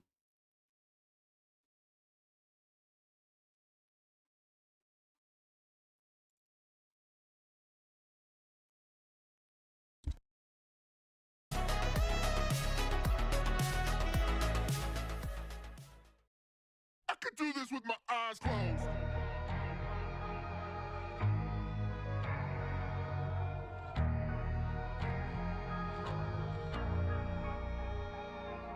I'm back from the dead, from the back of my head. Been gone and facing horrors that should never be said. The wrath and the grit from the pit of despair. Been taking every whip and word, I've never been spared.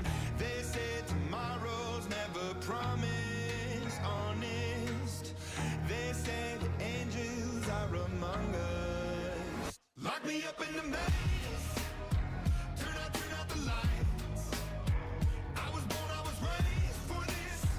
Turn out the lights. Lock me up inside a cage. Just throw away the key, don't worry about me.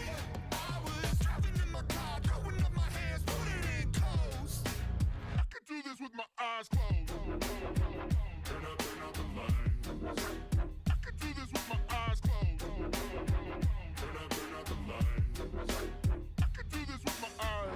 Less medications, less manifestations, mantras, meditation. Throw it all away.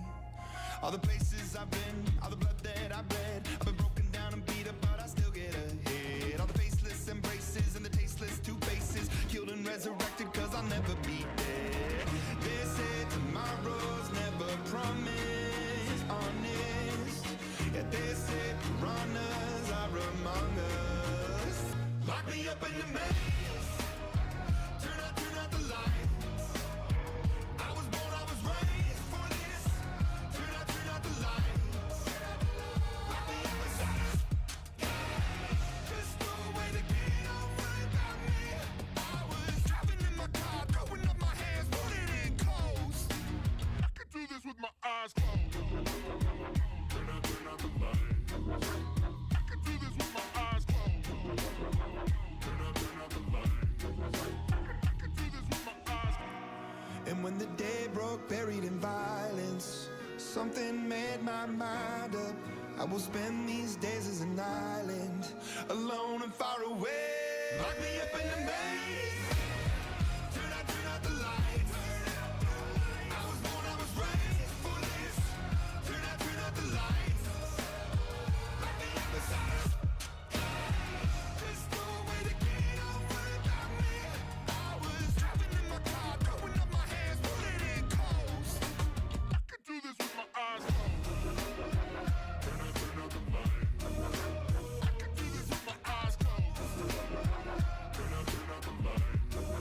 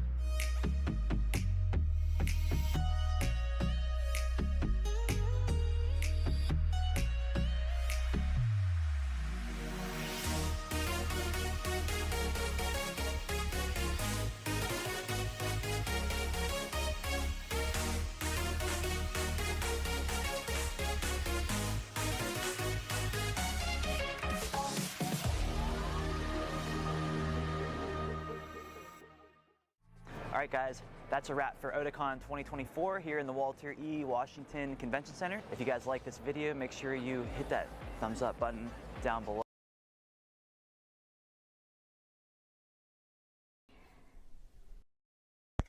That is so cool, dude.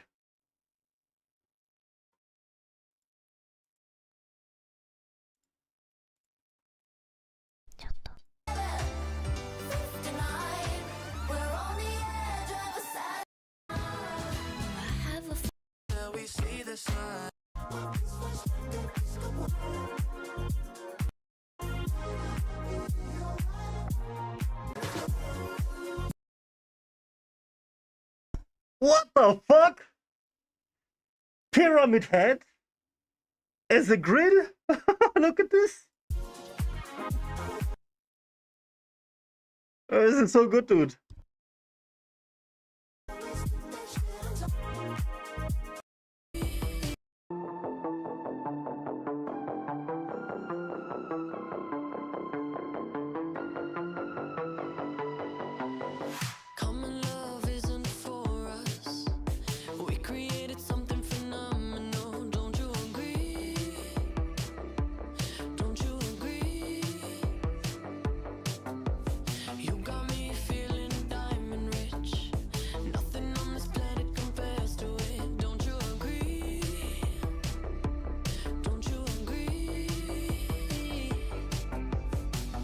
To go to sleep when I got you next to me.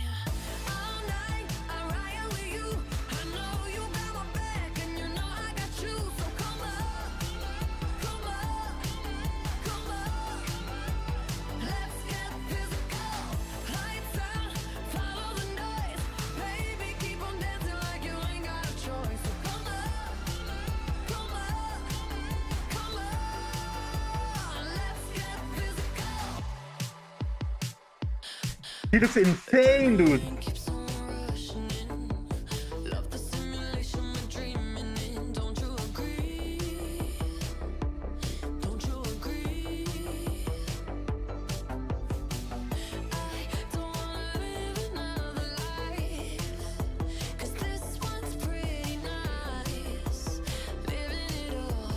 Who needs to go to sleep when I got you next to me?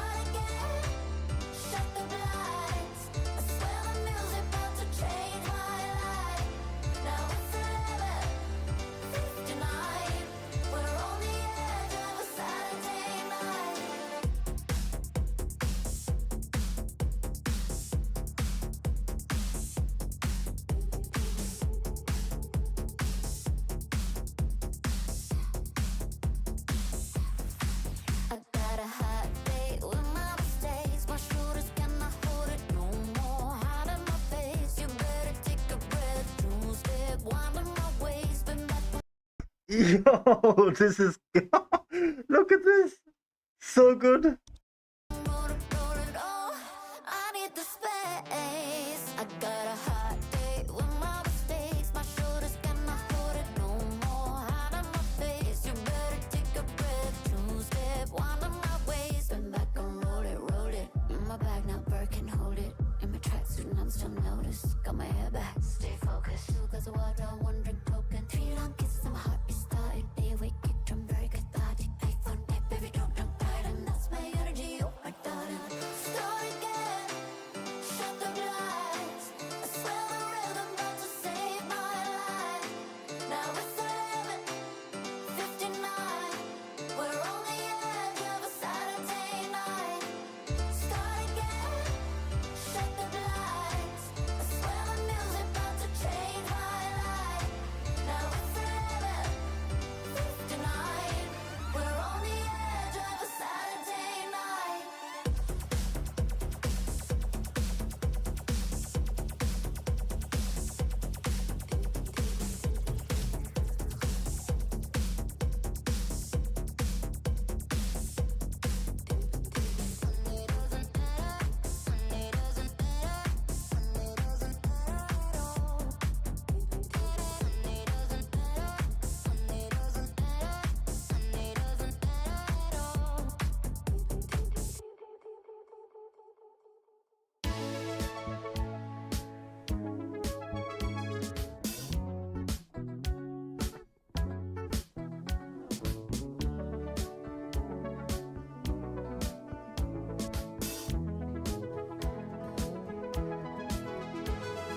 I know I have good judgment. I know I have good taste. It's funny and it's ironic that only I feel that way. I promise them that you're different, and everyone makes mistakes, but just don't. I heard that you're an actor, so act like a stand-up guy. Whatever devil's inside you, don't let him out tonight. I tell them it's just your culture, and everyone rolls their eyes. Yeah, I know. All I'm asking, baby, please, please, please, don't prove I'm right. Please, please, please, don't bring me to tears when I just did my makeup so nice. Heartbreak is one thing, my ego's another. I beg you don't embarrass me, little sucker. Oh. Please, please, please. I have a fun idea, babe. Maybe just stay inside. I know you're craving some fresh air, but the ceiling fan is so nice, and we could live so happily if no one knows that you're with me. I'm just kidding, but really, really, really, please, please, please, don't prove I'm right. Please, please, please, don't bring me to tears when I just did. Dude, these are really good.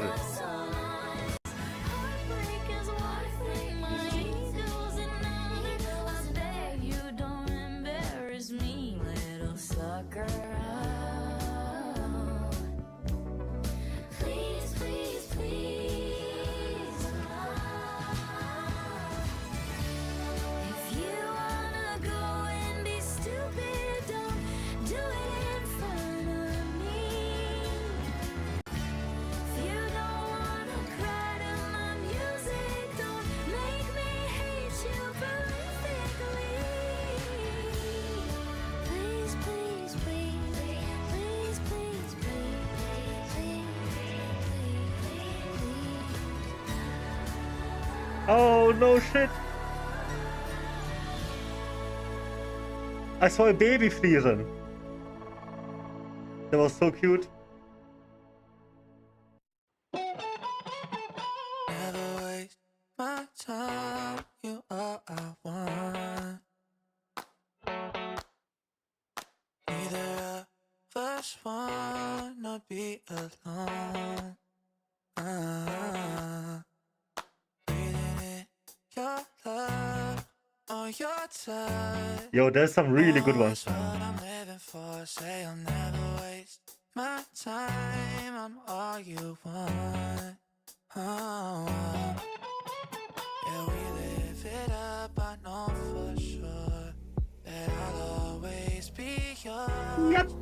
We could be spending time chasing nights, cruise the one until we see the sunrise. Hit my line, we align. Every night with you's the time of my life. Baby, don't feel no pressure. You make everything easy, everything except leaving on. I'll never make you my enemy. Can't get enough of your energy. Know that you're feeling the same way. Yeah, we live it up, I know for sure that I'll always be yours. We could be spending This is Brazil. Brazil so far the best. nights, Really good. the one until we see the sunrise. Hit my line, we align. Every night with you's the time of my life. The time of my, the time of my, the time of, baby, you're mine. The time of my, the time of my, yeah. Every night with you's the time of my life. Oh, we live it up for sure. Oh, and I'll always be yours. We could be spending time chasing nights, cruise the one until we see the sunrise. Hit my line, we align. Every night with you's the time of my life. Brazil OP. What the fuck? So good.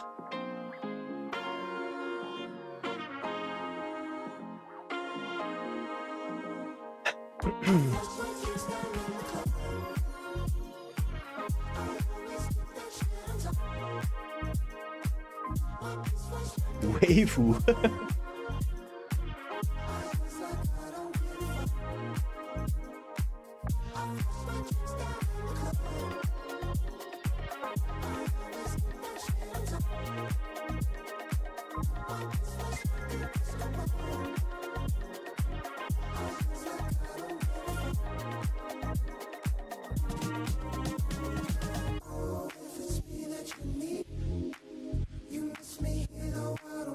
I either do Pyramid Head, Let Me Solo Her, or Echo. I think I could do all of them, especially the ones with the helmet.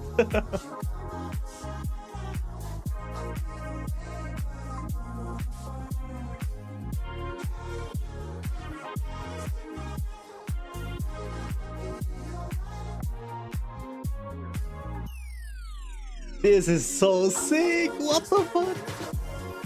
Female Pyramid Head. Not just female, but like a girly. This is so good, dude. With the roses. Holy shit. I'm gonna check out her Instagram. This is too good, man. I think that's Instagrams, right?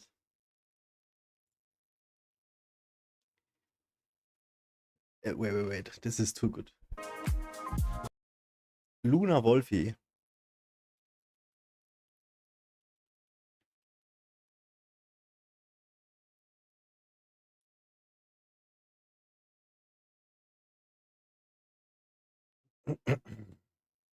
Oh, she has OnlyFans. Nice. Just kidding.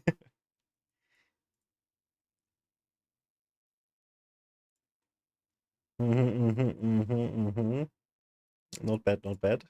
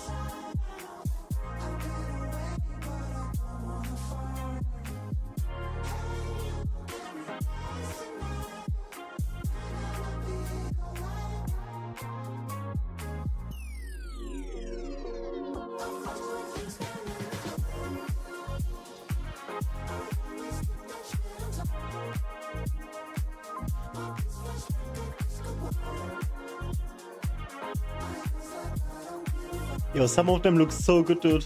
This guy, he looks almost like, what's his name? Jim Carrey, right? It's the beard, you can just hide your face. Tons of Caitlyn's and Vi's.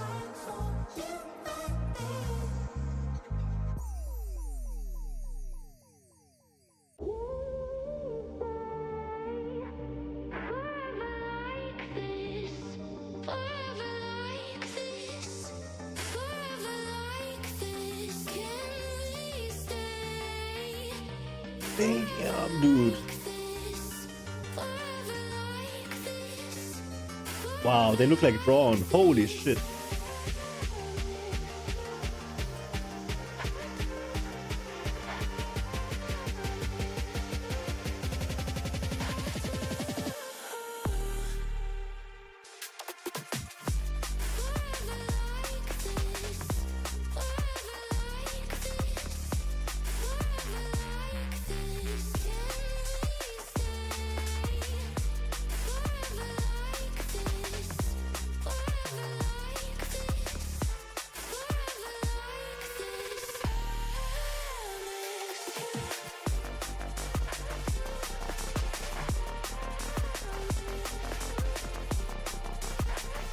Cthulhu.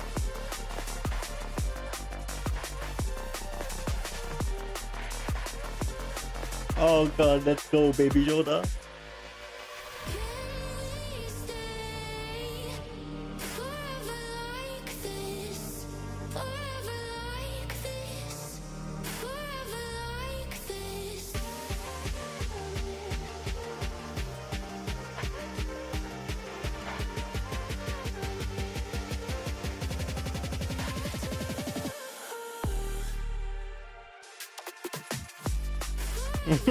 Pet 4.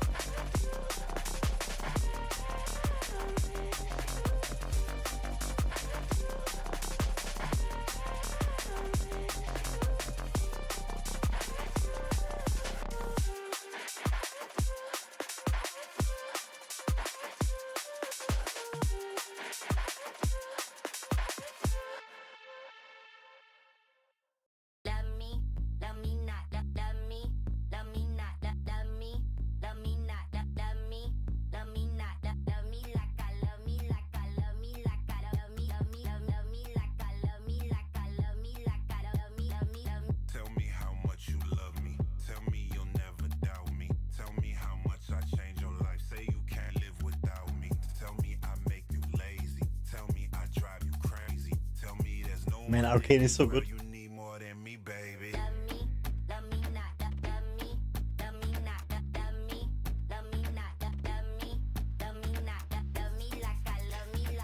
I can't believe this is going on in Brazil.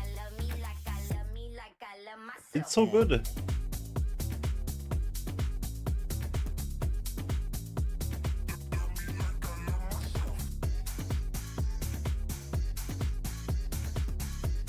They have this stuff going on, and then on the other side of the city,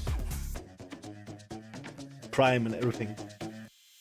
Tell me you wanna touch me. Tell me I can't control you. Tell me that there's nobody else that knows you like I know you. Tell me how much you need me. Tell me how much you like me. Say I'm the apple of your eye. Tell me you'll never bite me.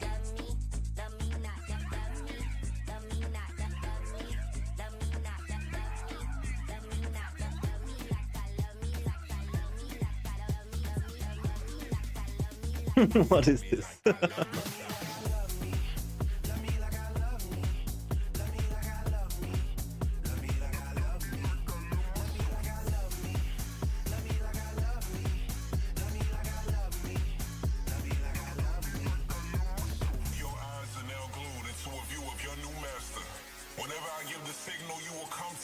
The first Galadriel was insane, dude. Real mummy.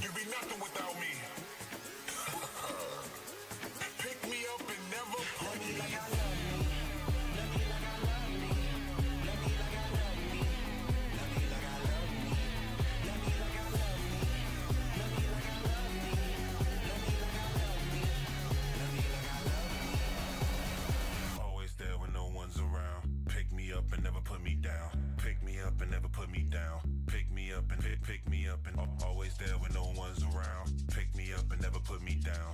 Pick me up and never put me down. Pick me up and never put me down. So they got some celebrities.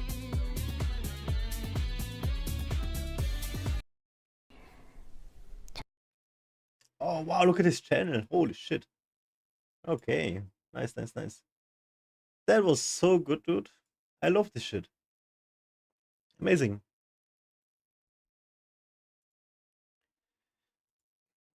Alrighty.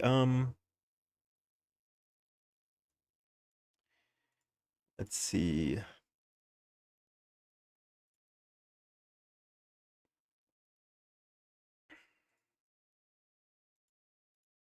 We gotta get to one of these cosplay expos.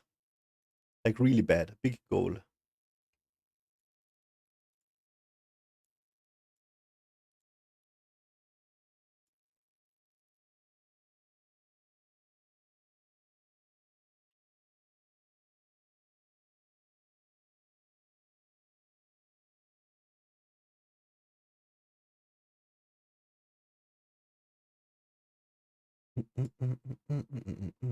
Yeah, I think I could do a great pyramid head.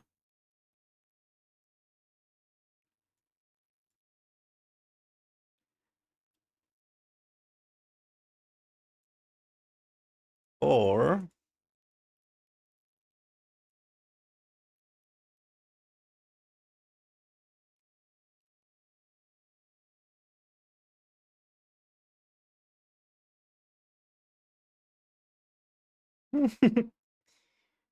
oh, let me solo her.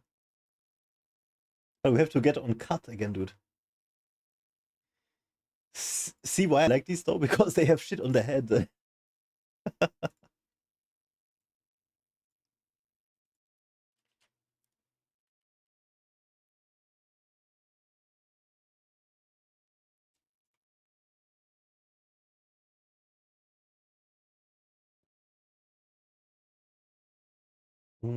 Or I could do Alucard from Helsing. If my hair gets long again. Probably one of these, because it's very cheap, easy to make.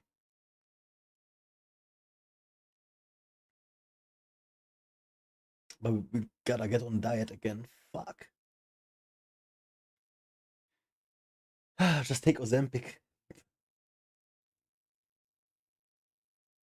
Easy.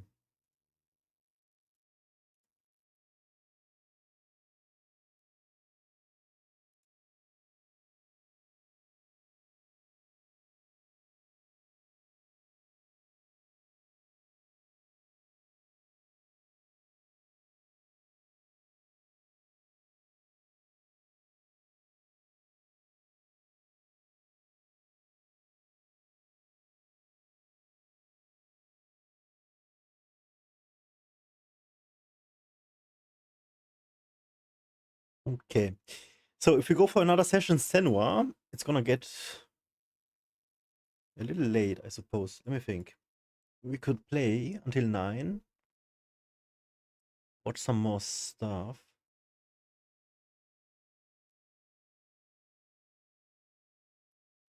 Because I wanna play Gris. Or we can play Gris now. And then watch some more stuff and then sleep. I think sleep is good.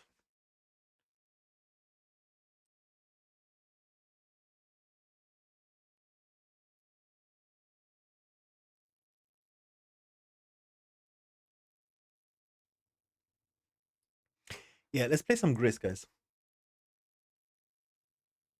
It's a very cozy game. I got it yesterday. Let me just swap the title quick.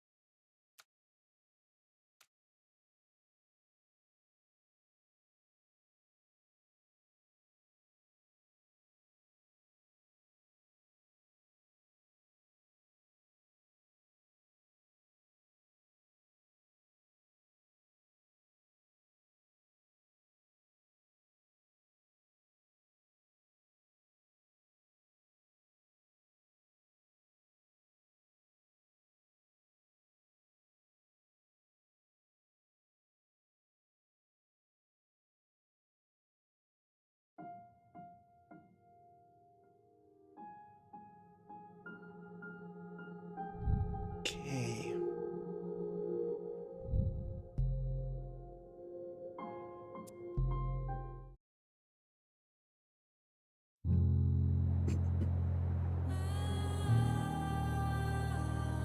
It's my new favorite game.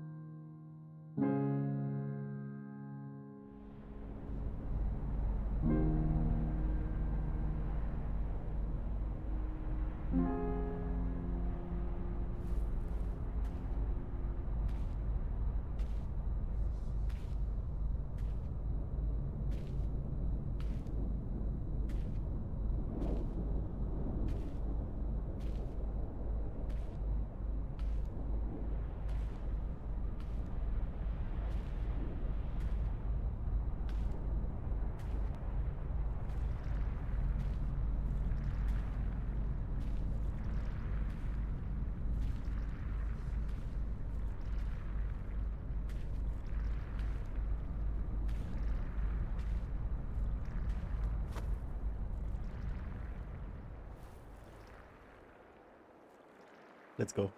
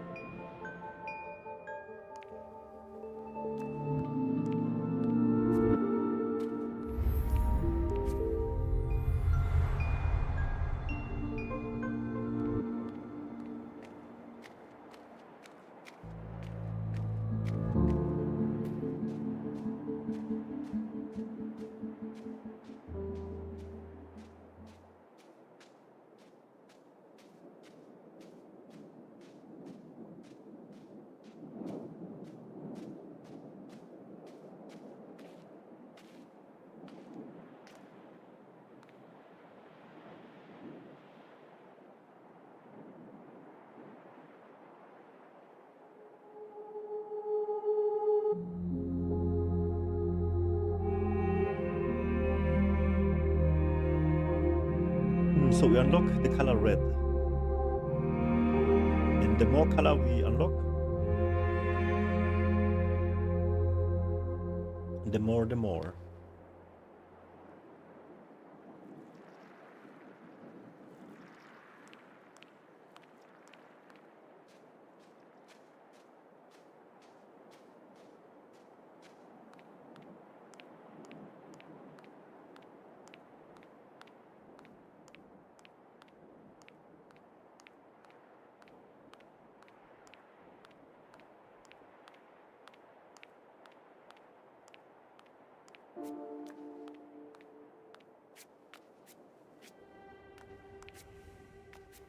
Hmm.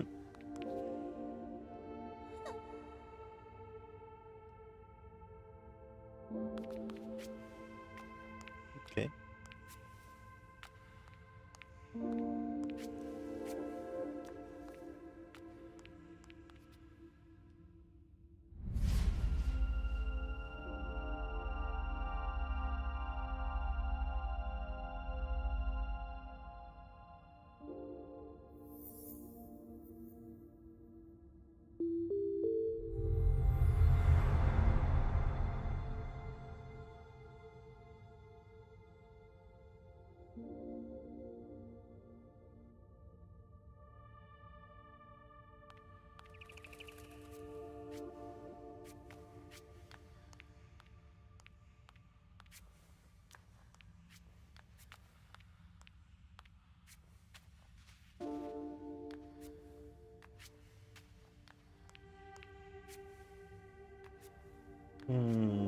Okay.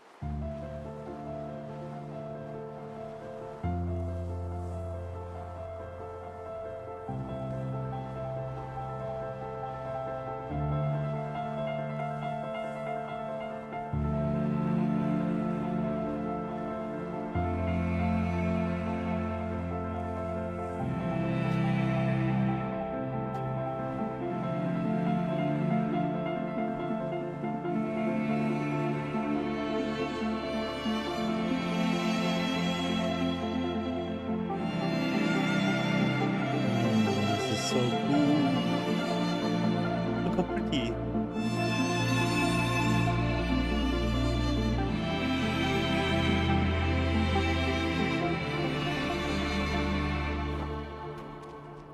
Wow, I'm the sun.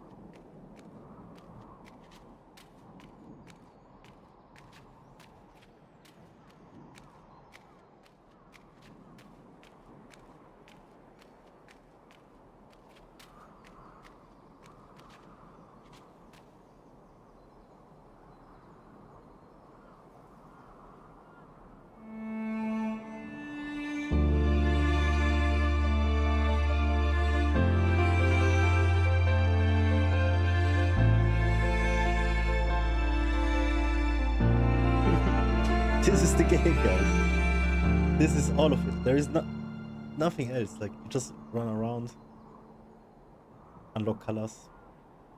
It's so good. It's therapy.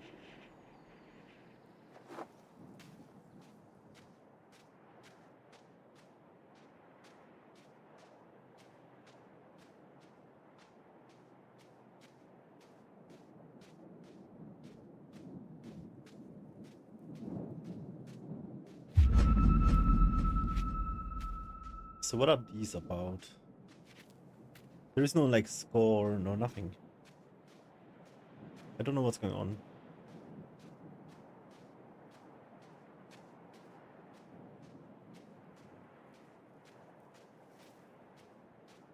And I love it.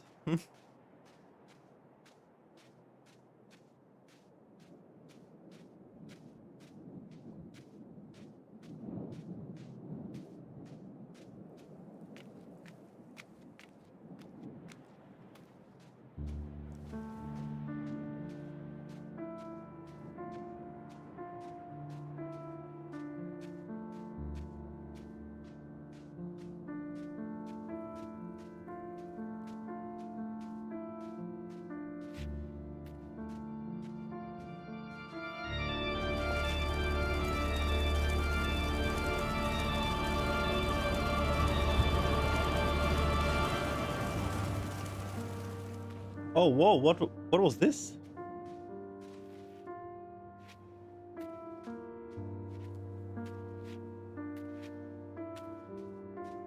What?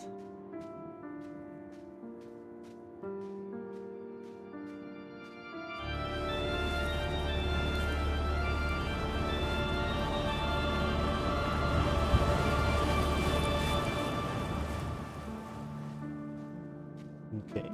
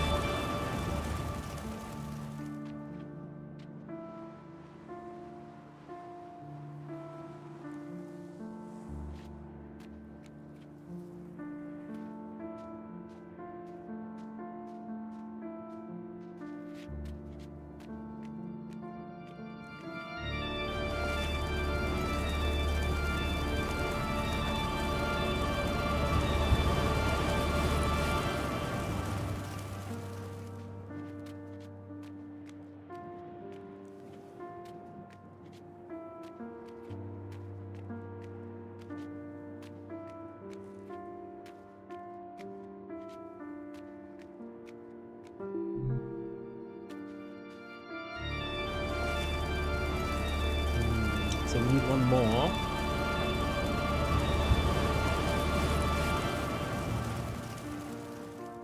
To make like a bridge.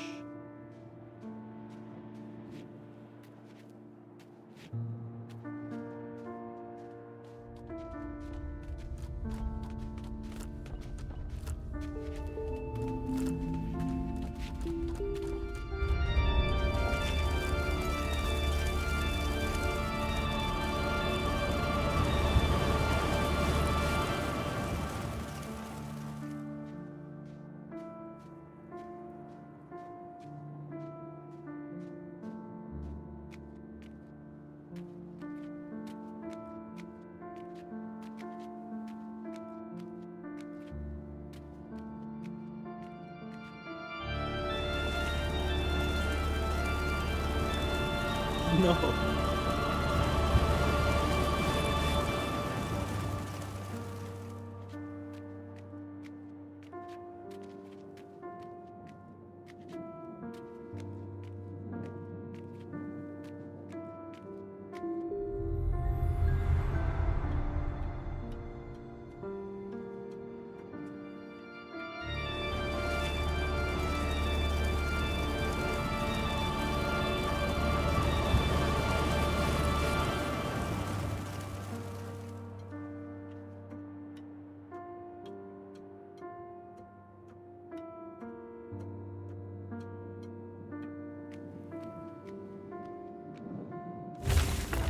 Whoa!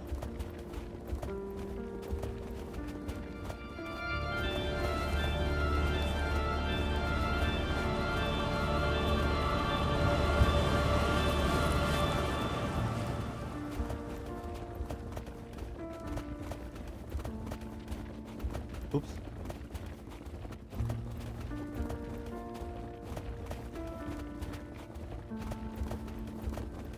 Wait. No, we didn't get it. Oh.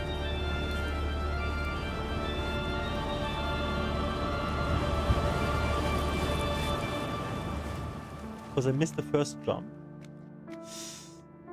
No.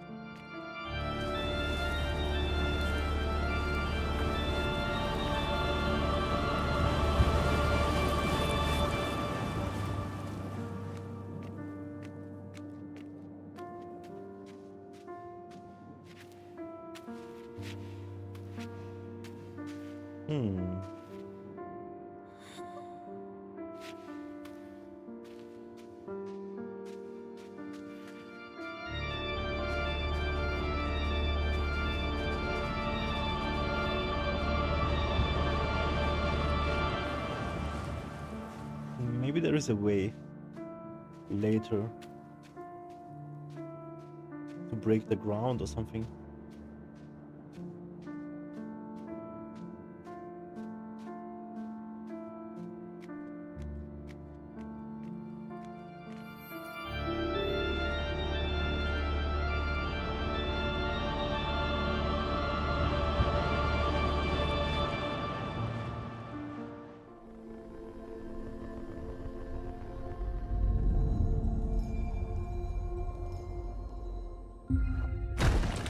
Aha!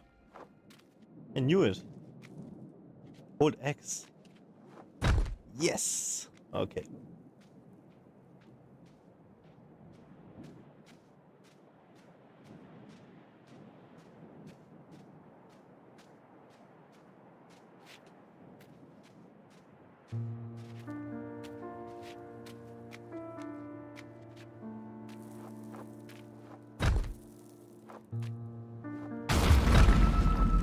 Sick. So, can we get upstairs? Do the other thing?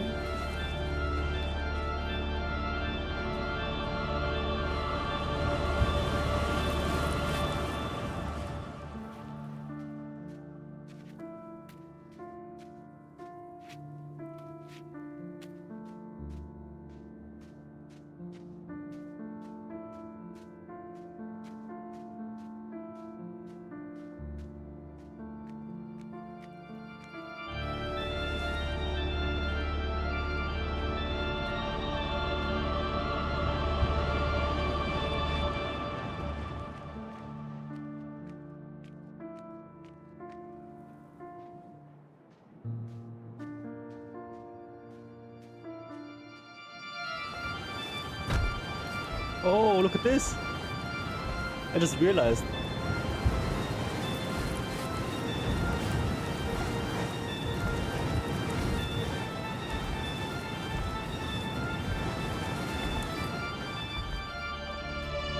I am big brain.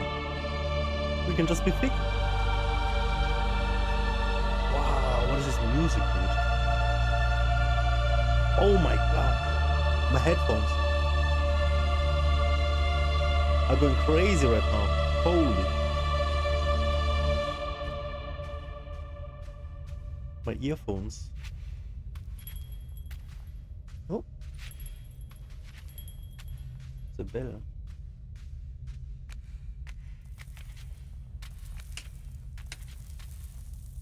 So, if I break this, I'm gonna fall to death.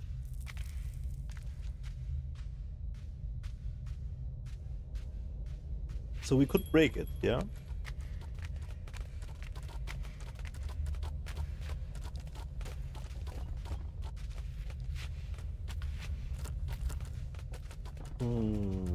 Should I try?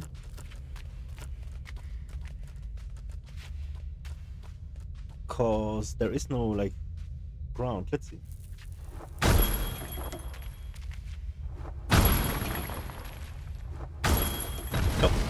go.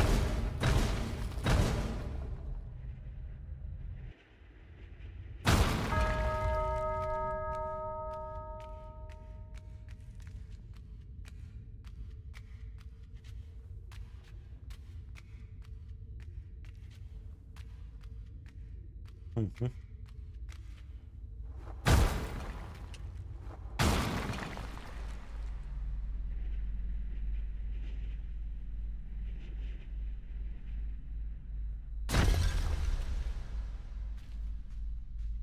Oh, what is this, dude?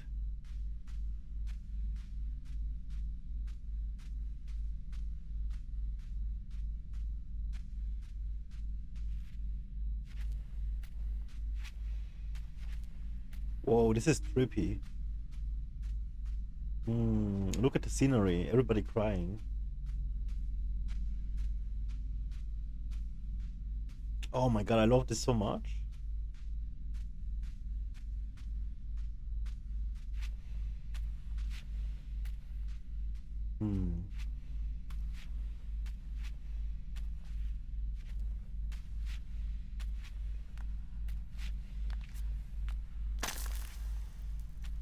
Oh! Wait.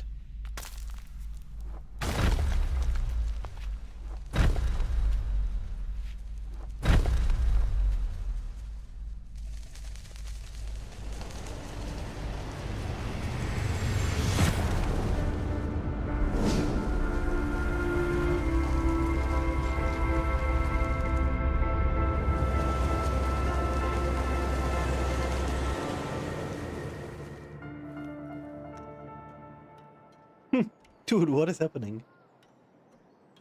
Left or right?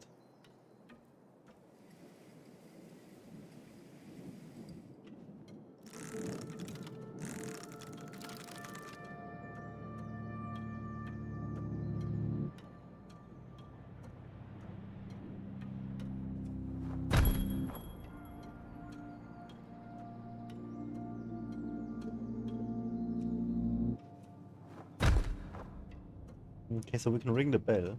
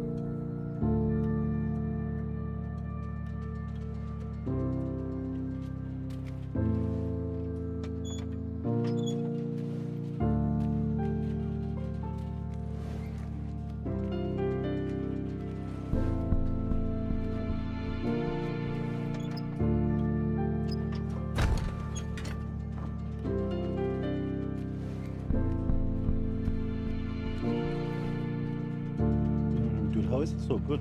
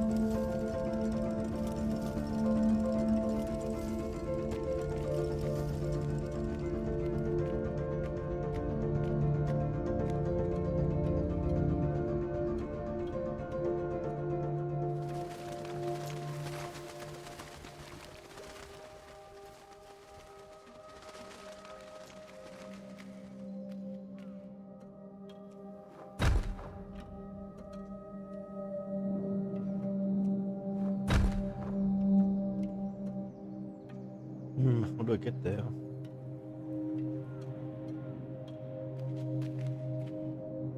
Oh.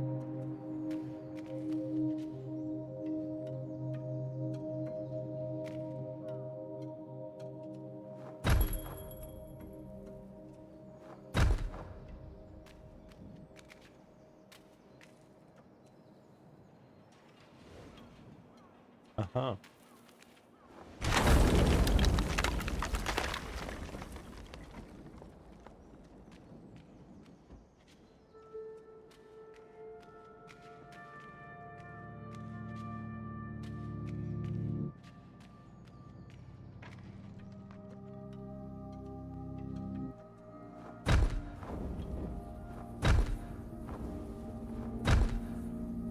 Oh, so if I keep pressing, interesting. What else can we do then?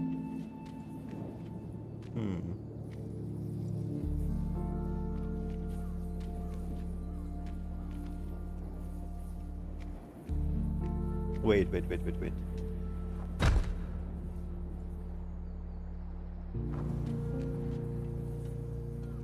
No.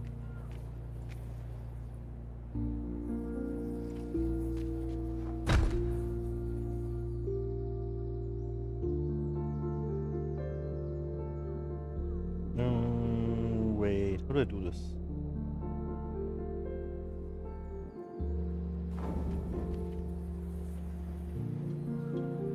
No, I'm not gonna be faster than the balloon. Maybe?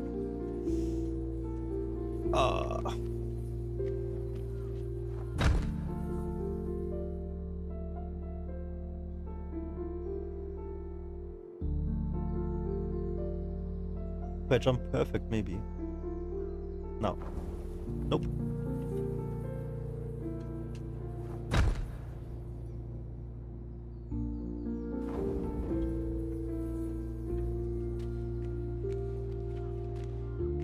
got it.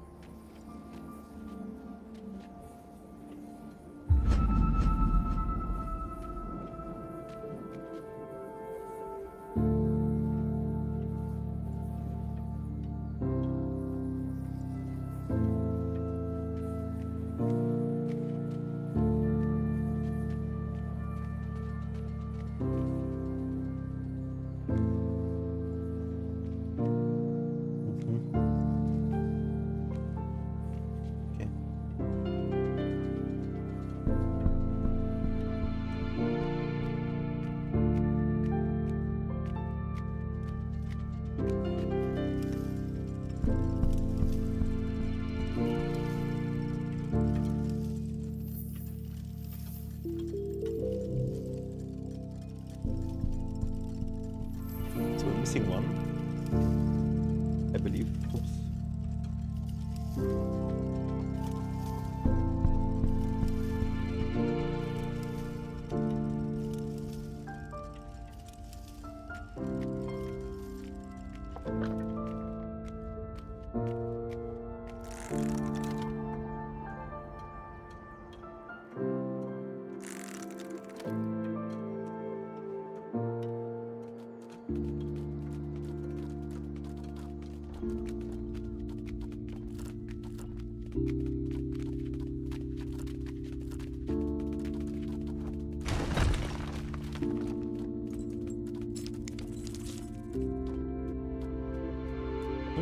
Let's get it.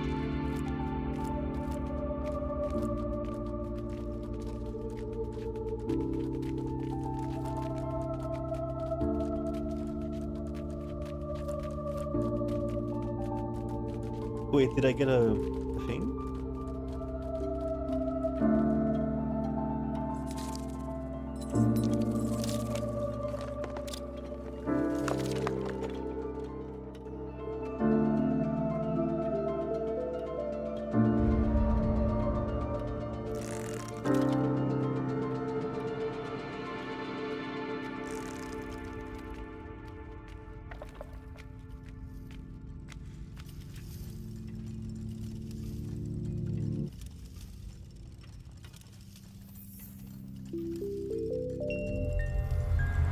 Okay.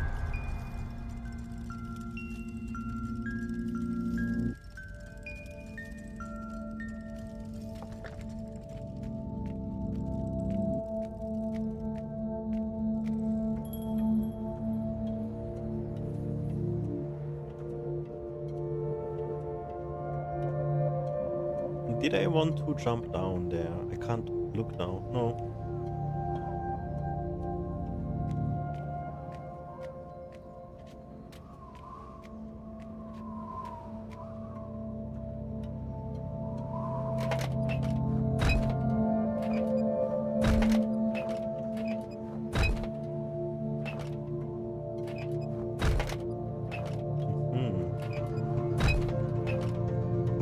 Maybe from further up.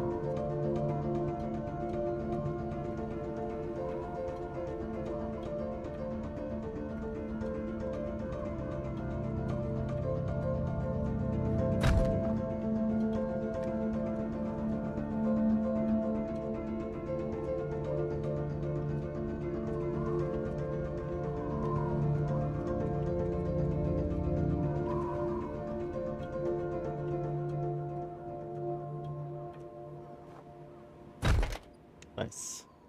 Oh, that's not enough.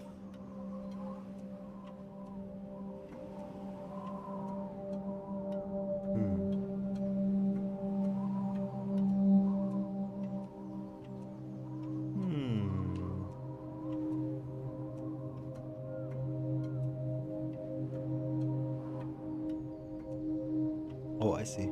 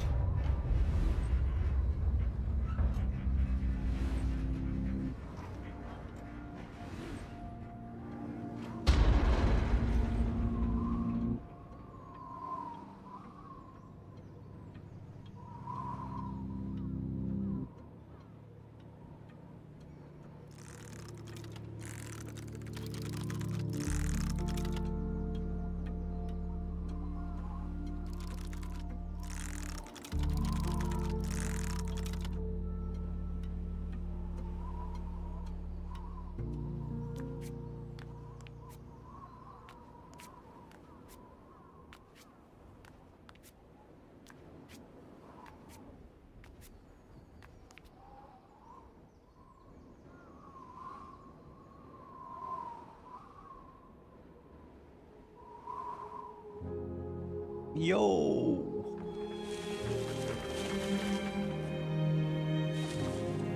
Green. Turquoise.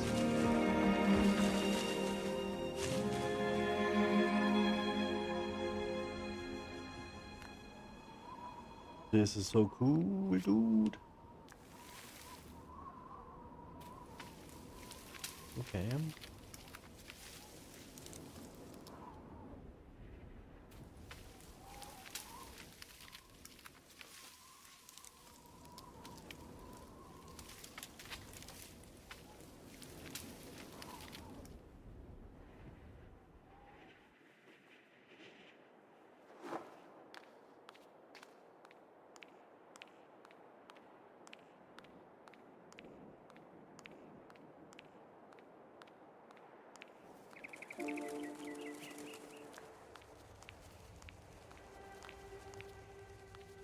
Wait. Should we go right first?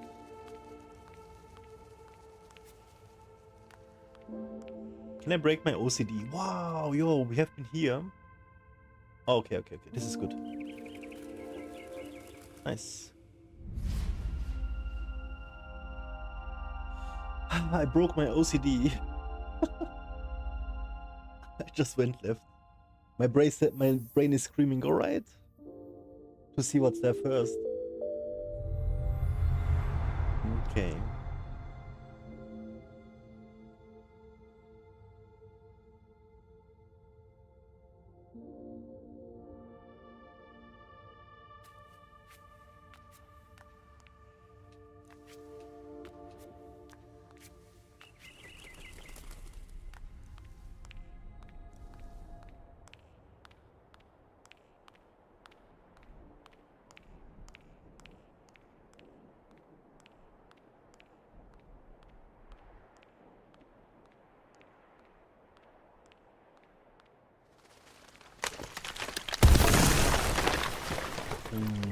Okay.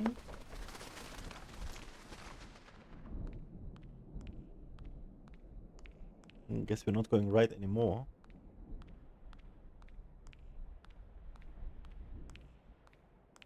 This looks brittle. Nope. Wait.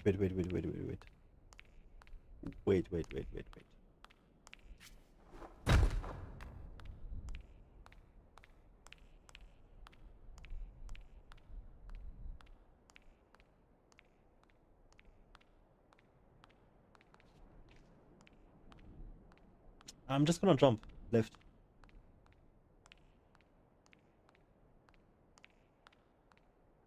And back to start.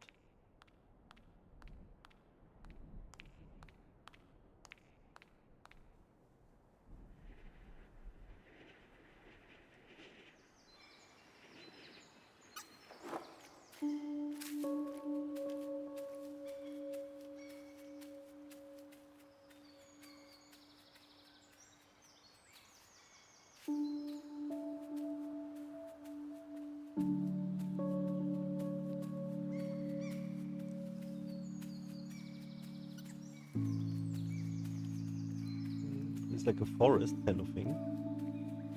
Mushrooms, birds.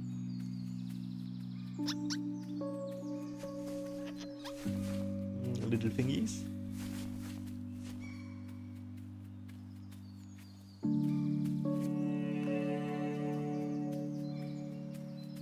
What are these guys called? Dragonfly?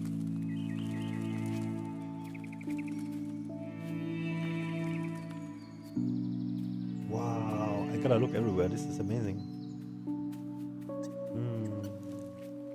Oh.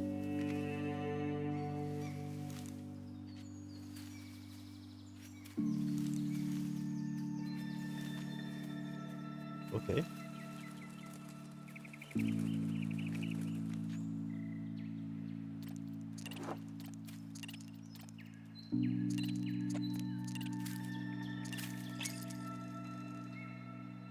Who's this? By the way, I think I lost my ability. Okay, we can still do it.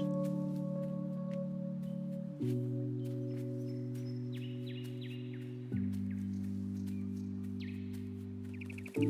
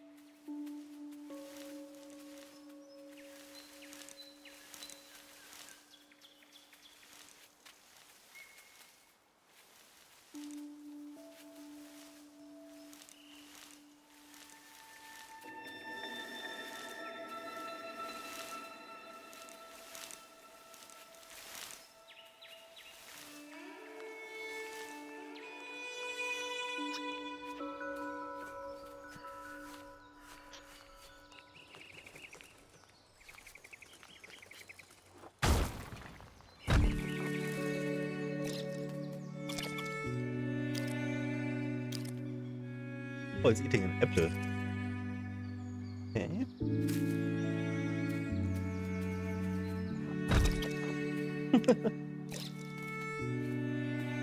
Oh, hello.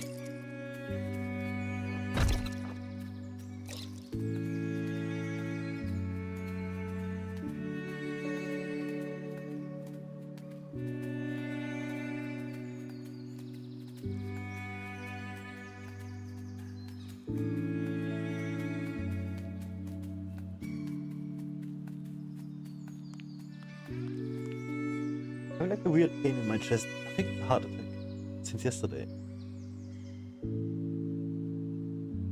What is it?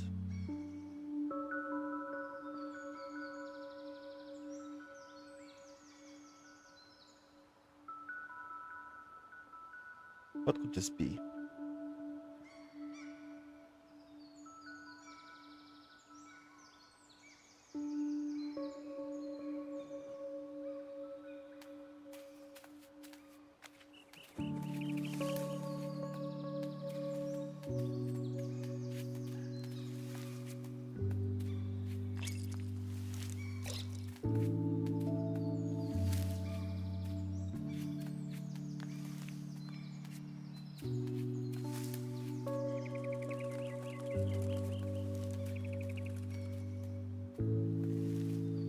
Oh no. Nah.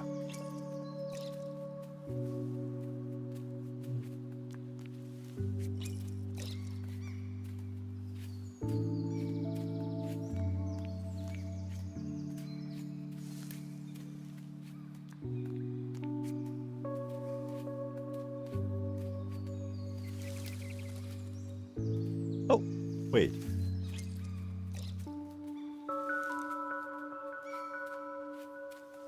Wait. What am I missing here?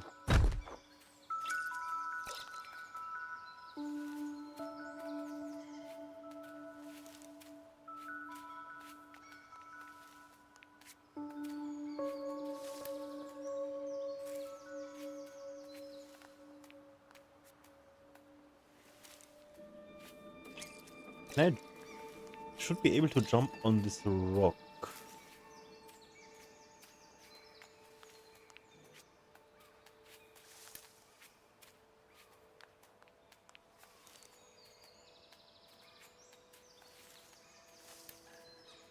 No, nope.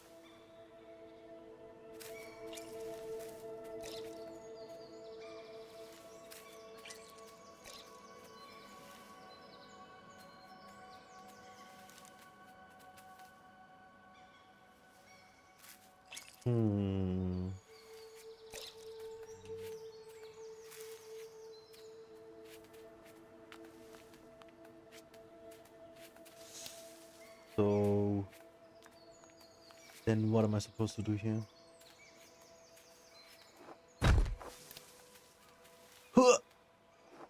It blocks me. The red thing blocks me when I'm upstairs, but not here.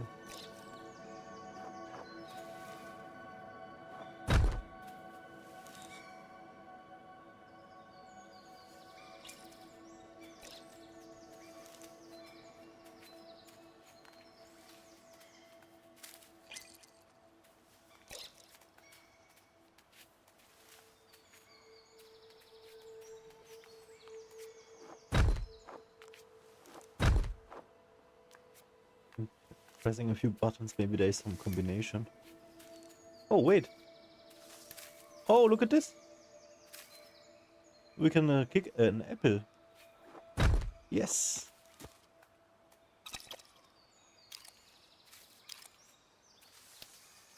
Another one.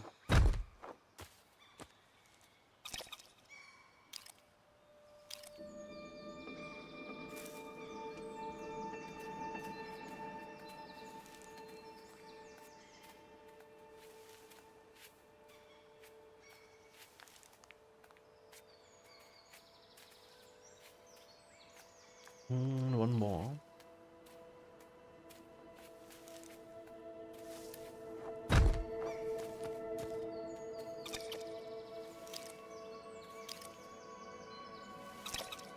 Oh, he's happy now.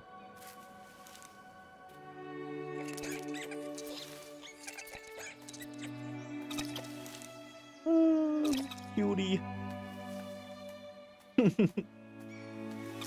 It's like a square rock. So cute. Heck. What happened here? Okay.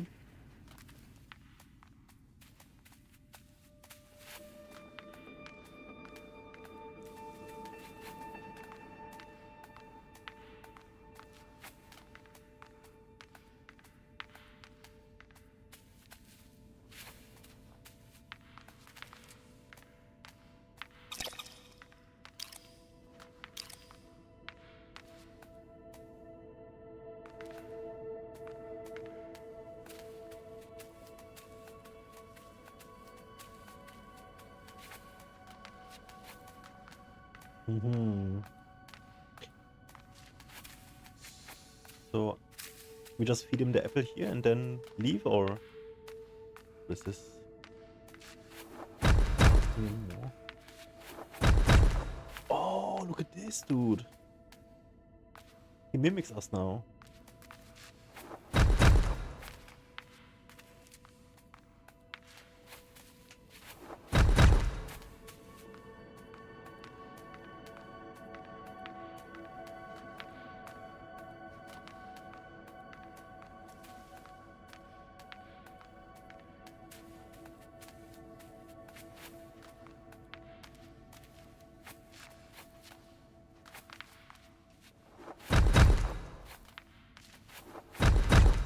Okay. So he does what I do.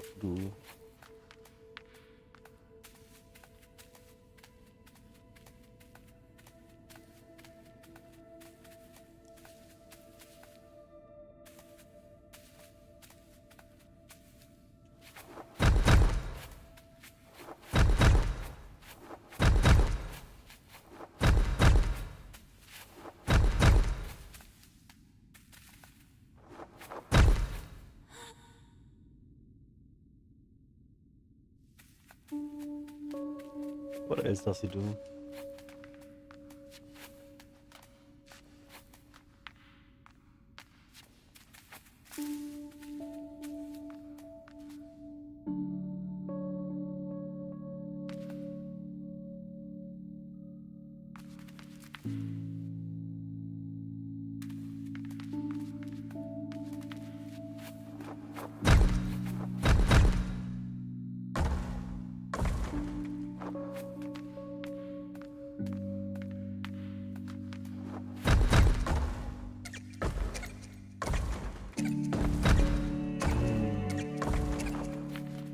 So he does walk like this.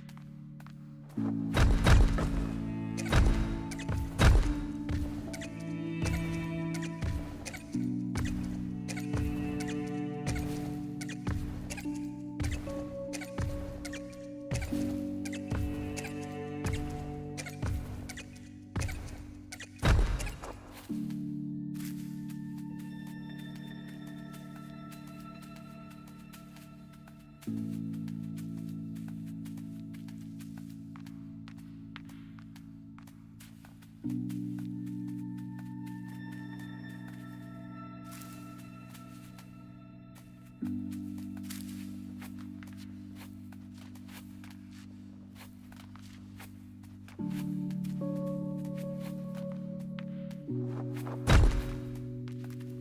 I like talk to him or something?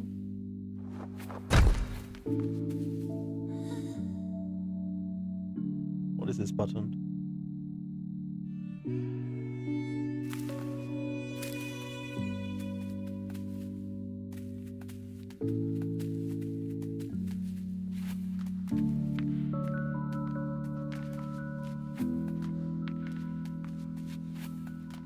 Oh, okay. So we can jump him up. Ah, I see. Nice, nice, nice. Come here.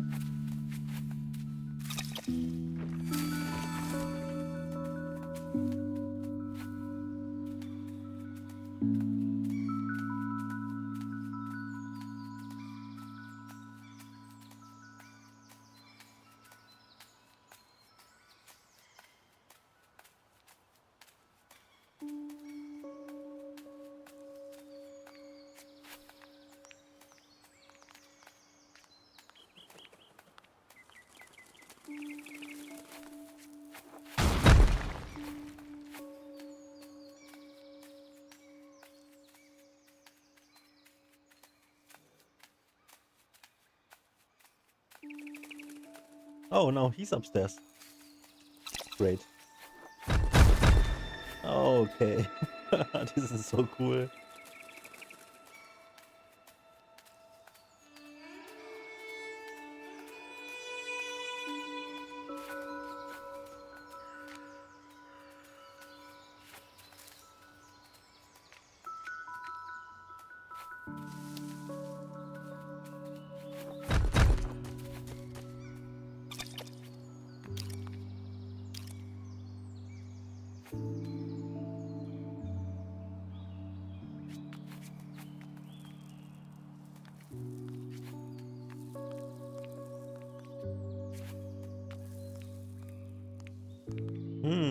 I see.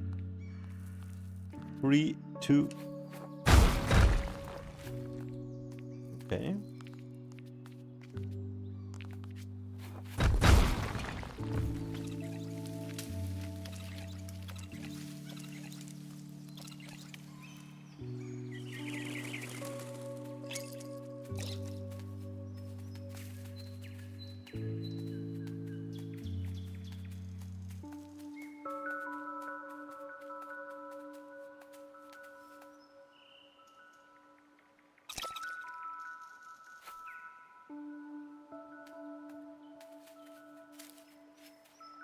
He gone. No.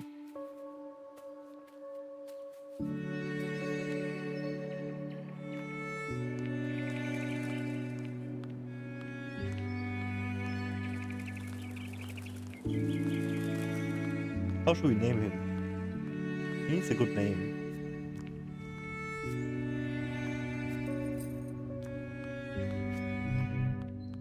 Like Squarely. Something stupid like this. Actually, Squarely sounds amazing. We probably get a new ability in here.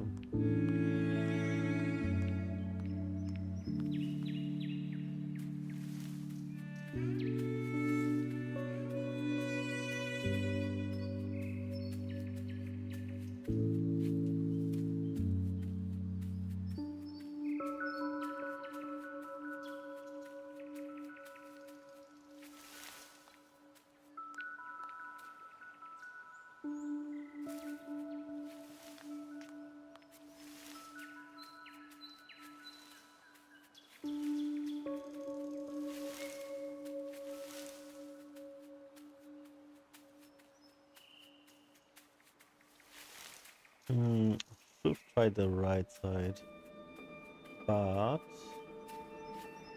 okay.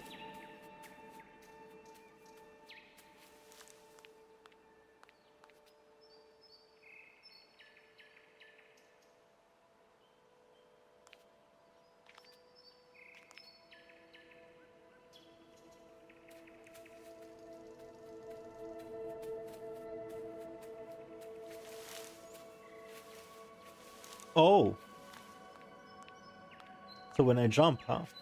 I see.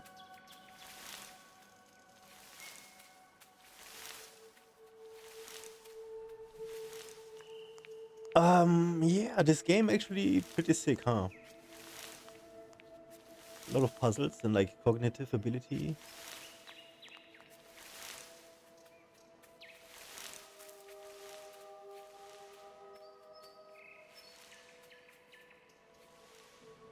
Mm-hmm.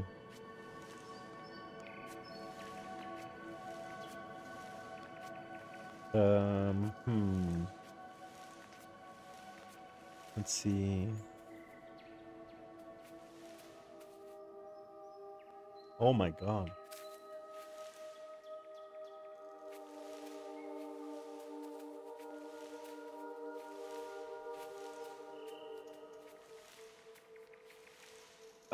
Nope. How am I gonna do this now?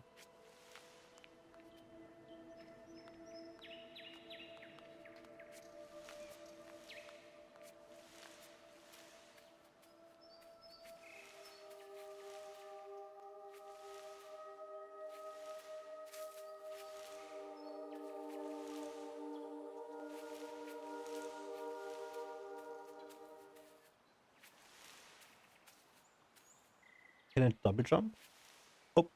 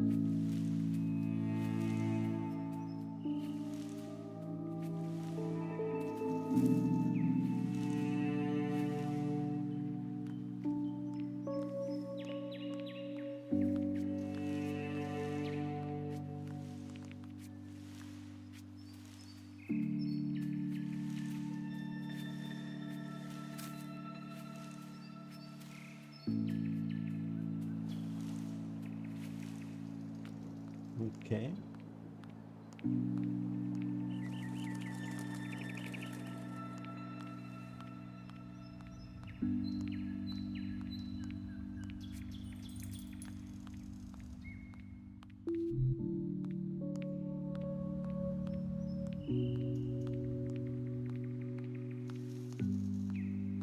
Probably here.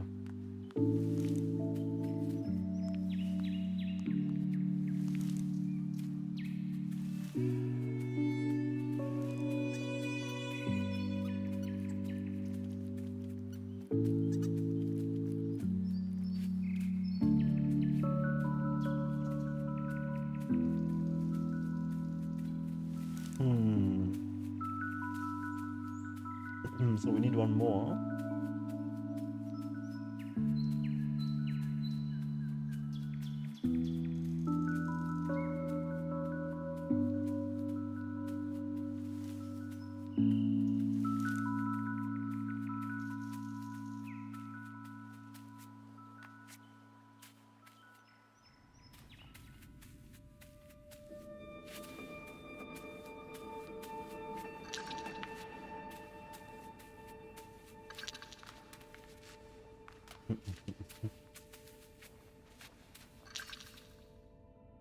What are those? This guy waved at us. Hello.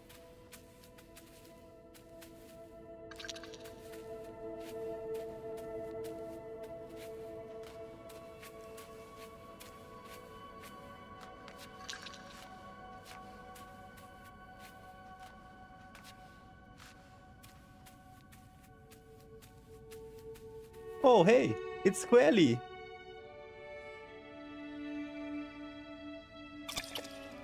Ah, thank you.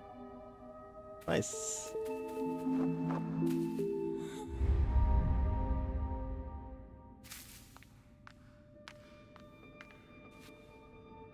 I did like a thank you emote.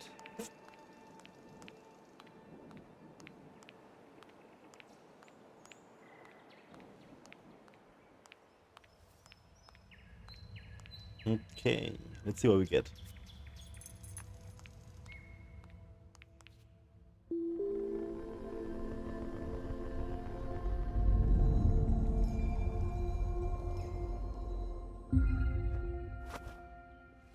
Super jump. Did I get a super jump? Yep, nice. Nice, we got a double jump. Okay. Amazing.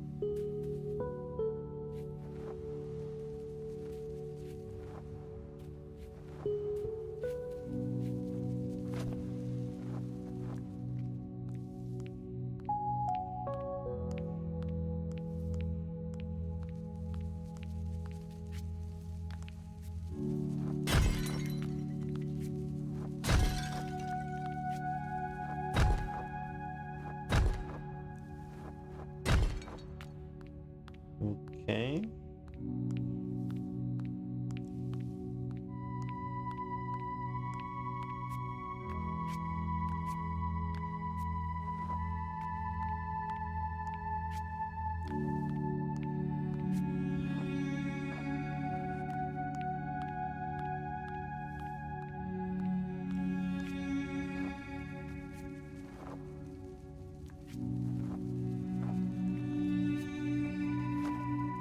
Oh, alright, alright. So when there's like butterflies, I can do a super jump. Is that how it works?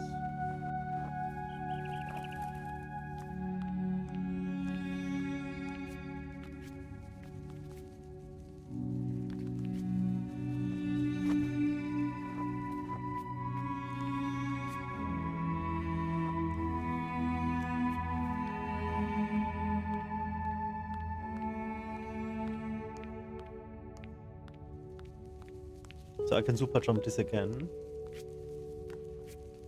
Yeah, okay.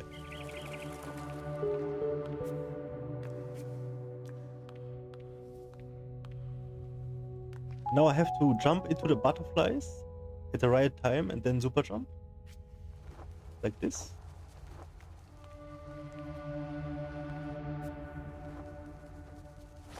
Oh my god.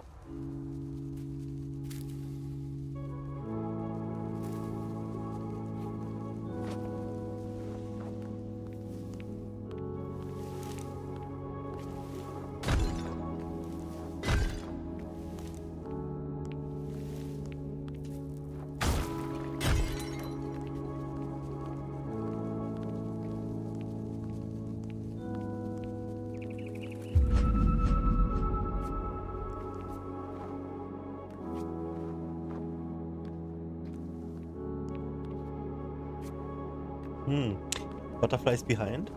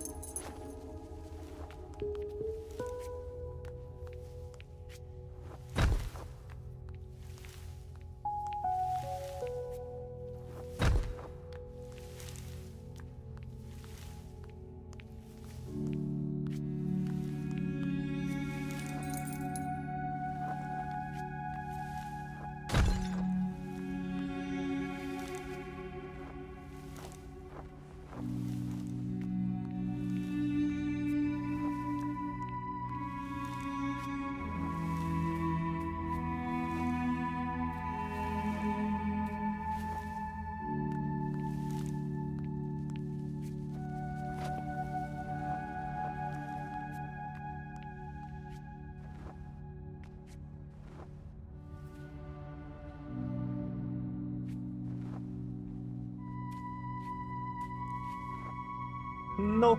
Yes.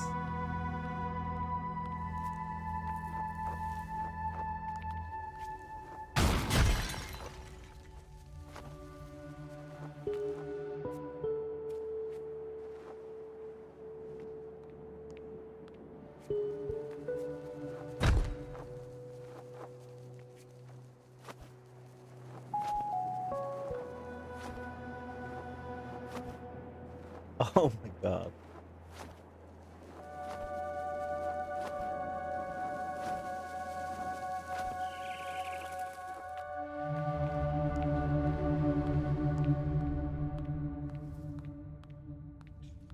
Why is every statue crying? That's so sad.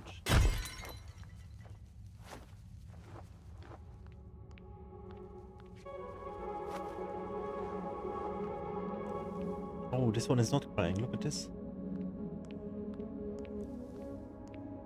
No, she's crying.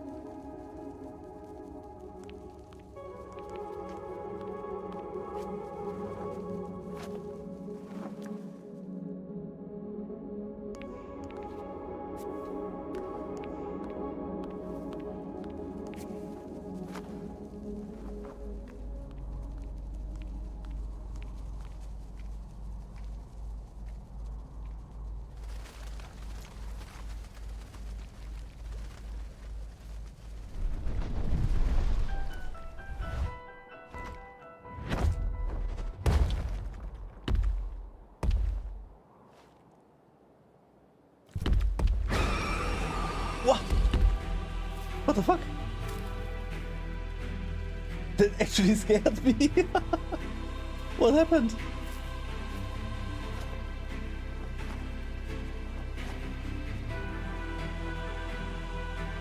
Wow, the music is so good.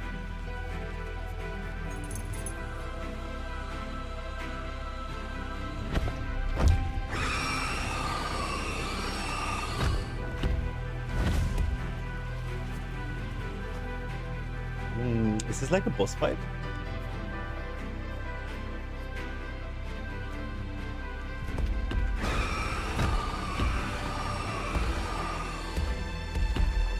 Holy shit, this is so sick.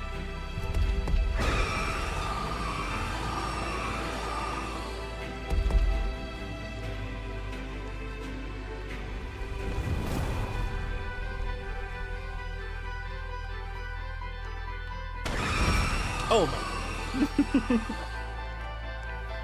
That burp is scary.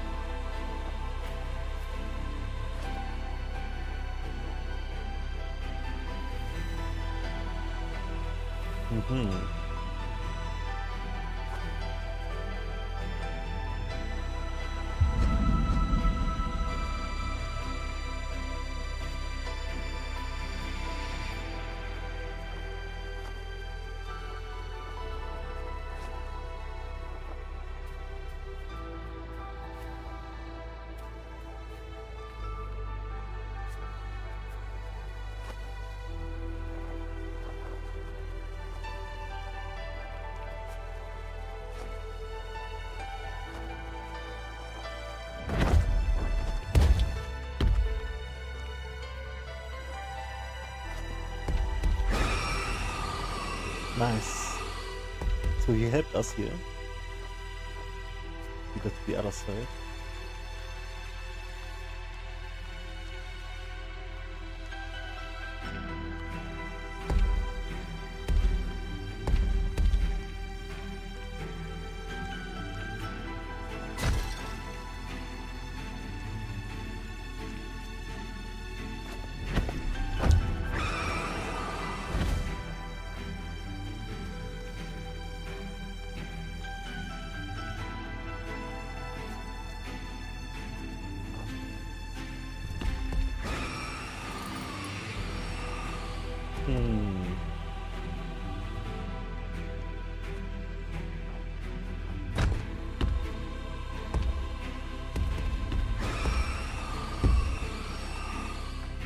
Nope.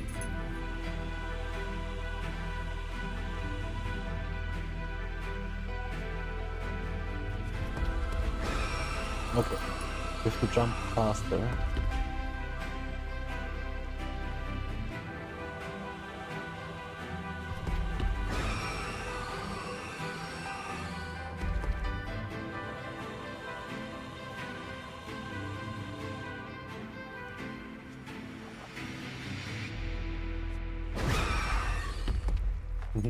It has to be a double jump. To the right, and then we got it. Let's go. No! Almost. Okay, I'm gonna square it up at the end.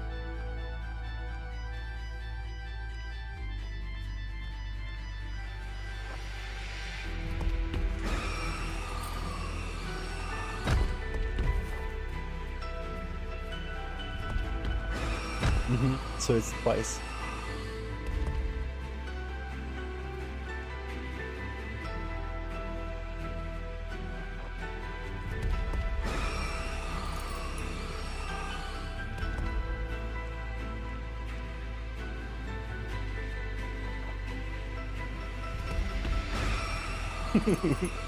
This burp.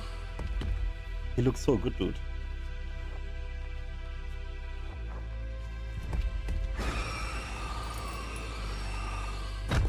Come on.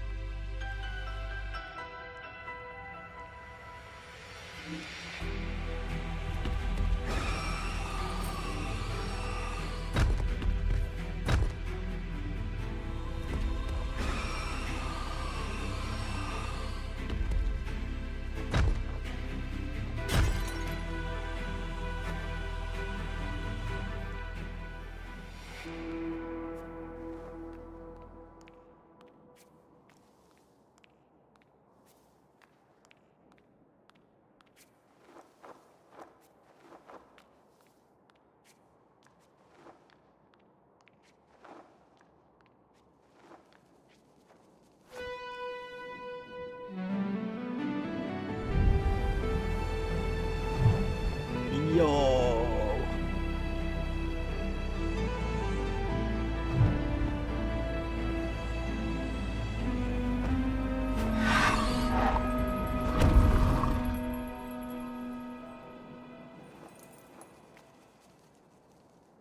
Okay.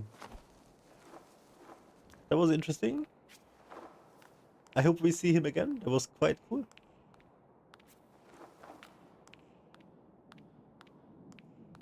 Not too bad.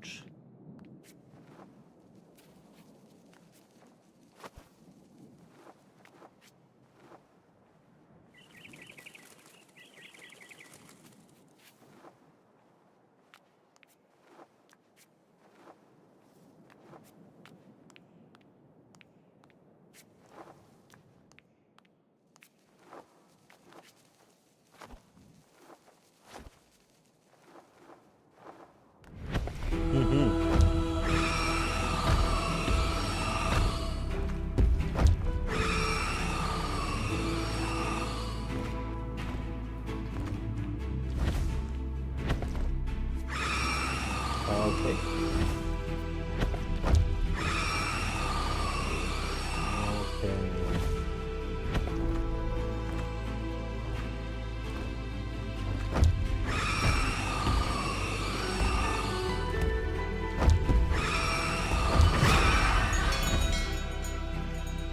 Oh, sick.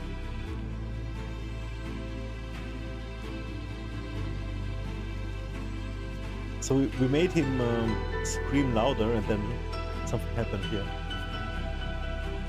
Okay, I see.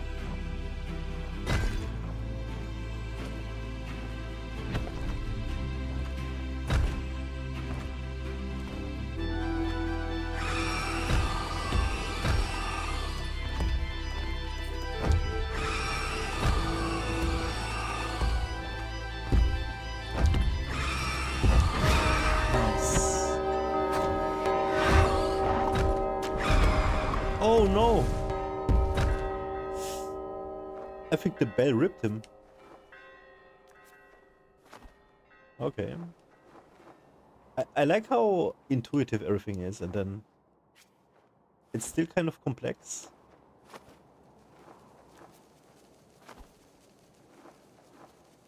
It's so well done, like very good job by the developer.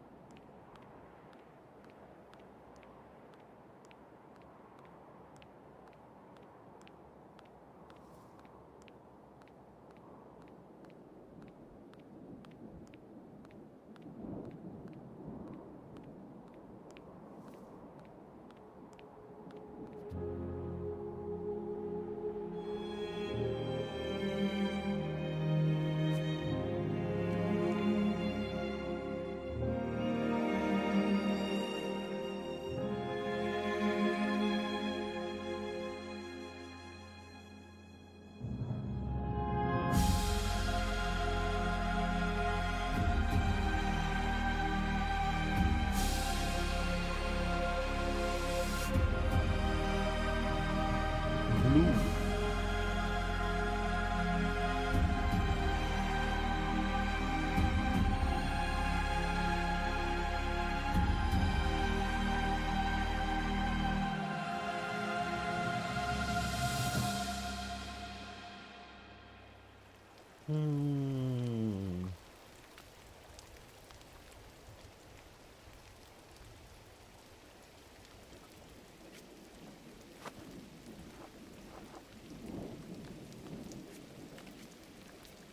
So now it's raining, okay.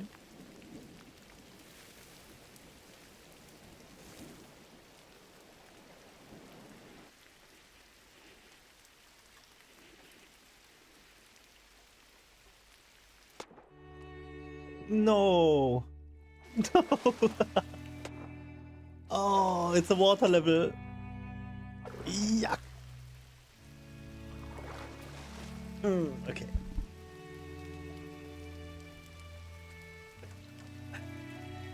I think I uninstall now.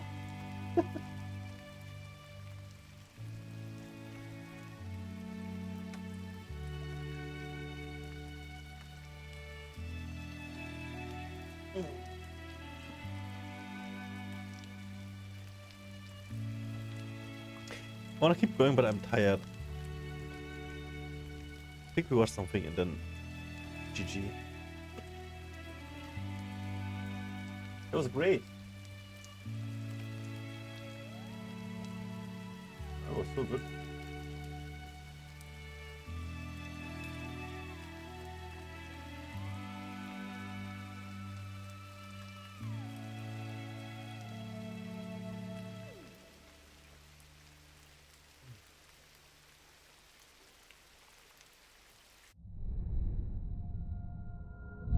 So I think it's autosave.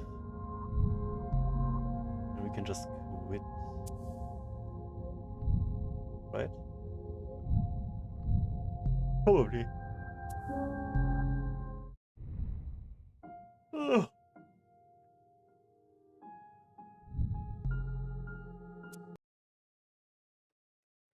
Amazing. Yeah, I'm very tired. I really want to keep playing, but it's just my brain is mush.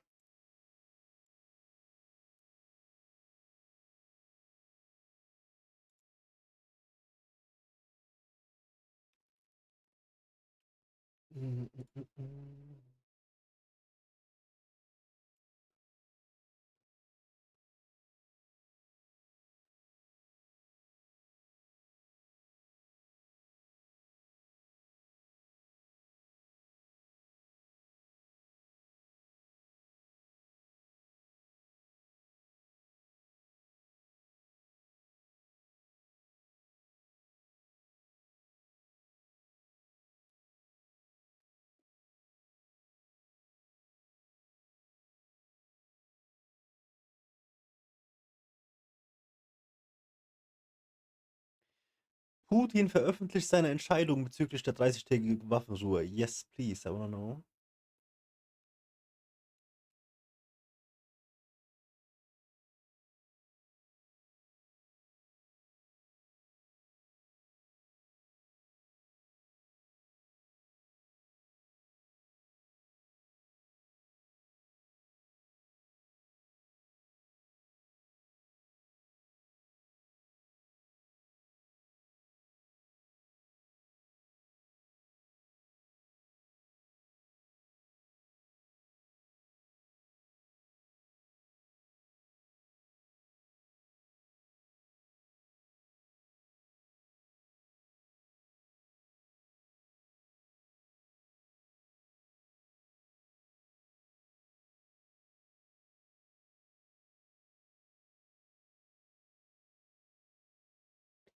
Putin lehnt Waffenruhe ab. Trump ist stinksauer. Oh oh, okay. Dritter Weltkrieg. Also, wenn Trump jetzt offiziell weiter Ukraine hilft, dann ist er somit gegen Putin. Wenn Putin jetzt Nein sagt, dann wird er jetzt gegen Ukraine fighten und somit auch gegen Trump fighten. Ja. Was haben die Saudis gesagt?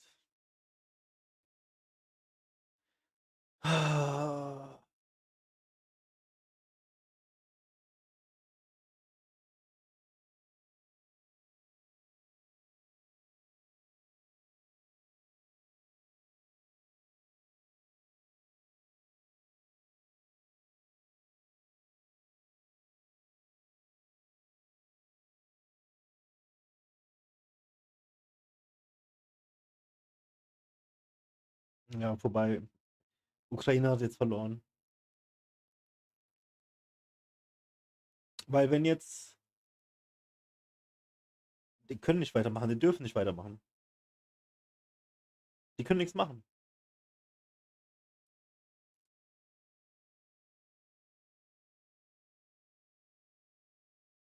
Ja, super.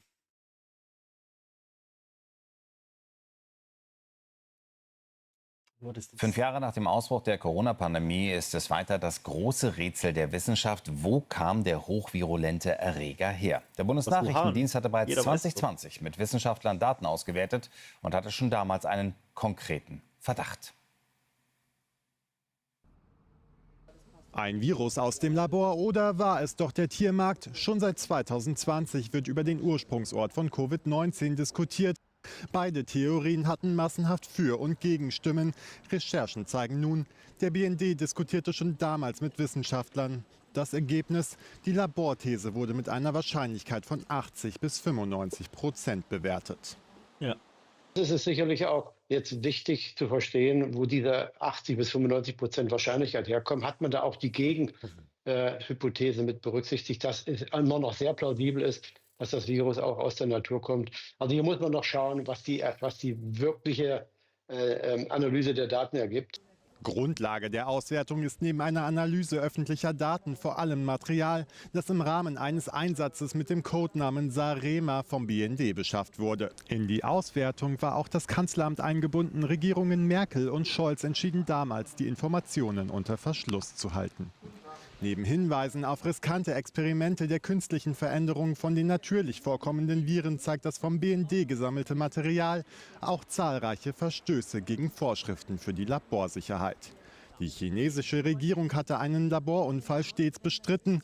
Die Herkunft des Virus gilt als hochpolitisch. Eine Delegation der WHO hatte schon im Januar 2021 Wuhan besucht, hatte jedoch nur eingeschränkten Zugang. Was das genau für Material sein soll, das belegen sie nicht. Darauf gehen sie auch nicht näher ein. Und das wäre eigentlich genau das Interessante, weil ja schon viele Teams dahin gereist sind. Die WHO war da, amerikanische Nachrichtendienste waren da, französische Forscher waren da. Alle haben versucht, Material zu bekommen. Allen ist es nicht gelungen. Die Veröffentlichung der BND-Einschätzung ist nicht die erste. Bereits im Januar hatte die CIA vermutet, dass das Virus aus einem Labor stammt. Das weiß jeder schon seit 5 Jahren. Das weiß jeder. Ihr habt es nur vertuscht.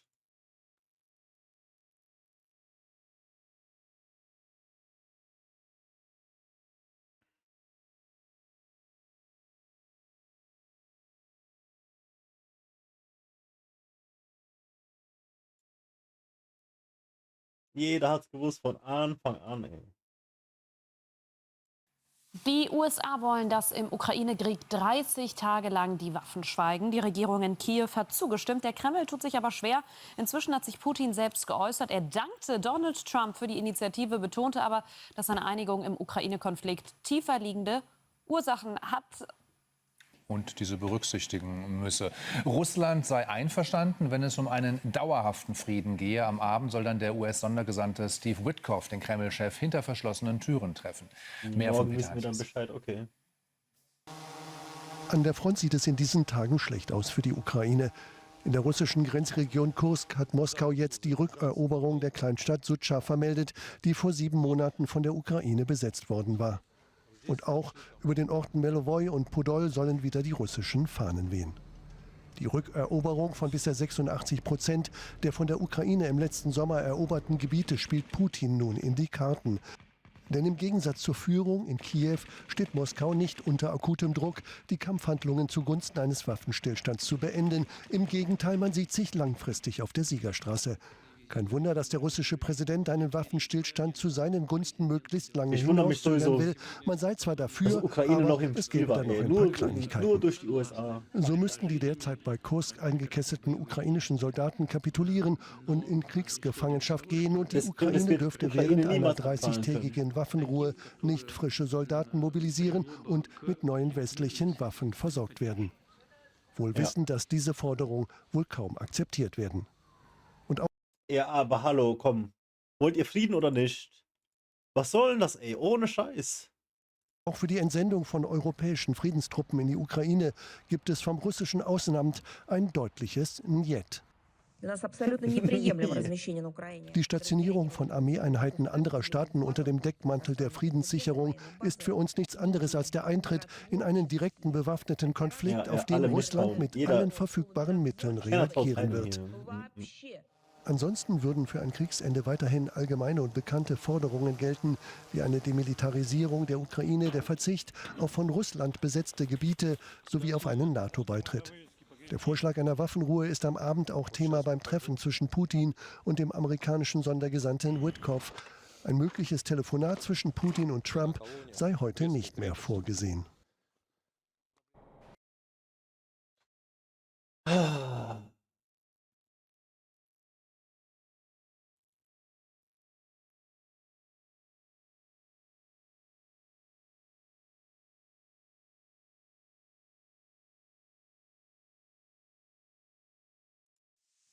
Tja, und dann weitere. Ist schon die Oberstufe, dann wird die Stufe beiseite gedrückt und das Ganze beginnt zu. Oh, Starship ist explodiert, das habe ich gar nicht mitbekommen. Krass.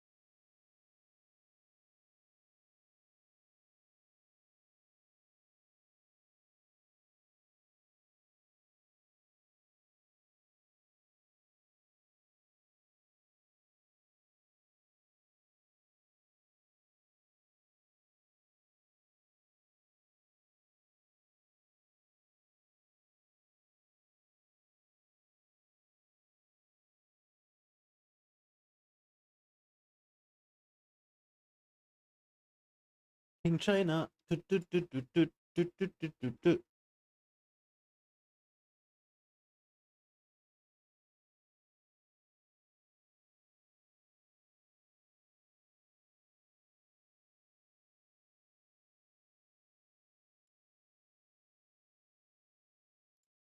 I added so many new videos.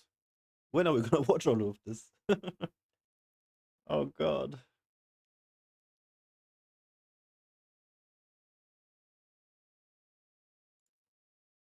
This is the best way to remove copyright claims on your People that get videos. locked in cages in the woods and starved to death almost. We have more crime than New York City and LA combined. You better stick. I'm gonna watch this now.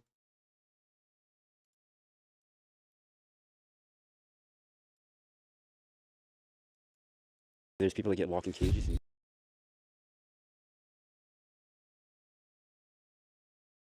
King China.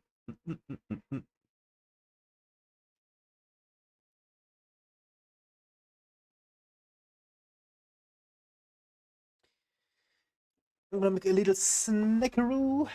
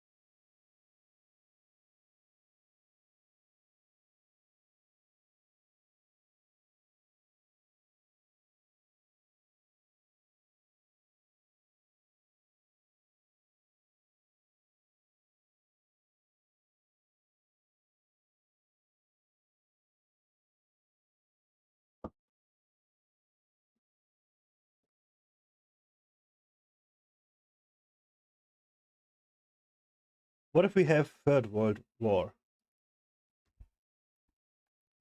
And everybody dies.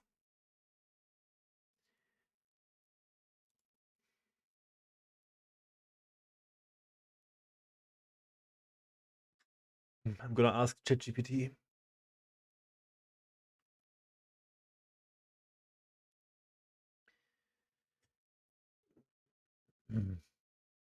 Hello, hello? Can you hear me? Hey. Yes, I can hear you clearly. Let me know what you need. Hold on, let me make you louder. Sure, take your time adjusting the volume. Just let me know when you're ready, or if there's anything else I can help you with. Okay, wir sprechen auf Deutsch. Klar, kein Problem. Lass mich einfach wissen, wenn du etwas brauchst oder wenn Okay. ich dir bei etwas Was sagst du zum Waffenstillstand zwischen Ukraine und Russland?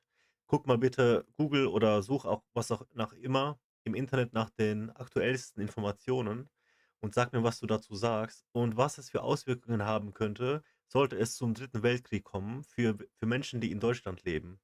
Was denkst du, was könnte passieren in den nächsten halben Jahr bis zu 2 Jahren?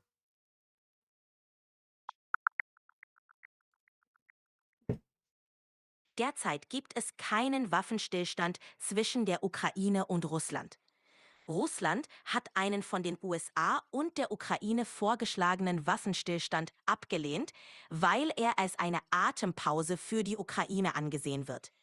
Der ehemalige deutsche Außenminister Joschka Fischer warnt davor, dass Putin versucht, den verlorenen Weltmachtstatus Russlands wiederzuerlangen, was nicht nur die Ukraine, sondern auch westliche Länder betreffen könnte. Russland betrachtet die Stationierung ausländischer Truppen in der Ukraine als direkten bewaffneten Konflikt und lehnt dies ebenfalls ab. Falls es in den nächsten 6 Monaten bis 2 Jahren zu einem dritten Weltkrieg kommen sollte, könnten die Auswirkungen für Menschen in Deutschland gravierend sein. Das könnte von wirtschaftlichen Unsicherheiten und Versorgungsengpässen bis hin zu Sicherheitsrisiken und möglicherweise sogar militärischen Auseinandersetzungen reichen. Deutschland würde in einem solchen Szenario vermutlich eng mit seinen NATO-Partnern zusammenarbeiten, was die Sicherheit erhöhen könnte, aber auch die Gefahr einer direkten Beteiligung erhöhen würde. Es ist wichtig, die Entwicklungen weiterhin genau zu beobachten und sich auf verschiedene Szenarien vorzubereiten. Die politische und wirtschaftliche Stabilität in Deutschland könnte von der internationalen Diplomatie und der Stärke der Bündnisse abhängen.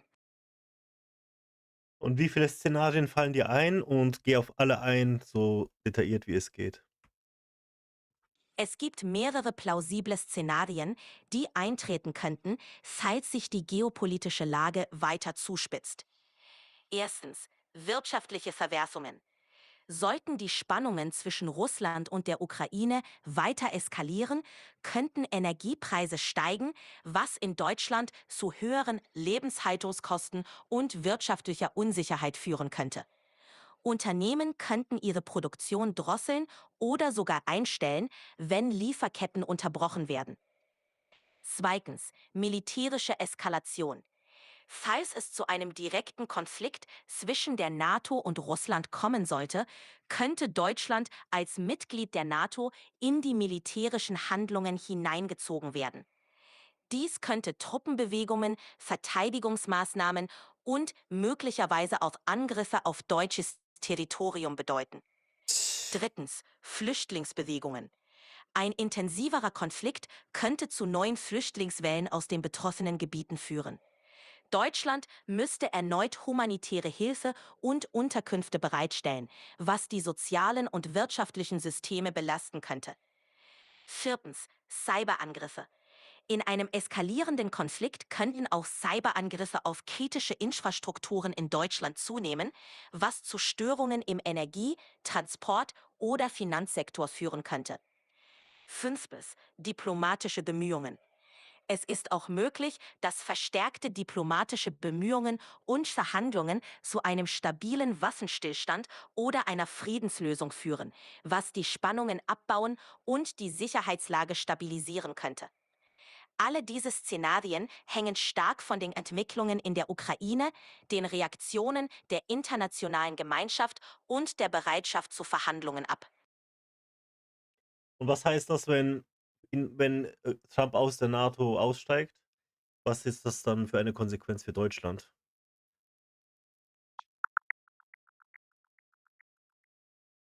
Falls die USA unter Präsident Trump aus der NATO austreten würden, hätte das gravierende Konsequenzen für Deutschland und Europa. Ohne den militärischen Schutz der USA müsste Nichts geht Deutschland... ohne USA. Verstanden. Ohne die militärische Unterstützung der USA würde Deutschland vermutlich größere Investitionen in die eigene Verteidigung und in die europäischen Sicherheitsstrukturen vornehmen müssen. Es könnte auch zu einer stärkeren Zusammenarbeit mit anderen europäischen Ländern führen, um die kollektive Sicherheit zu gewährleisten. Deutschland müsste wahrscheinlich seine Verteidigungsausgaben erhöhen und mehr in eigene militärische Kapazitäten investieren, um eine mögliche Bedrohung abzuwehren und die eigene Sicherheit zu gewährleisten. Das könnte auch eine Neuausrichtung der deutschen Außenpolitik und eine intensivere Zusammenarbeit mit europäischen Partnern wie Frankreich oder Polen bedeuten. Ja, das hört sich ja schon nach dem Szenario an. Weil es werden ja jetzt schon 500 Milliarden beiseite gelegt für das Militär. Also die Leute gehen wohl davon aus, dass das passiert, oder? Genau. Es sieht so aus, als ob man sich in Deutschland und Europa bereits auf eine mögliche Reduzierung der US-Unterstützung vorbereitet. Die Tatsache, dass bereits erhebliche Summen für die Modernisierung und Stärkung der Bundeswehr zurückgelegt werden, deutet darauf hin, dass man die Verteidigungsfähigkeit auf ein höheres Niveau bringen will, um unabhängiger von externer Unterstützung zu werden.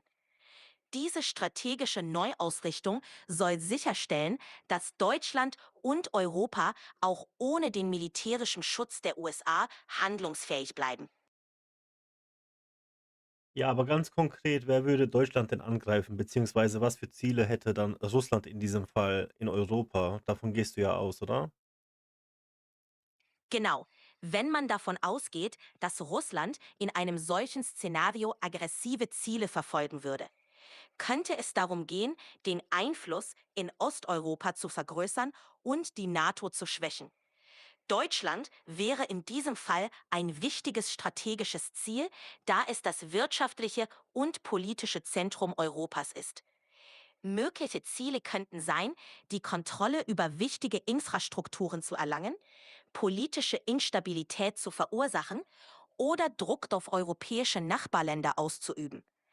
Allerdings wäre ein direkter Angriff auf Deutschland extrem riskant, da dies eine massive Reaktion der gesamten NATO hervorrufen würde. Ja. Deswegen absolut, das wäre ein enormer Schritt. Und deshalb sind direkte militärische Aktionen gegen Deutschland eher unwahrscheinlich. Viel wahrscheinlicher wären geopolitische Manöver, um die EU zu destabilisieren oder den Einfluss der NATO in Osteuropa zu reduzieren. In jedem Fall würde das bedeuten, dass Deutschland und Europa insgesamt mehr in ihre eigene Sicherheit und Verteidigung investieren.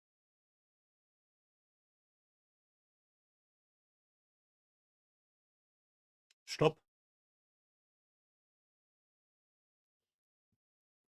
Stopp.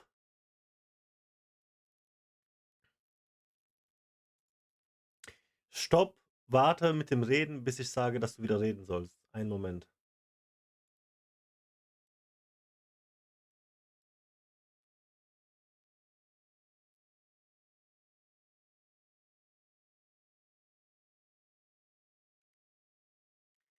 Ich hatte eben eine Art Disconnect oder so. Deswegen muss ich kurz den Stream neu starten.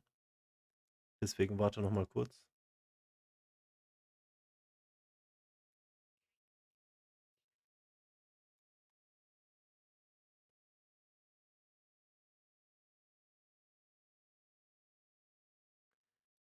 Okay. Alles klar. Gib einfach Bescheid, wenn du soweit bist.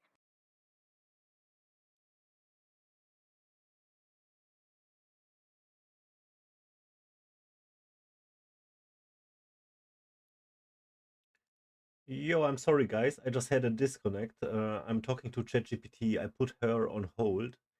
In just a moment, I'm gonna tell her to repeat what she said to me. It's a little scary. Alles klar. Ich bin bereit, dir die Informationen noch einmal zusammenzufassen, wenn du soweit bist. Sag einfach Bescheid und ich wiederhole es gerne für dich.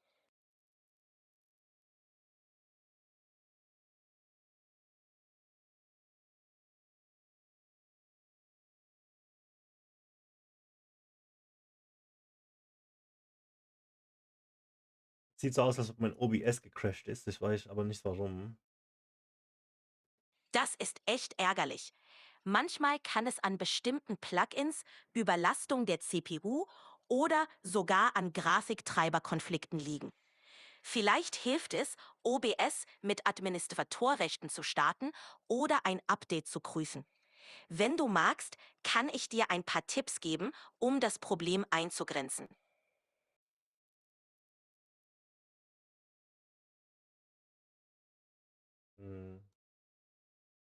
Kein Stress.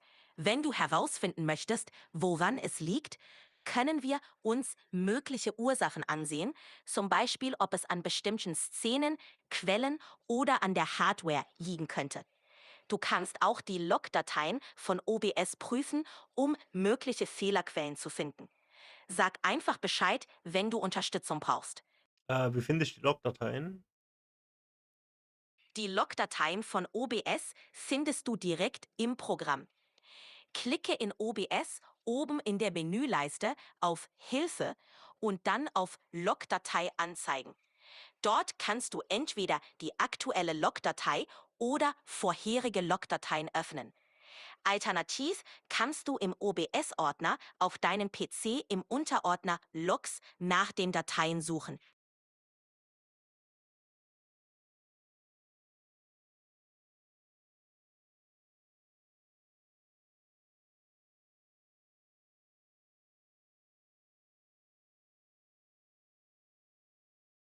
Okay, ich habe hier die Logdatei Ordner aufgemacht. Soll ich dir jetzt eine Datei davon geben? Ja, das wäre super. Wenn du mir die neueste Logdatei zeigst oder den Inhalt kopierst, kann ich nach möglichen Fehlern oder Warnungen schauen. Das hilft uns, das Problem besser einzugrenzen.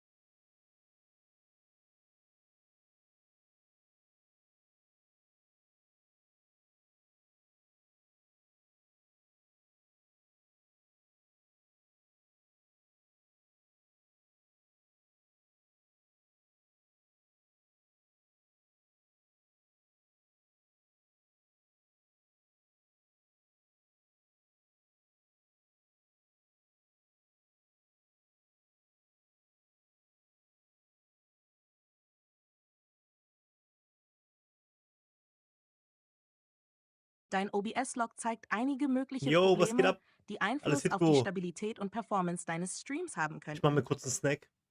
Wichtige Fehler und mögliche Lösungen. 1. Unclean Shutdown erkannt. Safe Mode Unclean Shutdown detected. OBS wurde möglicherweise unsauber beendet. Falls du oft Abstürze hast, könnte das auf ein Speicher- oder Treiberproblem hindeuten.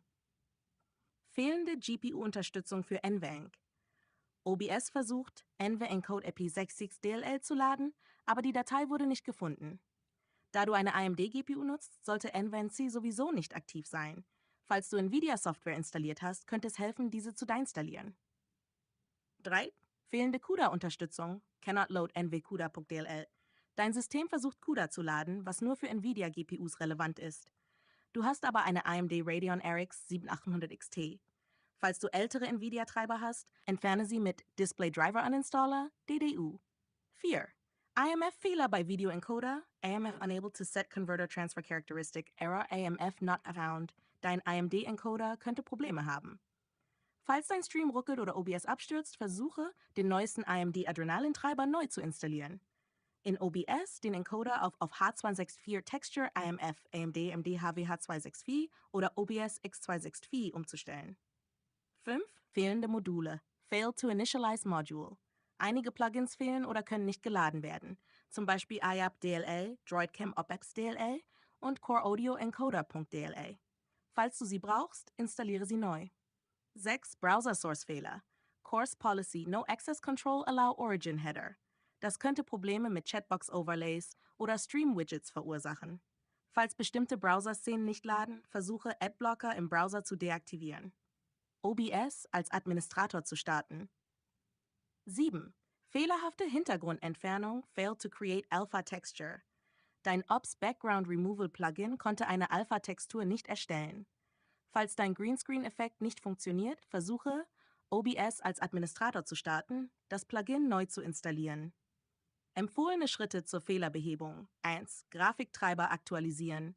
AMD Adrenalin-Treiber neu installieren. Falls du jemals eine Nvidia-GPU hattest, nutze DDU zur vollständigen Entfernung. 2. OBS als Administrator ausführen. Das könnte einige Probleme mit Plugins und Encodern lösen. 3. Nicht genutzte Plugins entfernen. Okay, wir sind wieder da. Wiederhol nochmal, was du gesagt hast zu Putin und dem Dritten Weltkrieg.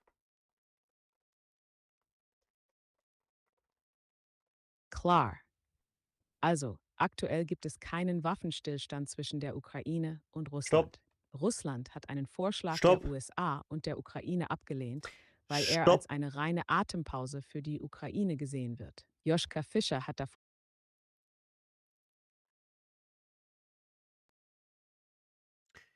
Nein, ich meine das, wovon du geredet hast, bevor wir über OBS geredet haben.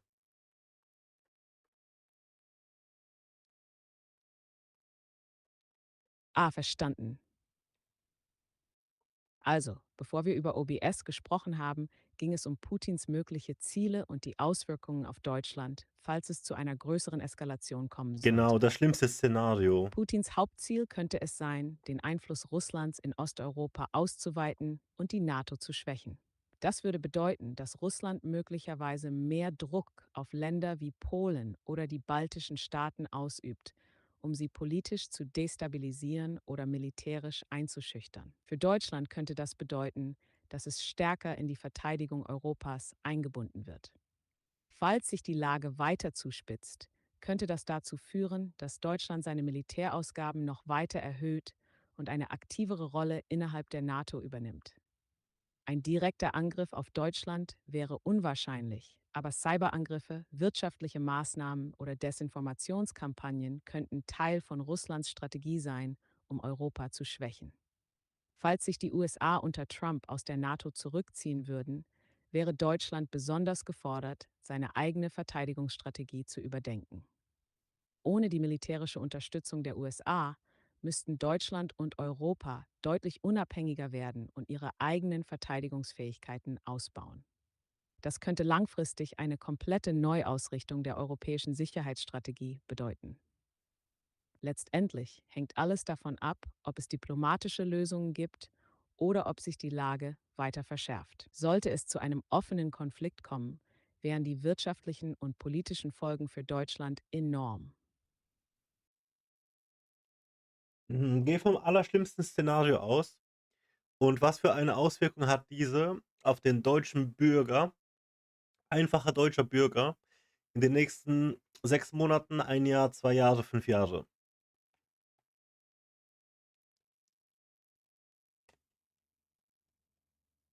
Alles klar. Dann gehen wir vom schlimmsten möglichen Szenario aus. Ein direkter militärischer Konflikt zwischen der NATO und Russland, der sich zu einem dritten Weltkrieg entwickelt. In den nächsten 6 Monaten. Zunächst würde es wahrscheinlich eine massive Mobilmachung geben. Deutschland würde seine Streitkräfte stark aufrüsten und möglicherweise eine Wehrpflicht oder eine Art Ersatzdienst einführen. Es könnte zu Panikkäufen kommen, was leere Supermarktregale und steigende Preise zur Folge hätte. Cyberangriffe auf Infrastruktur wie Strom, Wasser und Banken wären sehr wahrscheinlich. Große Städte könnten von ersten Versorgungsengpässen betroffen sein, besonders bei Energie und Lebensmitteln. Die Medienlandschaft würde sich drastisch verändern. Überall Kriegsberichterstattung, massive Propaganda auf beiden Seiten. Nach einem Jahr sollte der Krieg andauern, wären Wirtschaft und Gesellschaft tiefgreifend verändert. Die deutsche Wirtschaft würde stark leiden, insbesondere durch den Wegfall von Handelspartnern und Produktionsstörungen. Viele Menschen könnten ihren Job verlieren, weil Unternehmen schließen oder ihre Produktion umstellen müssen. Preise für Lebensmittel und Energie wären extrem hoch, möglicherweise mit Rationierungen. Es könnte erste Luftangriffe oder Raketenangriffe auf strategische Ziele geben, besonders auf Militärbasen oder wichtige Infrastruktur wie Flughäfen oder Kraftwerke. Zivilschutzmaßnahmen würden verschärft mit regelmäßigen Evakuierungsübungen und Luftschutzbunkern. Nach 2 Jahren, falls sich der Krieg noch immer hinzieht, wäre Deutschland kaum wiederzuerkennen. Städte könnten teilweise zerstört sein, insbesondere strategische Zentren wie Berlin, Frankfurt oder Hamburg. Die Bevölkerung würde massiv leiden. Lebensmittel wären knapp, die medizinische Versorgung überlastet und Millionen von Menschen wären möglicherweise auf der Flucht, entweder innerhalb Deutschlands oder ins Ausland. Die NATO wäre entweder stark geschwächt oder hätte sich weiter militarisiert. Es könnte sogar einen Atomkrieg gegeben haben, mit verheerenden Folgen für Europa. Selbst wenn Deutschland nicht direkt getroffen wird, würden Strahlenwolken oder radioaktive Fallout-Zonen ganze Regionen unbewohnbar machen. Nach 5 Jahren, im absoluten Worst-Case-Szenario, wäre Deutschland ein völlig anderes Land. Falls es zu einem nuklearen Austausch gekommen ist, könnten große Gebiete unbewohnbar sein, mit Millionen Toten. Falls der Krieg konventionell geblieben ist, wäre Deutschland wirtschaftlich, politisch und gesellschaftlich am Boden. Die Regierung wäre entweder extrem militarisiert oder durch eine Kriegsverwaltung ersetzt worden. Es gäbe vermutlich eine hohe Zahl an Veteranen, Flüchtlingen und zerstörten Städten. Die gesamte Gesellschaft wäre geprägt von Kriegswirtschaft, Zwangsarbeit oder massiven Einschränkungen der persönlichen Freiheit. Falls der Krieg bis dahin beendet wäre, würde ein jahrzehntelanger Wiederaufbau beginnen, ähnlich wie nach dem Zweiten Weltkrieg. Europa wäre wahrscheinlich ein völlig anderer Kontinent mit neuen Grenzen, neuen politischen Systemen und einer völlig veränderten Weltordnung. Natürlich ist das ein Worst-Case-Szenario. In der Realität würden viele Faktoren eine Rolle spielen, wie internationale Diplomatie, das Verhalten der Supermächte und ob es zu einem totalen Krieg oder nur begrenzten Konflikten kommt. Aber wenn es tatsächlich eskaliert, wäre das Leben für den normalen Bürger in Deutschland kaum noch wieder zu erkennen. Okay, nehmen wir an, Ukraine wird jetzt übernommen und Russland ist geil auf noch mehr Länder. Was für ein Land würde er als nächstes anpeilen und weshalb?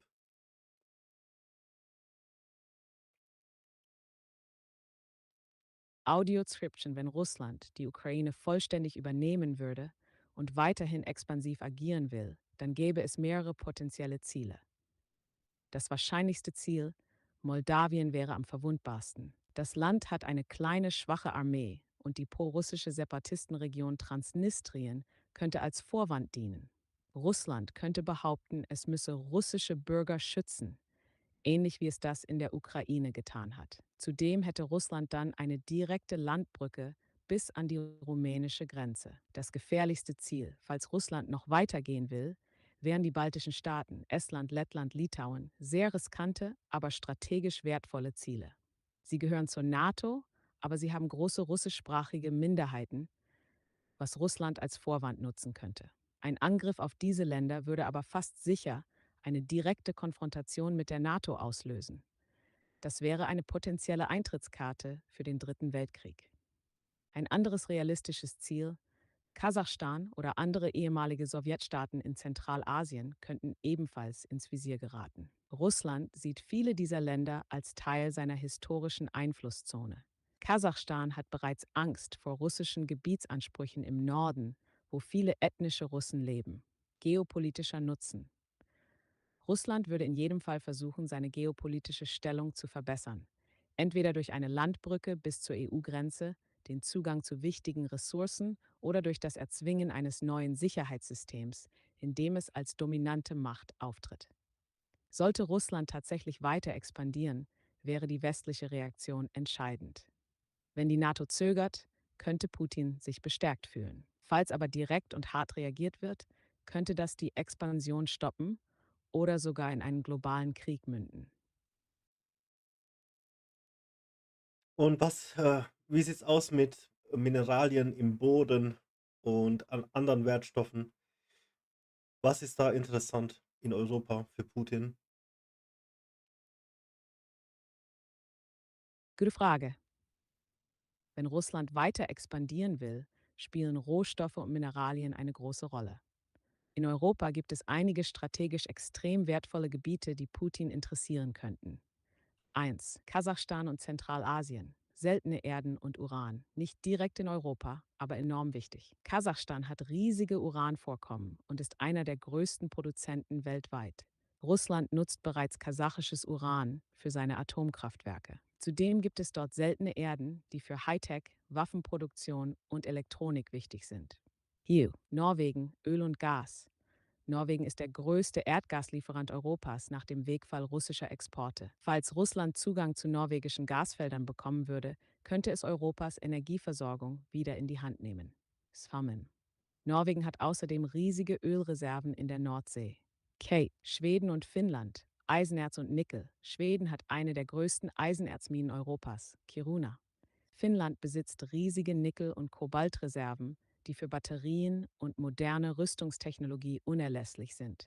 Mit der Kontrolle über diese Ressourcen könnte Russland seine eigene Rüstungsindustrie massiv stärken. Ukraine. Getreide, Lithium und Titan. Die Ukraine ist nicht nur wegen der landwirtschaftlichen Flächen wichtig, sondern auch wegen riesiger Titan- und Lithiumreserven. Titan wird für Flugzeugbau und Waffen benötigt. Lithium ist entscheidend für Batterien, also extrem wichtig für Elektroautos und moderne Kriegstechnik. Deutschland, Hochtechnologie und Industrie, nicht wegen Rohstoffen, aber wegen Know-how und Industrieproduktion, wäre Deutschland für Russland ein interessantes Ziel. Viele der Hightech-Firmen, die Russland für moderne Waffen oder Maschinenbau bräuchte, sitzen hier. Irland, Rumänien, seltene Erden und Gold.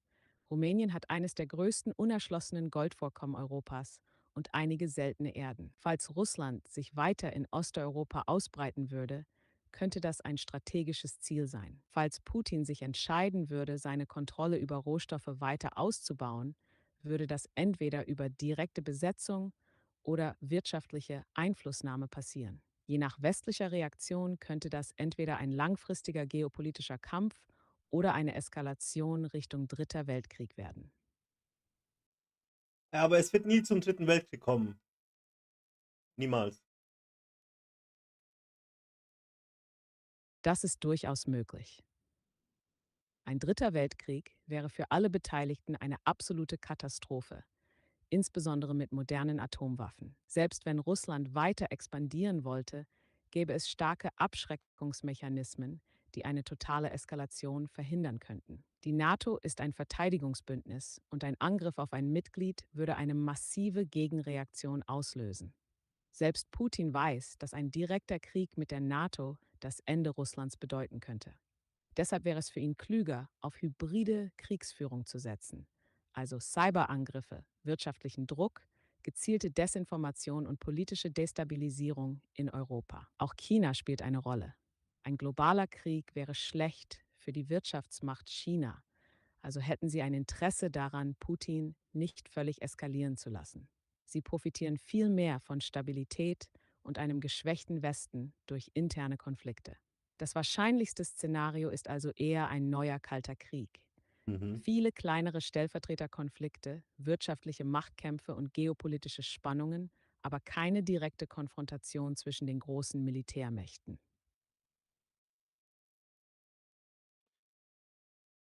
Ja. Also ich habe nicht wirklich Angst vorm Dritten Weltkrieg. Aber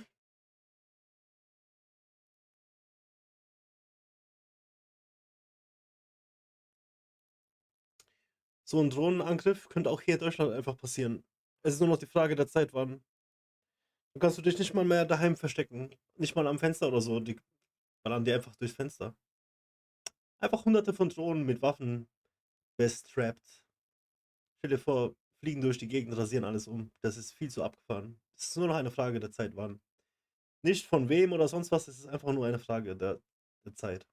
Das kann jeder sein. Die Leute werden ihre Hände dran an diese Sachen kriegen.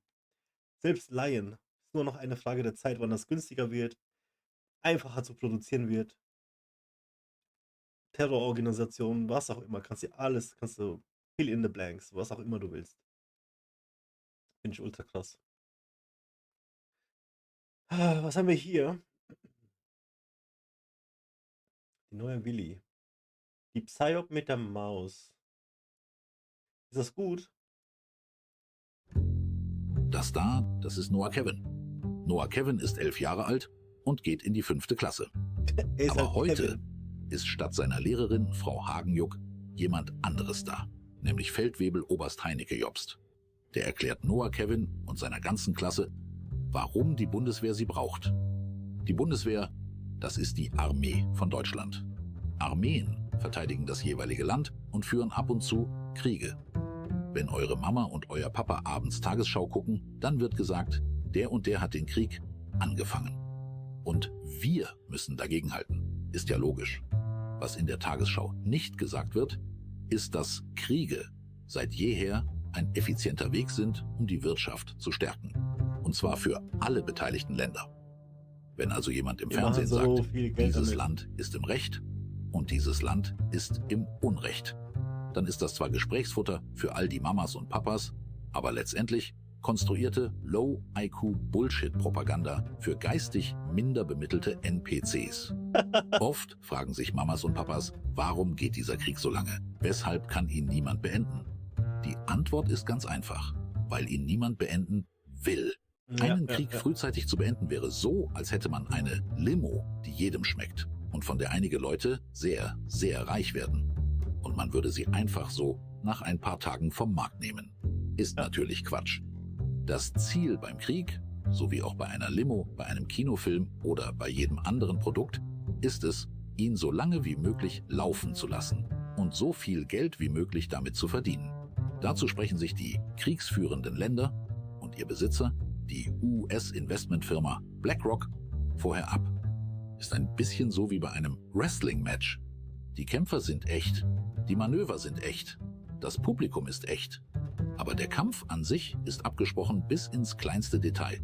Nun ja, außer dass bei einem Krieg leider oft Millionen von Menschen sterben. Aber das ist für die Menschen, die daran verdienen, also die Rüstungslobby und viele hochrangige Politiker und Entscheider, ein notwendiges Übel. Noah Kevin weiß von alledem selbstverständlich nichts. Und auch wenn er es wüsste, sollte er davon lieber nichts öffentlich sagen. Denn gerade in Deutschland gilt, wer auf böse Machenschaften hinweist, der ist irgendwie böse. Grund hierfür ist eine jahrzehntelange Konditionierung der Bevölkerung durch psychoideologische Indoktrination. Denn würde die Wahrheit darüber ausgesprochen, würde das ganze schöne Geschäftsmodell in sich zusammenfallen. Deshalb diffamiert man die Leute, die darüber reden. Also sorgt dafür, dass sie ihre Arbeit verlieren, steckt sie in eine geschlossene Psychiatrie oder snipert sie. Speziell hierfür haben regierungsnahe Thinktanks, also Denkfabriken, eigene Kampfbegriffe entwickelt. Zum Beispiel Verschwörungstheoretiker oder Desinformation. Wobei man ja eigentlich bloß möchte, dass weniger Menschen sterben. Aber so läuft das eben. Wer das Geschäft stört, wird unschädlich gemacht. Bis zum nächsten Mal, Kinder.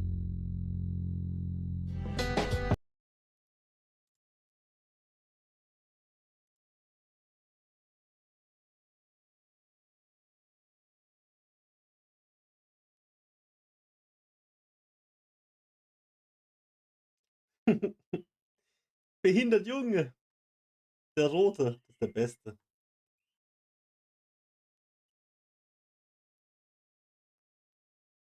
Da draußen sind Kinder am Schreien, was dort. Das wird interessant, ey, was da noch passiert. Die armen Menschen, man, so viele Tote.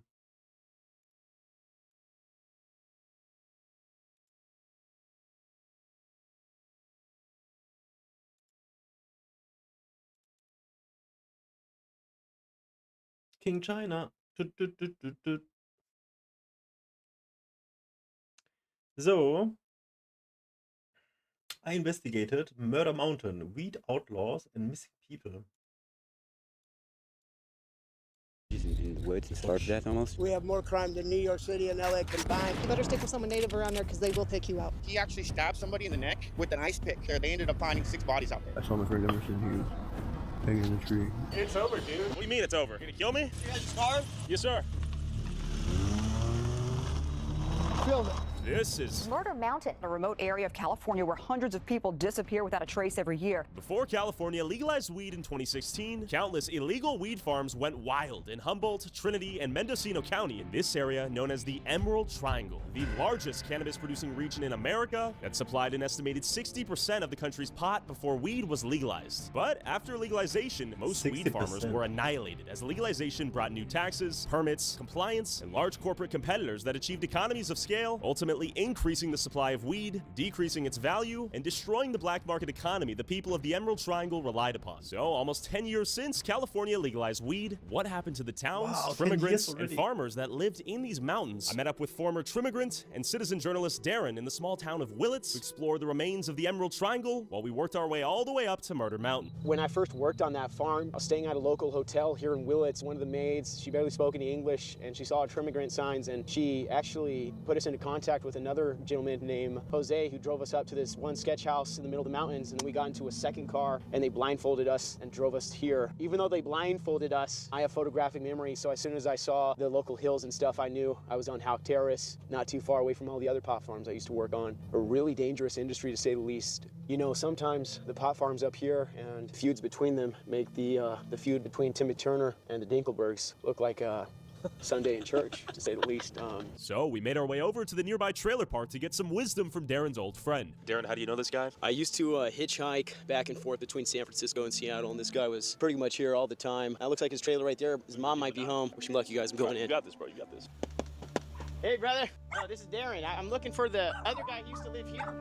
Johnny died. Johnny died? Johnny died 3 years ago. They shot him or what? No, he had that brain tumor. Some assholes took him over to the fucking house, and because he was smoking meth. They said that he had a seizure in the bathtub. Dude, so Johnny died. Okay, let's just get out of their hair then. But the gentleman said he's willing to maybe do an interview. I'm here with? Thomas Ortega. So why do so many people go missing out here? They say they need 1,000 people to trim. They'd send out 40,000 flyers. Here at Safeway, at the end of the summer, you hardly see anybody that speaks English because the trimming gets coming to town and everybody speaks French and Russian and all these different languages. From Europe? Oh, they're everywhere from Europe. They come here in hopes of getting trim jobs. They can't get any, so they're stuck in Garberville. And there's hundreds and hundreds of little tiny roads that disappear out into the hills, and they go for miles and miles and miles and miles. Some people are really bad because they're out there cooking, and it gets real dodgy out there. So you don't go roaming around. When did you notice the cartel presence out here? When you start seeing signs along those roads that everywhere about buying houses for cash, people that buy homes and they'll buy cash, and they set them up for grow houses. Okay. You know, I don't know if it's cartel or I don't know if the cartel even makes. I don't know what they do around here. The town there between Lincoln and Point? Garberville. Leggett. You'll start seeing signs on stores of people that are missing and stuff. Yeah, but mainly in Garberville. We're thinking about going to Covello to die. Any advice? Oh my God, Covello's bad. Covello, just be careful in Covello. It's all reservations. The state put, at one time, they must put like 6 or 7 different tribes in Covello. And then sit there and they fight it all out. So they fight between themselves. They're all gang members and they all fight. And they kill people and put them in trunks and set them on fire and they shoot people. And it's a bad, bad road. It's a bad area to stop. It's a bad area to go in. And it's the Wild West out here, huh? They had a road saying you could go to Fort Bragg. But once you get out so many miles, the roads turn to numbers. And there's no more roads. And if you don't know where you're going out there, you end up in some sketchy, weird places. I want to go steelhead fishing out there in the Mill River, but I won't drive out there. All right, brother, you got me nervous now, but appreciate the intel. So we begin our trek up to Garberville, but real quick, you make videos but don't have any time to make shorts or clips to help promote them? With every streamer and YouTuber using TikToks, Reels, and YouTube Shorts to get discovered, with Opus Clip, you can create high-quality shorts with the power of AI. You just copy the link of your video, search opus.pro, paste the link in, let Opus work its magic, and boom, you have 10 clips in minutes. And there's so many of these now. Anything feature to search for any specific moment. I want to also sign up in one. Automatically turn them into clips. No need to hire an editor and no need to edit yourself. But they are no AI magic, and you'll have shorts ready to upload. But the question if you do is, a manual how one good like is this, their it's AI okay. editing? And are these clips even good? I want you to try it for yourselves. Take this video, paste the link into Opus, and make your own clips of this video. Use opus.pro to edit your short, put YouTube Tyler Oliveira in the video description, tag at Tyler Oliveira, upload the short, and I'm going to send $1,000 to whoever's short has the most views by the end of this week. Thanks, Opus, for helping me clip my videos. Back to Murder Mountain. But on our way out, I noticed this mysterious Masonic temple. Masonic? This is where. Oh, hell no. This is where the Trimmergrants come. Come on, let's lock it. Yeah, they're up there. They're squatting. You see the lights? Actually, is that even real? Holy shit, there's people up there right now. That's a little creepy. Honestly, I'm getting a little creeped out here. So this is where Trimmergrants passing through, people coming down from the mountains, they stay here. You guys know who's in here? Oh, what the f***? This guy's fucking famous. What's up, man? We saw some homies in there with the lights on. We're like, yo. And we waved, and then they turned the light off and closed the window right over here. We think they're chill. They may be passive. They may be violent. I've never seen people there, though, huh? No. Darren's going up there right now. Hey, Darren, be careful, eh? Terrible idea. What are your thoughts on the weed industry out here? I mean, it was big before. It's kind of dead now. Yeah. You don't really hear much about that, but like, growing up, it was a big thing. There's a lot of stories you hear up at. We're trying to learn more about the dark side of the cannabis industry. You have any thoughts? Dark side of the cannabis industry, go to Covello. You should go up to Covello if you really want to. Like, what is it? It's called Covello. That's where I hear the most stories, though. Okay. So you know, you go to Covello, you better stick with someone native around there because they will take you out. When I lived up there, there were wars. Are the tribes at war right now? So they were last time I was up there. And you want cops? I had to threaten someone's life to a cop because they told me they'd show up the next day for a situation that happened with my kid. So I said, if you don't, he'll be dead and you'll be here in 2 hours anyway. So they showed up. It takes them 2 hours to get there in a situation where they know someone's going to die. When they told me, oh, we'll wait till tomorrow to do something about that, I said, you either come now or you're going to be coming in 2 hours because this hatchet in my hand's going to be taken off his head. We hear a lot of people are getting killed out there. It was where there's like every month there was someone dying, if not more than someone. Who's killing them and why? It's population control. The Covellians, they like the money. They really lose on the loss of their family members. I mean, it's like the Indians are getting treated really bad again. Tell us what we should look out for. Definitely the cops. If you don't have your back on them, then the town won't trust you. Maybe if you had a gun, hand it to them. Give them the gun. Yeah. because I doubt if they'll shoot you, they'll enjoy the gun. That's what they told me when I got there. Give us your gun. If you go steal us a gun, then you can stay here with your brother in 8th grade. You were in 8th grade? Yep. Yeah, they're going to kill me and kill my brother too. Have you been to Kovala? No. Okay. Have you heard of Murder Mountain? Yeah. What do you know about it? Not much to talk about. What do you mean? Just not much to talk about. You don't know much about it, or people kind of zip their mouths when they think about it? We hear it, why talk about it? What do you mean? Exactly what I said. Kovala. Das war ein Spaß. That's what I keep hearing. And it sounds like, Darren, we're going to have to head up there, find a native contact, and see what's actually going down. But first, we're headed to Alder Point. And rumor has it, lots of illegal weed farms out there, I think. Is that accurate? I would say the best weed on earth is grown on Murder Mountain. You know, I've been over on a couple farms over there and stuff. There's some people that, you know, are bad people, you know, and they're doing some trafficking up there and everything. There's a lot of wholesalers coming from the East Coast, you know, because, you know, we got the best weed, you know, better than Colorado, Oregon. We're headed into the belly of the beast, if you will. We're going to Murder Mountain. Do you have any advice for us so as to not end up on the news? Okay, so a lot of people are going to have guns and everything, you know, they're going to have all types of guns, you know. Before we make it to Alder Point, aka Murder Mountain, we first have to spend the night in Garberville. My friends and I, we used to camp down here at the Eel River. They found a woman's body burnt alive in a refrigerator. Used to be a lucrative thing. You'd get paid per pound you trimmed up. They'd give you a couple $100, and now you're lucky to make it out with your life at the end of the season. And then I stumbled upon these weed farmers walking around the parking lot who agreed to an interview before I went to bed. Where are we at right now? Garberville, California, Emerald Triangle. What do you do out here? Pretty much a little bit of everything, from growing the beautiful marijuana plants to getting it ready for sales. So you're not a trimmigrant? Right, not a trimmigrant. Yeah, I'd rather grow it and hire the trimmers than, we're the farmers out here. We're farmers. So how long have you been growing weed out here? 22, 23 years now. How has the weed industry changed since the legalization of weed? There's not really no money to be made anymore. There's nothing really to do with pot anymore unless you're selling to the clubs. It's not even worth to water your plants. They're asking like ridiculous, like $25 a pound, and before it was like at $2,000. Tell me about your role hiring the trimmigrants and where these trimmigrants are from. I try to stay away from anybody new. It keeps everybody safe. If they have experience, then take them up someplace, to work, of course, and test them out there. And then if they're good enough or can do a lot, not complain, and ship them off to another boss and just try to keep the circle going. So I hear some of these trimmigrants are in like indentured servitude type situations. Is that common? How should I put this? There is some scary things up here. Yeah. Like it's not all just hey, peace, love, and hair grease. You gotta watch yourself if you're working up on the hills. It sounds like after the weed was legalized, this whole town's economy collapsed in on itself. The town is dead. They're suffering right now. They are definitely pinching pennies, and when they find them, they're Krass, die haben so viel mehr Geld gemacht, Alter. 100-mal mehr Geld. 100-fach. Von 2K auf 20. Morning. You can still see the moon out there. My brother, question for you. I wonder if you can tell me a little bit of history about the town. Would you be down to tell me a little bit about the before and after since the weed legalization? No, can't. Oh, okay.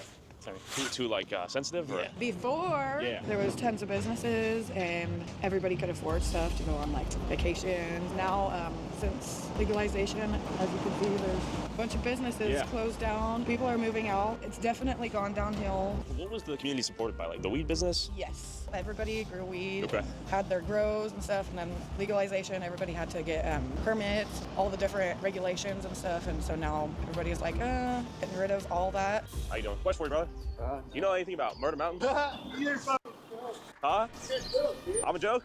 Yeah, Murder Mountain, a joke. We're trying to figure if most of it's like myth or bullshit, you know what I mean? Where you from? I'm in Esto. Okay, go back home. What's the situation with people going missing out here? A lot of it was to do with the weed, people getting, like ripped off or getting worked, and then, we're not going to pay you, you'll just go missing. Like we're talking workers on some of these farms? Yes. And other things, because there's other, other drugs and whatnot. But oh, hell no. All right, I'm telling you, it's over, dude. What do you mean it's over? Don't fuck. You're gonna kill me? No, I ain't gonna kill you. All right, what are you talking about then? It's a scam, dude. Wait, that's what we're trying to learn, though. We're trying to figure out. It's up there, so don't fucking go and of some young kid, and then the dude who owned the dog, because the kid was like, I'll kill your dog, Sure. And he ended up getting shot and killed. The kid? But even like right here on the bluffs, people have gotten thrown off, jumped off. God damn, okay. Right over the guardrail onto the river. Because there's been multiple people to where everybody has to do their own like vigilante research and justice and trying to find their family members. And there's been a bunch of people that I have known that are gone. Nobody knows. All right, brother. Where you gonna be, on YouTube or Facebook? Hopefully Facebook. Oh, scam book? Okay. I'll see you there. Hell yeah, brother. Can I ask your thoughts on Garberville? How about I ask you to get off my property? This is private property. You need to leave now before you trespass. So this is the Garberville laundromat. Growing up, hitchhiking across the country, it would rain nonstop every day, all day, all night. Our clothes would be soaked, we'd be wet. This is one of the few places you can go get your clothes dried up here. We were talking to a gentleman out there about Murder Mountain, and he got pretty aggressive immediately. What's going on with that? It's not over yet. I thought it was over. Murder Mountain? Yeah. That's what we're trying to figure out. How much of it's fiction versus fact. Yeah, I don't call it Murder Mountain. I call it Adultery Point. Okay. Have you heard of anybody going missing lately or any bodies being found along the river? Have you seen Bigfoot by chance? Yes, all three actually. Tell us a little more. My main thing is that there's a bunch of dead animal carcasses. As far as humans, you know, we always find out with humans. I mean, we keep track of our people. And then it just seemed to progress. Every time you go in the supermarket, it seems like there's fresh meat, you know? And then that freaks you out, like, is it humans also that are, you know, like, you know... The meat was a little sweet, wasn't it? Yeah. You know, I've traveled the world. I've met thousands of people from all walks of life, from every corner of the globe, and I can't shake the feeling that that woman was a cannibal back there. You know, it's... All right, cut, yo. We're gonna head up to Redway and then to Alder Point. We are getting closer and closer into the heart of Murder Mountain. As we drove higher into the foggy mountains and closer to Alder Point, I spotted these people camping in the woods off the side of the road and wondered if they knew anything. We're gonna walk up this mountain right now and just say what's up. Keep it chill. Just be friendly. Hey, yo. Loud, make your presence known. In case we see a few camps up here. Hey, hey. Anybody up here? How's it going? Morning, brother. I'm a friend. May I approach? I have no guns or anything. Hey, sir, how are you? We're trying to talk to some farmers out here and some trimmers. Do you work out here? I used to. I've been working a long time. Is that after like the legalization of weed? Yeah, pretty much. Die kämpfen nicht, die leben hier. The black market.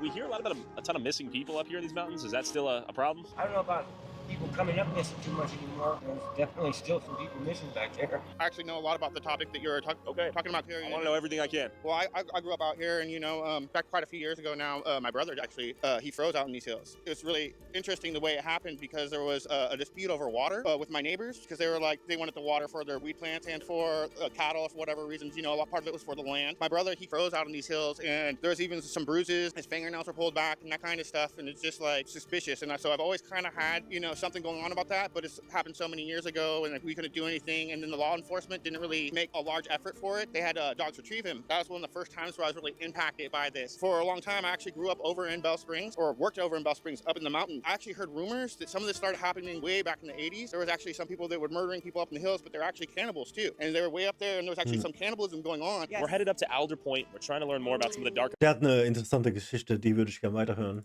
underbelly of these mountains. What should we know? That you're going to be in and out of cell phone range, and that people here don't really warm up to strangers. Yeah, I'm a bit concerned that you're going up Alder Point. I don't know if you watched the series Murder Mountain. There's a lot of missing persons up here. Get asked to work and they never get paid, and they demand payment, and then they just get shot and killed and buried in someone's backyard. What's the craziest thing you guys have heard about here? That Ryan Tanner pretty crazy. Yeah, I mean, wasn't there cannibalism? I don't know about cannibalism. Jesus. But Tell me about Ryan Tanner. he at least killed one friend of ours for sure. Serial killer out here or what? Supposedly, yeah.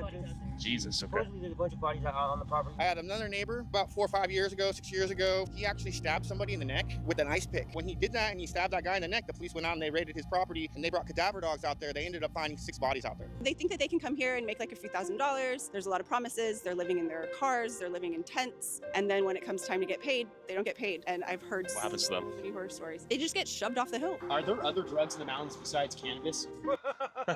It's people getting carried away because they get this money and then they start using drugs, and then their brains stop working, and so then they turn violent or whatever. Do you think the police do a good job at maintaining control of the situations out here, or are they kind of hands off? That's part of what the problem is. They're all rookies. They're all being trained up here. And so this is just a training ground for most people. There's a few officers that do a good job, but besides that, there's just too much area for them to cover. If you call the police, it's going to take them at least an hour to get to your house, depending on where you live. May I approach? I'm a friend. I come bearing gifts. I mean no trouble. He's gonna get us killed. You got a cute little dog there. Brian, my name is Tyler. Thanks for coming out here, brother. How many years you been out here?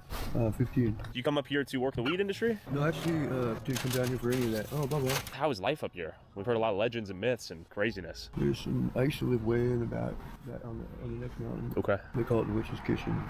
There's some really crazy here. I seen this thing called the Wendigo. You've seen the Wendigo? Yes. Can you tell me how it looked? I've heard of the Wendigo. It's really huge. It had a deer skull on its face, and it was really gnarly. That sounds scary as fuck. I noticed along the drive up here, there were a lot of Sasquatch, Bigfoot statues. Have you ever seen Bigfoot? I've never seen Bigfoot. Okay, one time I got chased up the hill down over there by Ravenscliff. I can't say I saw it, but it was just like an outline. You know what I mean? And like silhouette. Something moving, and the dogs were all barking, going crazy. could have been a person. Sure. But there was a vehicle, and we actually drove by this vehicle. It was probably like 5 or 6 years ago, and this vehicle was on fire. There was actually 2 people inside of it. The people were burned in the car. They were covered in gasoline. I'm pretty sure they caught the person that did it. So when weed was legalized, people lost a ton of money out here. The communities were destroyed overnight, or what? When I first came here, this place was like the majestic, and it was just like, yes, it was amazing. I mean, so many people here. I mean, I could go to the brass rail and like party every night, you know. And down by the river, there'd be like little festivals. Yes, it was beautiful here. It was amazing. I saw the aftermath. I've seen the aftermath of like quite a few of my friends. Financed by illegal drug money. I saw my friend Emerson. He was hanging in a tree. Yeah. Hanging in a tree? Yeah. You think that's some form of retribution out here? I saw my friend Sarai floating face down in the river, you know. Jordan Rose was tossed over a cliff. And, I mean, I could go on and on and on. My friend Dave was found the next day, you know, on a trail, right? If you guys are going up there with the camera and stuff, and ask people if they mind, you know, if you film, I wouldn't go very far up there. Just be careful. Don't fucking go up there. Okay. Ryan, thank you so much, brother. Be safe out here. After nearly everyone we spoke to expressed concern for our safety, we had ascended to the legendary Murder Mountain, Alder Point. But real quick, I'd be like, going down the road, you fuck. if you want to support our boots on the ground independent journalism that is not bought and paid for by like a complete ghost, Tyler Oliveira for less than $5 a month.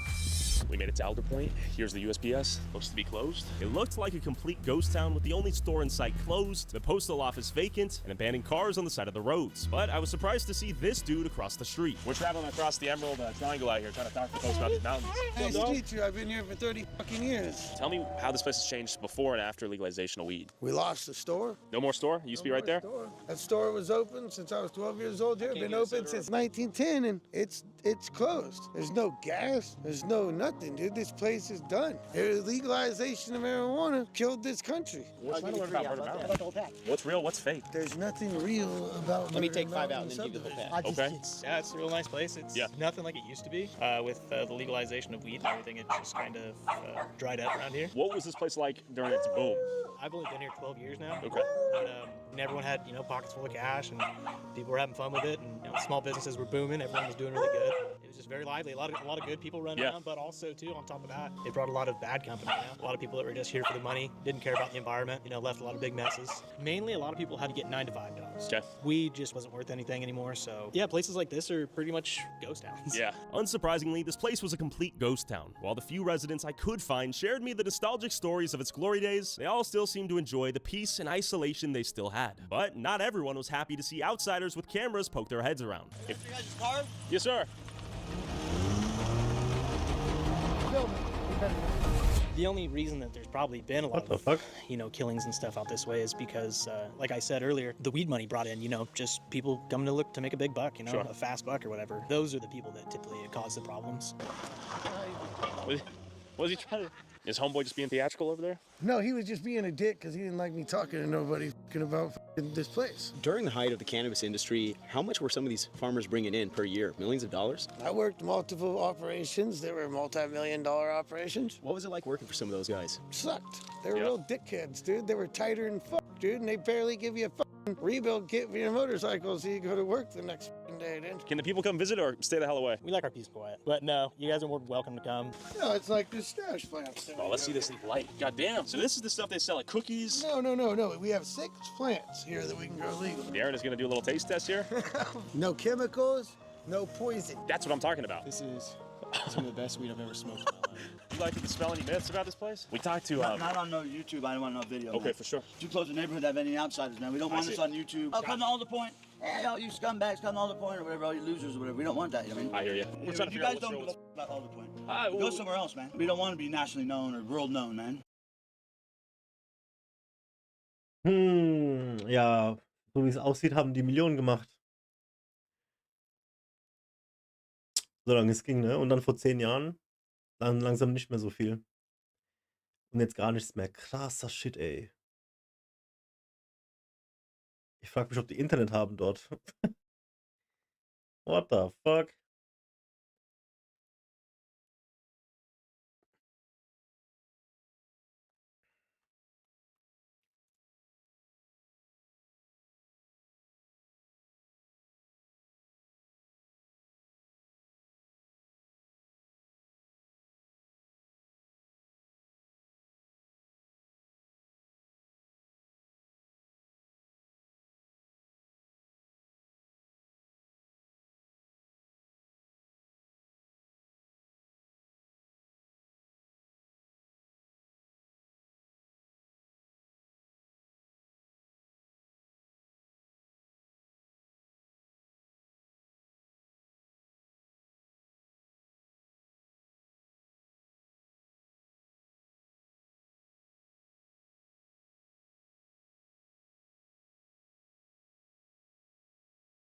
Google have actually Google's new humanoid robots are incredible. Gemini 2.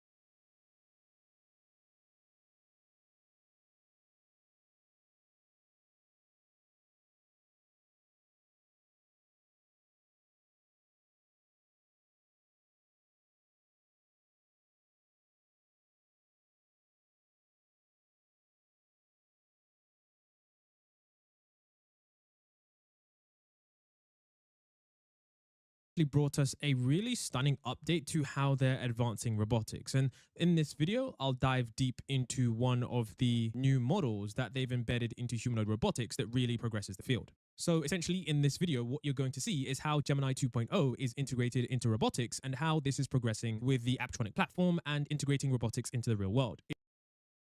Okay, also die packen jetzt die KI in den Roboter, in den Körper. Ja, wir kriegen immer mehr das Ganze alles zusammengesteckt. Und als Endprodukt kommt dann Detroit Become Human zu uns. Ja, in den nächsten 5 bis 10 Jahren, allerspätestens. It's truly interesting because these robots are now at the stage where they're able to do a lot more than previous iterations. I'm sure some of you may have seen Google's previous ones before, but the update here is truly, truly impressive with the ability of these robots to reason about the physical world. We're bringing Gemini 2.0's intelligence to general-purpose robotic agents in the physical world. Look at this. To be helpful, robots need to be interactive, responding live to your actions and your voice.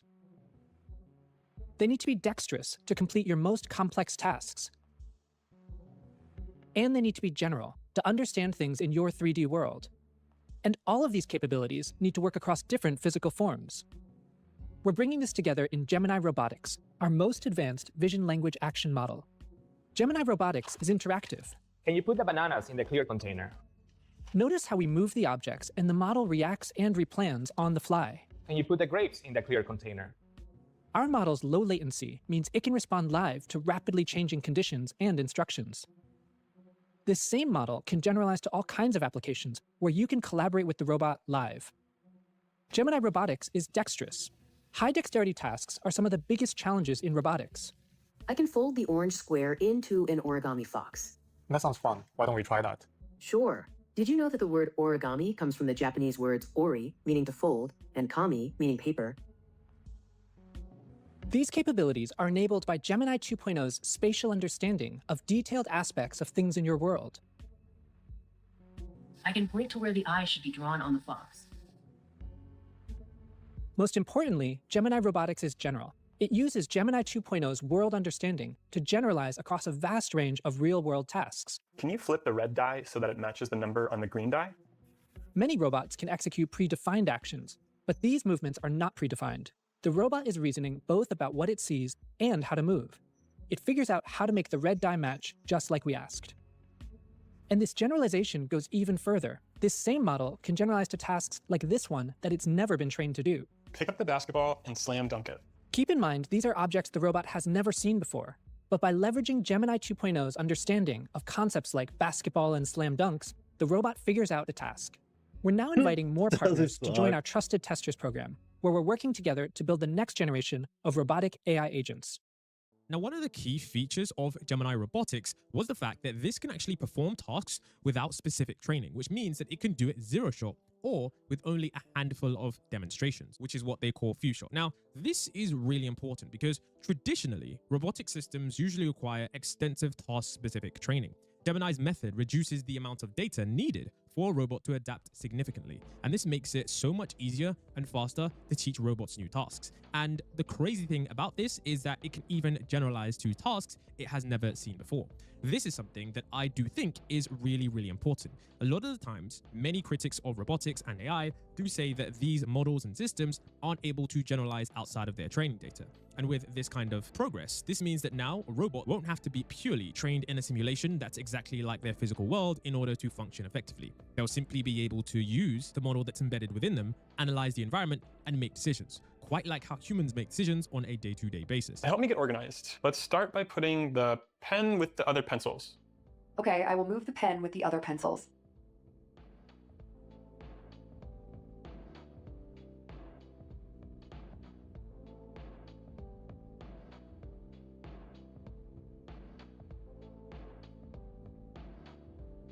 Pick up the basketball and slam dunk it. Okay, I will pick up the basketball and slam dunk it through the net. Good job.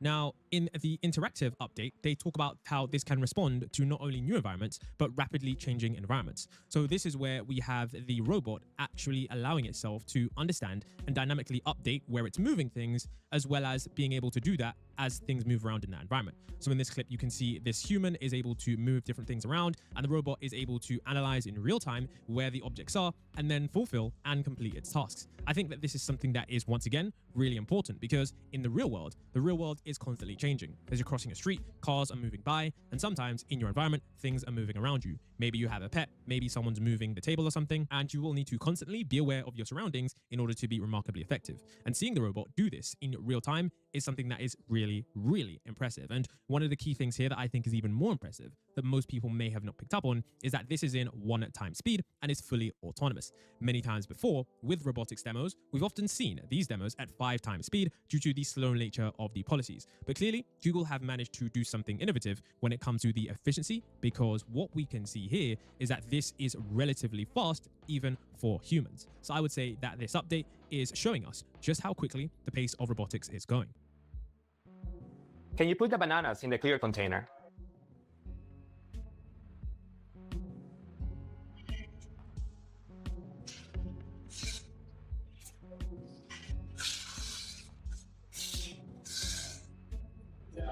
Can you put the grapes in the clear container?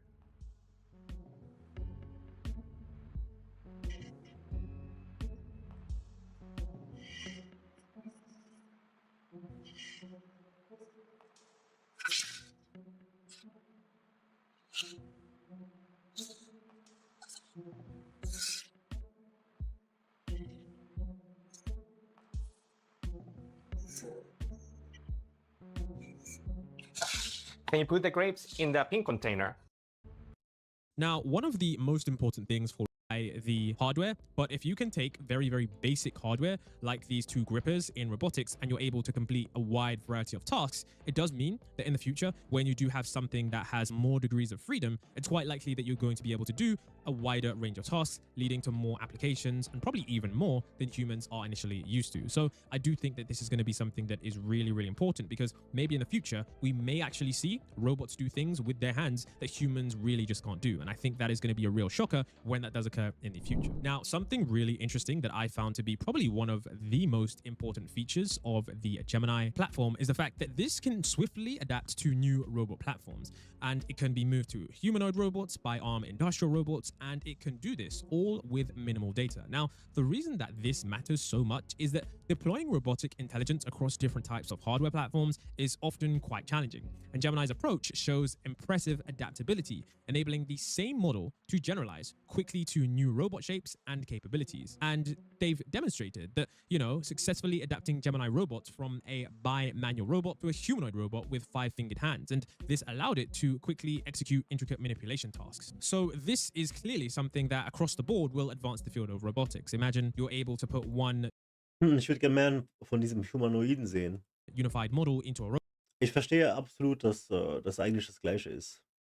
Und das sollte nicht irgendwie als, keine enabling Ahnung, the same model by manual robot to a humanoid robot with 5 das hier sollte nicht weniger respektiert werden, dass die das hier schon drauf haben. Es geht dann nur noch darum, das an einen humanoiden Körper quasi zu befestigen. Und dann haben wir es. Ist nicht mehr lange. And capabilities. And they've also introduced Gemini Robotics ER, which is a VLM, a vision language model with an unprecedented ability to deeply understand the physical environment through enhanced embodied reasoning. And this map, affordances, for example, ER demonstrates state-of-the-art. Das ist schon krass.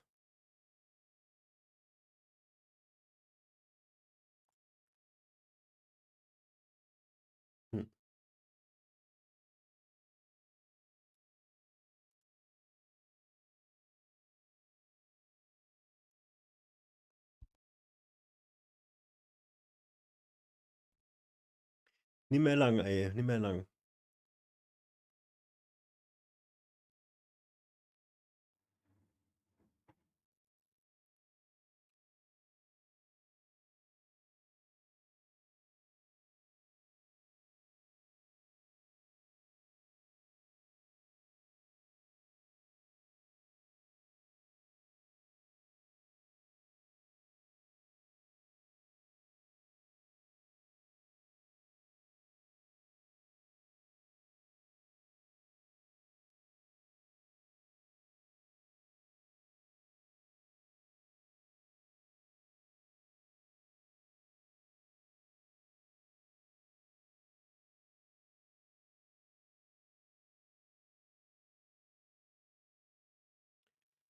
Wo bist du hier?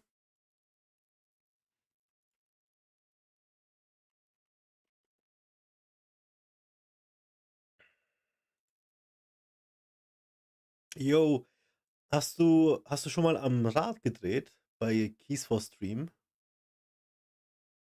Da gibt's so ein Glücksrad, kennst du das?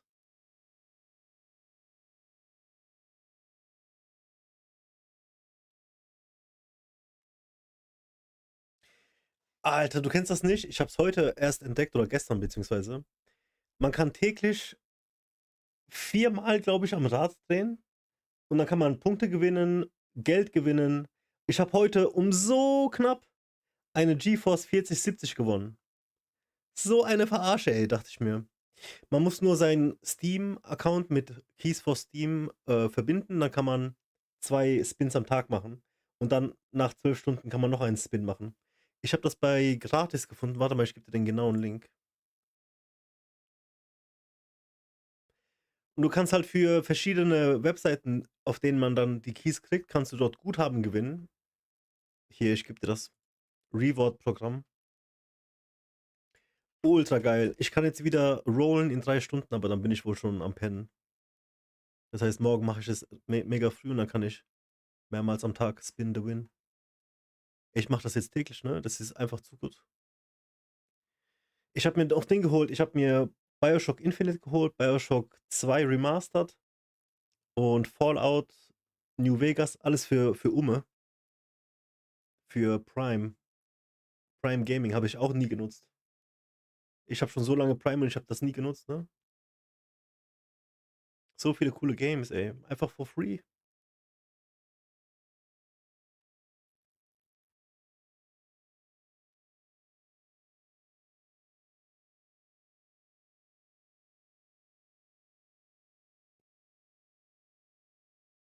Echt? Wie?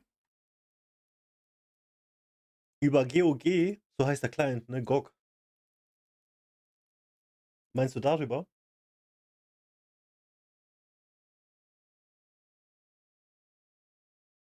Mhm.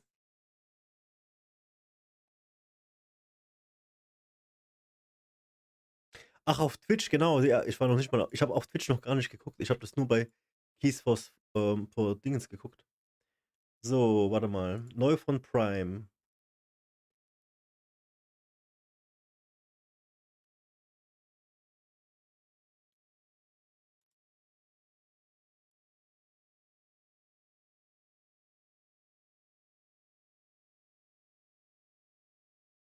Ja, hier sind einige, die habe ich noch gar nicht gesehen. Also die werden bei dem anderen nicht aufgeführt. Cool, Alter, what the fuck? So viele Games. Alles für Umme. Und wo sehe ich das rückwirkend? Also wo sehe ich die älteren Spiele?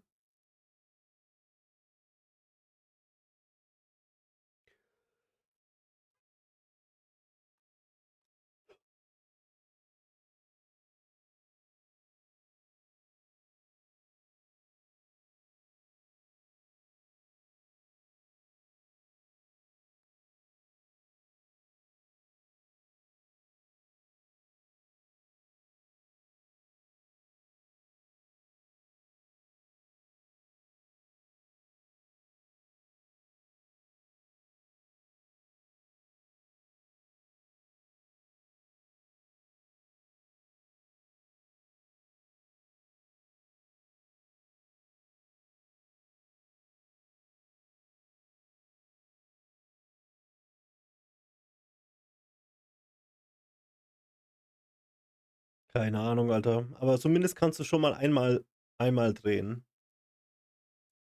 Dreh mal, sag mir, was du gewinnst. Ich habe dann jetzt zweimal Punkte gewonnen.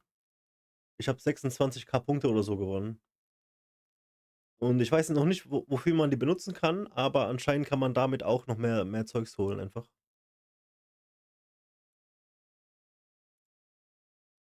Und einfach jeden Tag. Viel zu gut.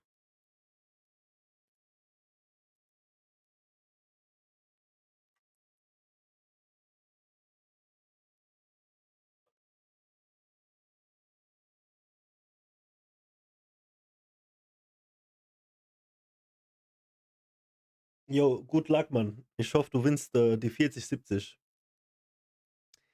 Der wurde so richtig langsam bei der 40-70 und dann war er im Feld und ich so, und dann geht er so drüber. Ich so, Alter, leck mich, das ist doch bestimmt abgekartetes Spiel. Ich hab's nicht geglaubt, ne? Ich hätte die verkauft.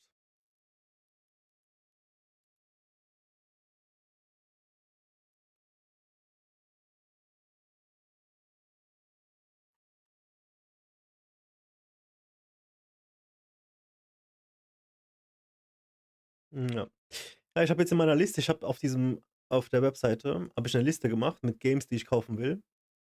Ich habe 48 Games in der Liste und mehr als die Hälfte ist unter 10 Euro.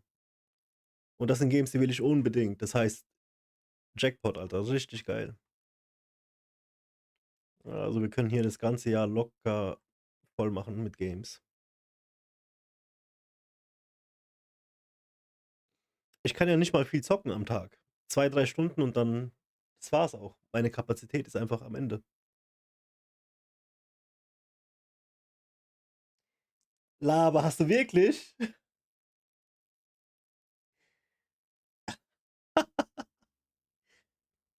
Geiler Scheiß. Wirklich jetzt?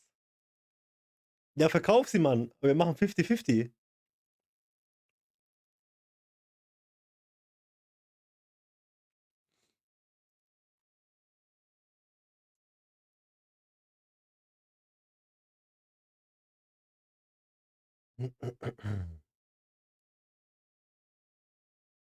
War ein Feld von der, ey, ohne Scheiß, das ist doch fake, Mann. Die faken.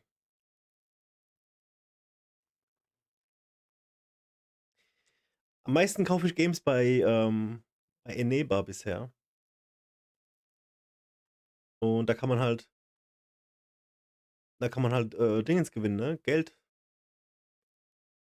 Wenn du so einen Zehner gewinnst, das sind 2 Spiele. Wie gut ist das denn, Mann?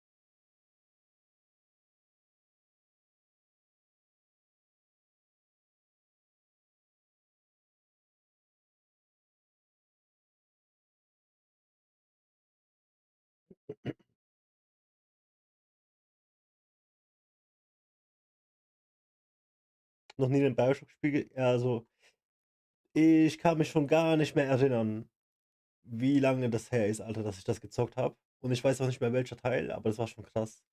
Also schon guter Horror. Und man hat ja auch irgendwie verschiedene Enden und so. Hat mir schon gefallen. Und da werde ich mich auch dann irgendwann mal wieder reintasten.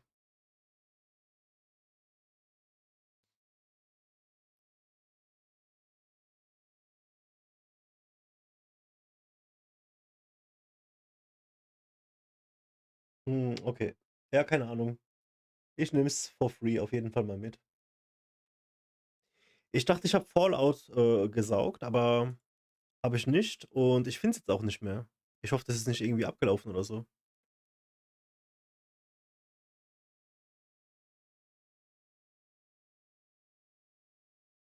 Einen Bot? Redest du vom Plugin?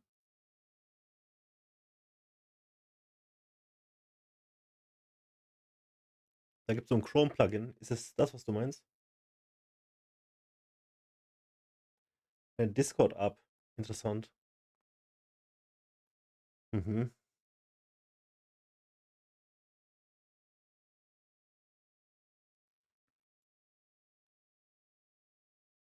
Hier, Punkte ausgeben. Ah, Alter. Wenn du auf Punkte ausgeben gehst, zum Beispiel hier GTA 6.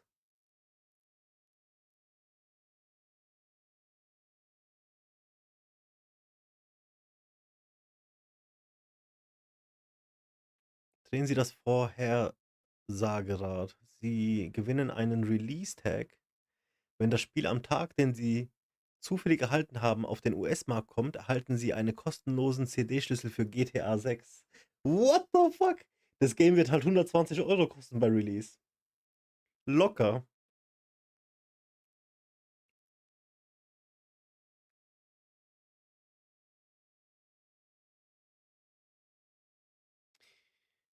Okay, um zu spinnen, braucht man 1.000.000 Punkte. Bezahlt doch keiner. Bist du verrückt, Alter? Die können sich das locker leisten, dass das 120 kostet. Guck mal, Blizzard, jeder neue Titel kostet nur 100 €. Die Deluxe-Version zumindest. Und GTA, Rockstar Games wird das Gleiche machen, Mann. Die wissen, die Fanbase wird es einfach aufslurpen. Maximal 69,99. Nein, das ist locker über 80 €, so kann ich mir vorstellen. Aber trotzdem, 69 ist schon, also 70 € ist schon viel zu abgefahren.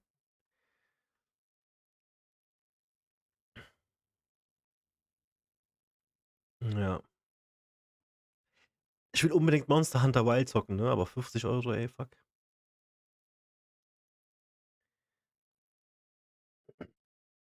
Im September. Mhm. Ja, ich habe gelesen, Winter dieses Jahr. Ja.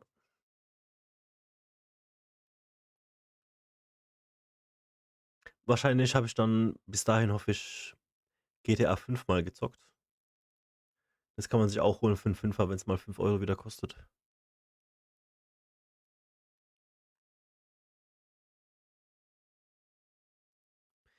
Also, wenn du 1.000.000 Punkte hast, kannst du Spin the Wheel.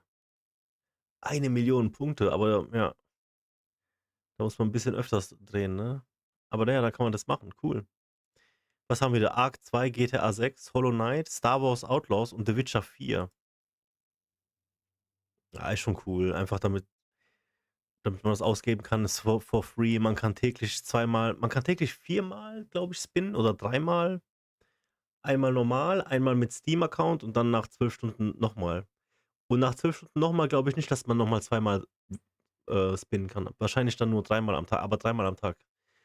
Weil's for free ist schon heftig, ey. Und das machst du halt einfach nebenbei, ne? Einfach im Browser, zack. Das mache ich jetzt täglich als Daily Quest. Bis ich die 40, 70 gewinne.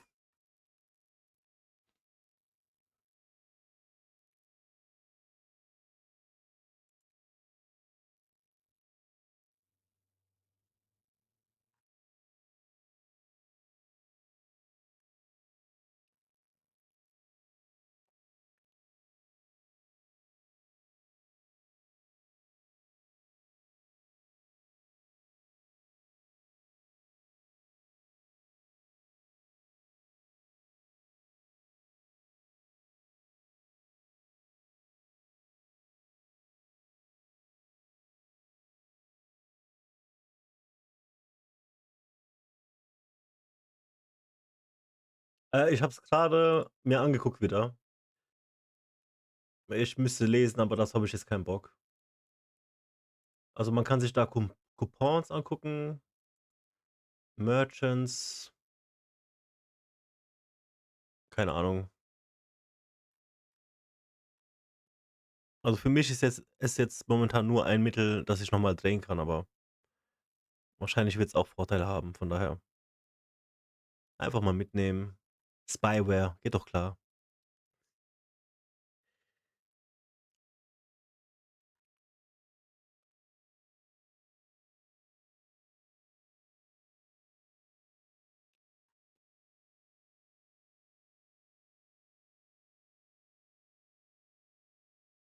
Ja, genau. Beim Checkout hast du dann Coupon oder so. Mhm.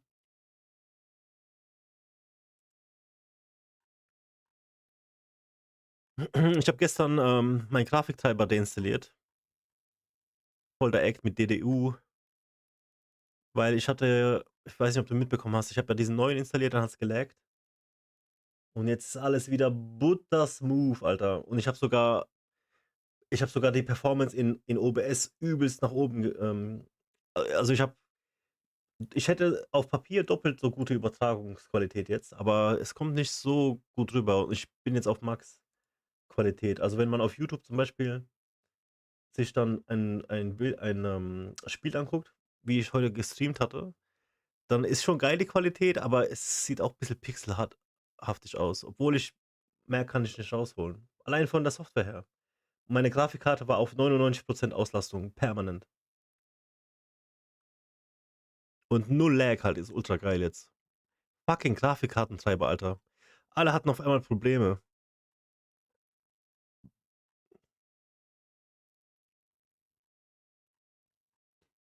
Und ja, jetzt ist alles cool. Voll gut. Vorhin aber einen random Crash gehabt, als ich mit ChatGPT gelabert habe. Keine Ahnung warum. Ja.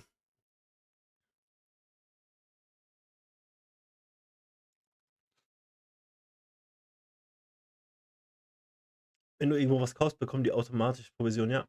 Ey, am Sonntag mache ich World of Warcraft Arena Cast. Nachmittags irgendwann. Wollte ich dir sagen, vielleicht interessiert dich das, weil du bist ja auch so ein WoW-Mensch.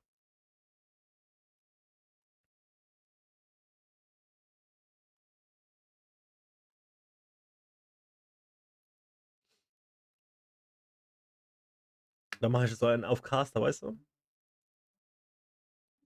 Vom Gamer zum Coach. Das wird lustig.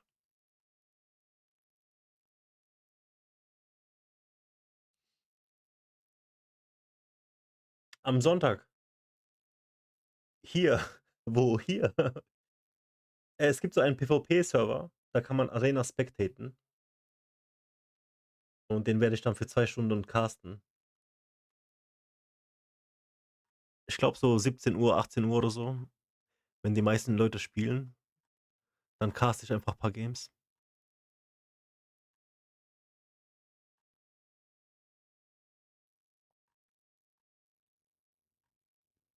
Ich versuche es dann jeden Sonntag zu machen. TBC, ja.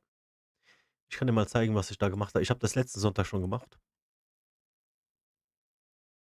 Was für ein Datum war das denn? 9.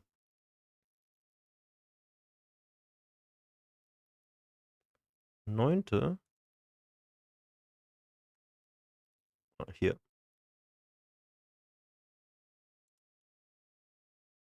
Professional set of Guck mal, wie cool. Vom Client her, vom Spectator-Client her, alles voll gut gemacht. And the druids are gonna try to feel themselves out in the middle of the map. One of them has to pounce the other right here, right now. And there we go. Warriors are pouncing as well. Ich muss doch gucken, wie genau ich die Funktion handhaben kann und so, mit Hotkeys, bla bla bla, und mich selber vor allem nicht mehr sehen. And we have the first prevention on the cyclone, and both intercepts are out now.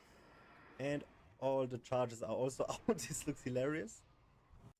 Ja, also das wird schon lustig auf jeden Fall. He was able to fully heal himself. I think I'm gonna take a little break, and then we might a little bit of in combat. Did he get a mana burn off? I don't see the cast bar here. I'm sorry, guys. It did sound like a mana burn though. The druid is going into stealth and regening more mana. It's all about getting the mana now. Yeah. So Rogue Priest is still very, very dangerous here. As you saw, they actually almost got a kill. They would have gotten it. Only like one Mind Blast away. Or even a death would have sufficed. Man hat da DC, keine Ahnung. Wir haben wohl beides gespielt. Priest halt einfach. Da gibt's keinen Spec. The warrior has enough rage to get this going. And he can actually kill him here. And the druid has to go in here. Come on, charge it. Kill him. Do it.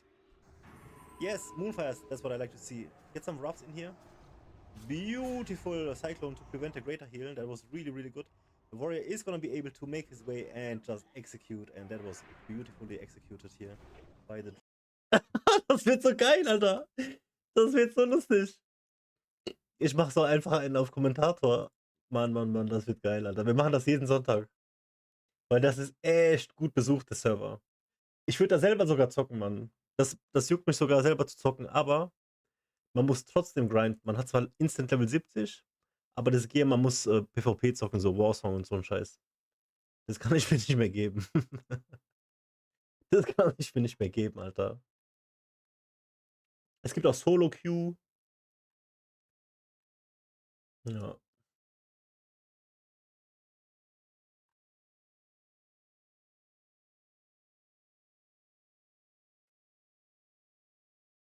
Ich wollte Schicht machen. Willst du irgendwas gucken?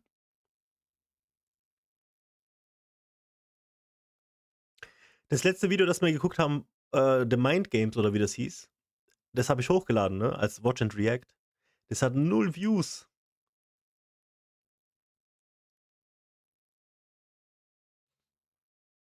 Memory Wars, ja. Dabei war das voll cool. Die Leute haben keinen Bock, ey.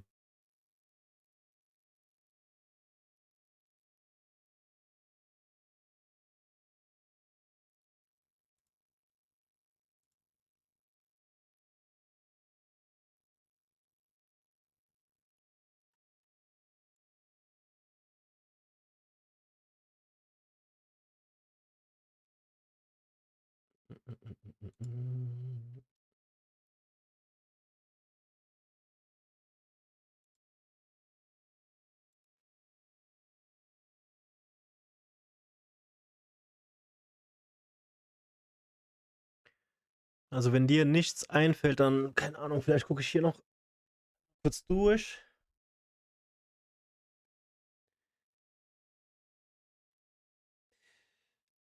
Da sind echt ein paar interessante dabei, aber eine Stunde kann ich nicht mehr. Ich muss jetzt dicht machen und da noch ein paar Sachen machen, privat, und dann übelst müde.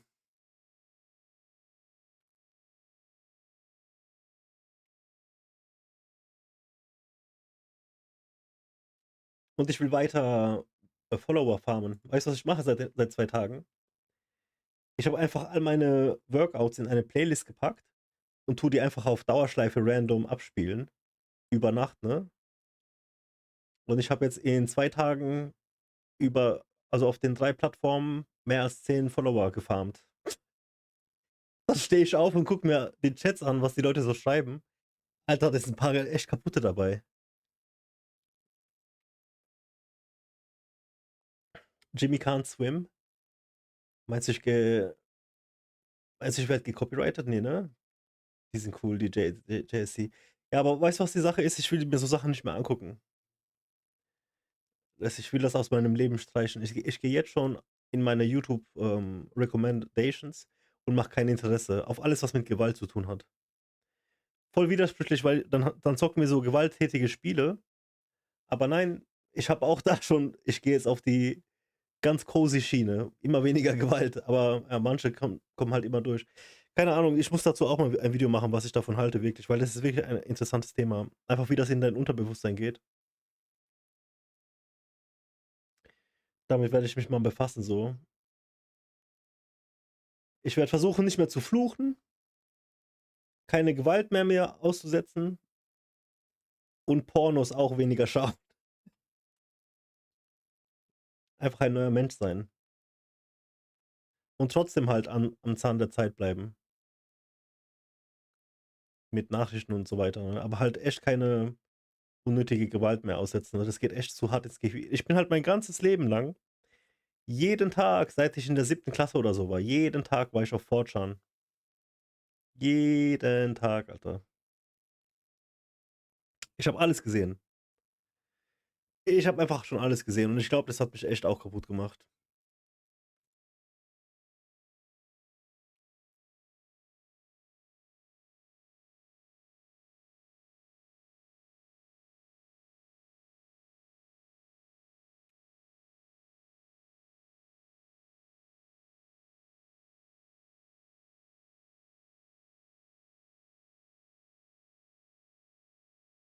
Ja.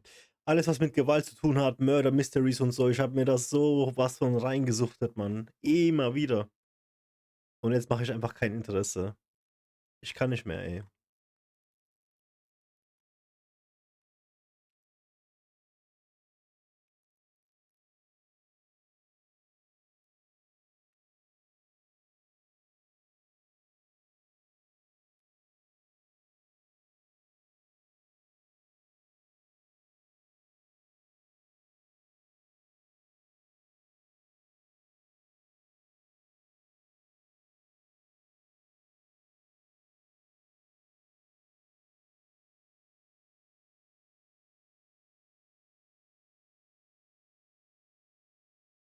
Ich glaube, ich kann mir so Spiele noch geben, weil ich wirklich diesen Unterschied weiß von Realität und nicht. Aber wie sehr weiß ich das wirklich?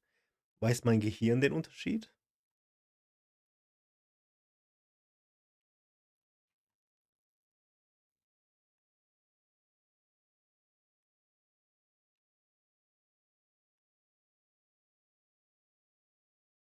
Wenn man anstatt Fuck Fudge sagt, ist es ja eigentlich die gleiche Reaktion. Man sagt es halt nicht laut, aber dein Gehirn hat die gleiche Reaktion, weißt du? Ich weiß nicht, Mann. Das sind so Sachen, die will ich erforschen.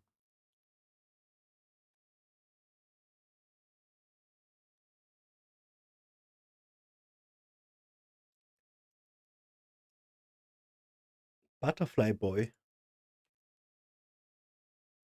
Was ist das denn?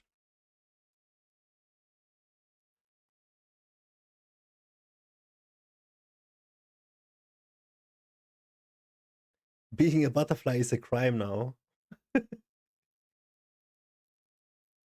No, we're done talking. Out. Why are you yelling at me? Because you're not listening to what I'm telling you to do. So anyway.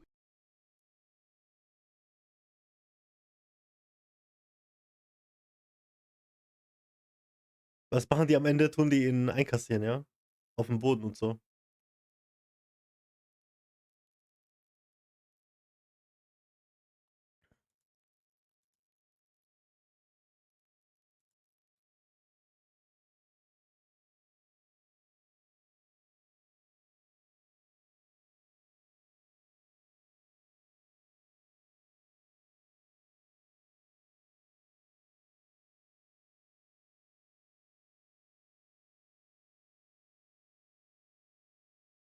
Ja. Man geht den Leuten zwar auf den Sack, aber es ist legal.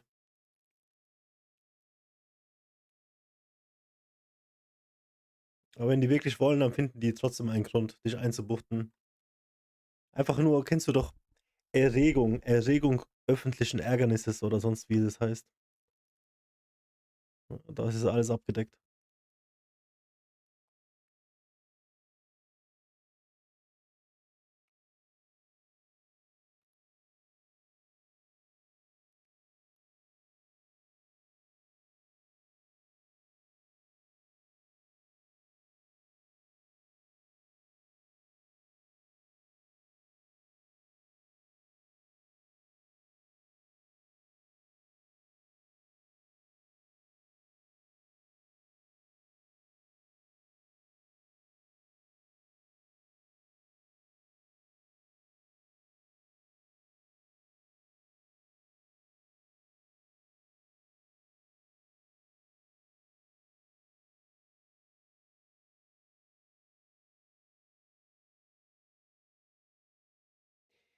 Ey, wann hast du das letzte Mal einen Döner gegessen? Bei mir muss das locker, also bestimmt nicht letztes Jahr, auch nicht vorletztes Jahr wahrscheinlich, ja. Weil die so teuer geworden sind.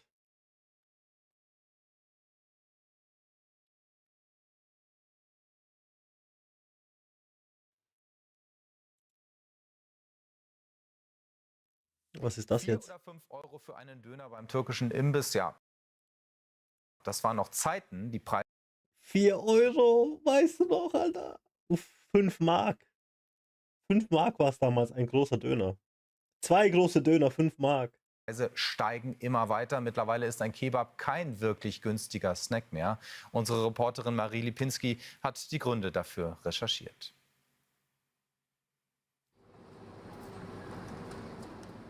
Oh, Der guck mal, wie Döner lecker ist das das aussieht, beliebteste Alter. Fastfood der Deutschen. Noch. Denn die Preise steigen und Ja. steigen und steigen. Und das 8,50, lässt sich 9 nicht Euro, jeder easy. gefallen. Früher 3,50 €, sobald ich mich erinnern kann oder so, habe ich bezahlt. Jetzt 8,50 €. Also ich finde es sehr teuer. Also ich finde es auch unverschämt, sag ich mal. Ich koche jetzt viel mehr tatsächlich und ja, ist halt schade, ne? Man geht gerne aus mit seinen Freunden auf ein Date, aber wenn es immer so teuer ist, dann kann man das leider nicht mehr so oft machen. Für die steigenden Preise gibt es viele Gründe. Höhere Kosten für Fleisch, häufig verursacht auch durch Auflagen aus der Politik. Aber auch Energie und Personal machen das beliebte Fastfood immer teurer. Viele Menschen reagieren genervt, verzichten immer öfter auf das Kultgericht. Die Konsequenzen bemerkt Geschäftsführer Orhan Kara vom Haus des Döners in Dortmund. Der Kunde, wo der irgendwie 3-mal in der Woche hier war, hat jetzt nur noch einmal in der Woche bei uns gekauft. Und ein paar Kunden kommen rein, fragen nach dem Preis und ohne Tschüss zu sagen, gehen die wieder raus. Also die erwarten, dass die vielleicht einen Döner für 5 € wie früher gibt, aber das gibt es ja leider nicht mehr. Während viele Imbisse ihre Preise anpassen müssen, gibt es aber welche, die auch noch bewusst dagegenhalten. Ein paar Straßen weiter gibt es ihn auch noch. Den Döner für 4 €. In der heutigen Zeit eine echte Den gibt's nicht für 4 €. Das ist mit Zeitungspapier. Und richtig schlechtem Fleisch. Rarität. Trotz der steigenden Dönerpreise ist der Döner immer noch mega beliebt. Jedes Jahr werden in Deutschland rund 3,1 Millionen Döner gegessen. Zum Beispiel hier in diesem Lokal hat man sich dazu entschieden, den Preis stabil zu halten. Der Betreiber hat nämlich auch gesagt, dass hier die Döner auf gar keinen Fall 10 € oder sogar noch mehr kosten werden. Und ich werde mir meinen Döner jetzt auch schmecken lassen. Doch nicht nur die Imbissbesitzer kämpfen mit den steigenden Kosten. Auch in der Landwirtschaft wird alles teurer. Von Futtermitteln bis hin zu Energiepreisen. Viele Landwirte machen die grüne Politik in NRW und auch im Bund der letzten Jahre dafür verantwortlich. Und das Dürfen die hat nicht mal Folgen Döner für die nennen, gesamte was? Lieferkette. Tja, die Grünen, ob sie nun in der Regierung sind oder nicht, haben in der Landwirtschaftspolitik leider ja ziemlich dominiert die letzten Jahre. Also selbst aus der Opposition wird immer Druck gemacht, Druck gemacht, Druck gemacht. Resultat sind praxisferne, teils wirklich schwachsinnige Auflagen. Die sorgen für Preissteigerungen, ja. Das ist schon auch mit Schuld der Grünen, kann man anders nicht sagen, ja. Döner macht bekanntlich schöner, Grünen. aber eben auch ärmer. Die Preise steigen weiter und ob der Döner wieder ein günstiger Snack werden kann, ist fraglich. Eines ist aber sicher, gegessen wird er trotzdem.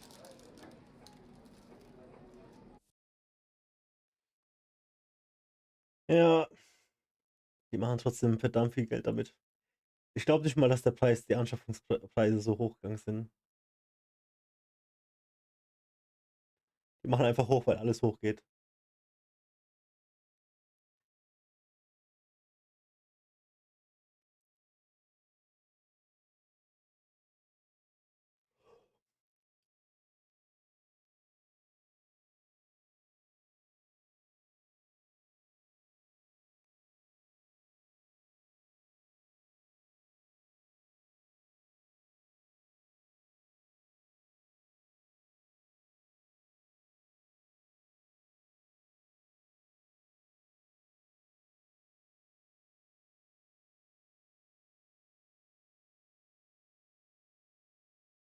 Was meinst du mit, die dürfen das nicht mehr Döner nennen?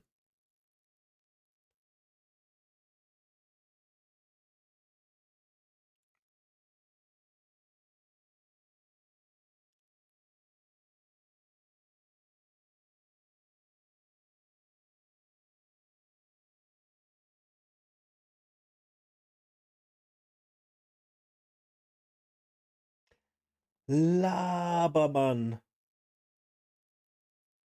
Weil die Qualität schlecht ist.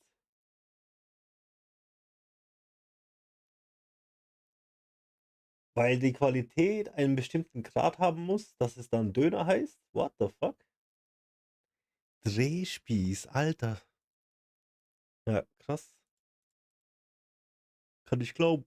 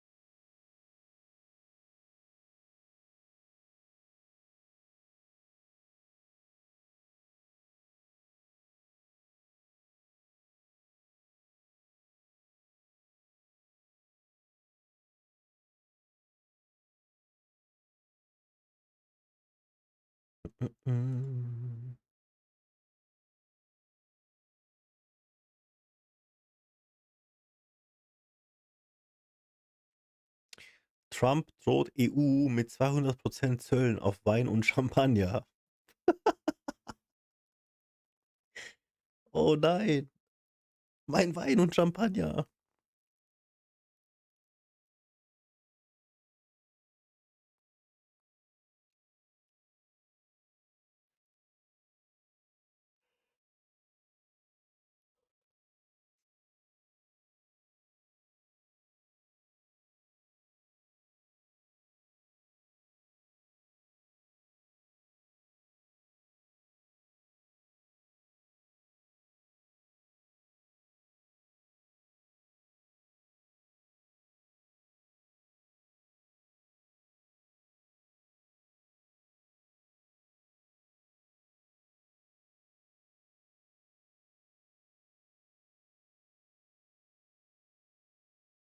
Ich bin voll erschöpft. Oh, ich hoffe, morgen ist gut. Morgen ist Training. Und schon Freitag, holy shit.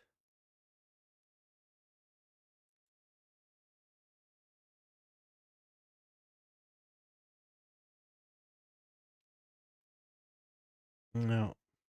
Ich glaube, das war's dann erstmal. Also, Zeit für Tabi Winke Winke. Jo, du auch, man. Thanks for hanging out, guys. Whoever is watching. I'm gonna be re-streaming workouts in like 10 minutes or so. So, get the loop out. We come back tomorrow. Tomorrow is pull day, and then we do something. I don't know. Thank you for watching. GG. Thank you. Bye.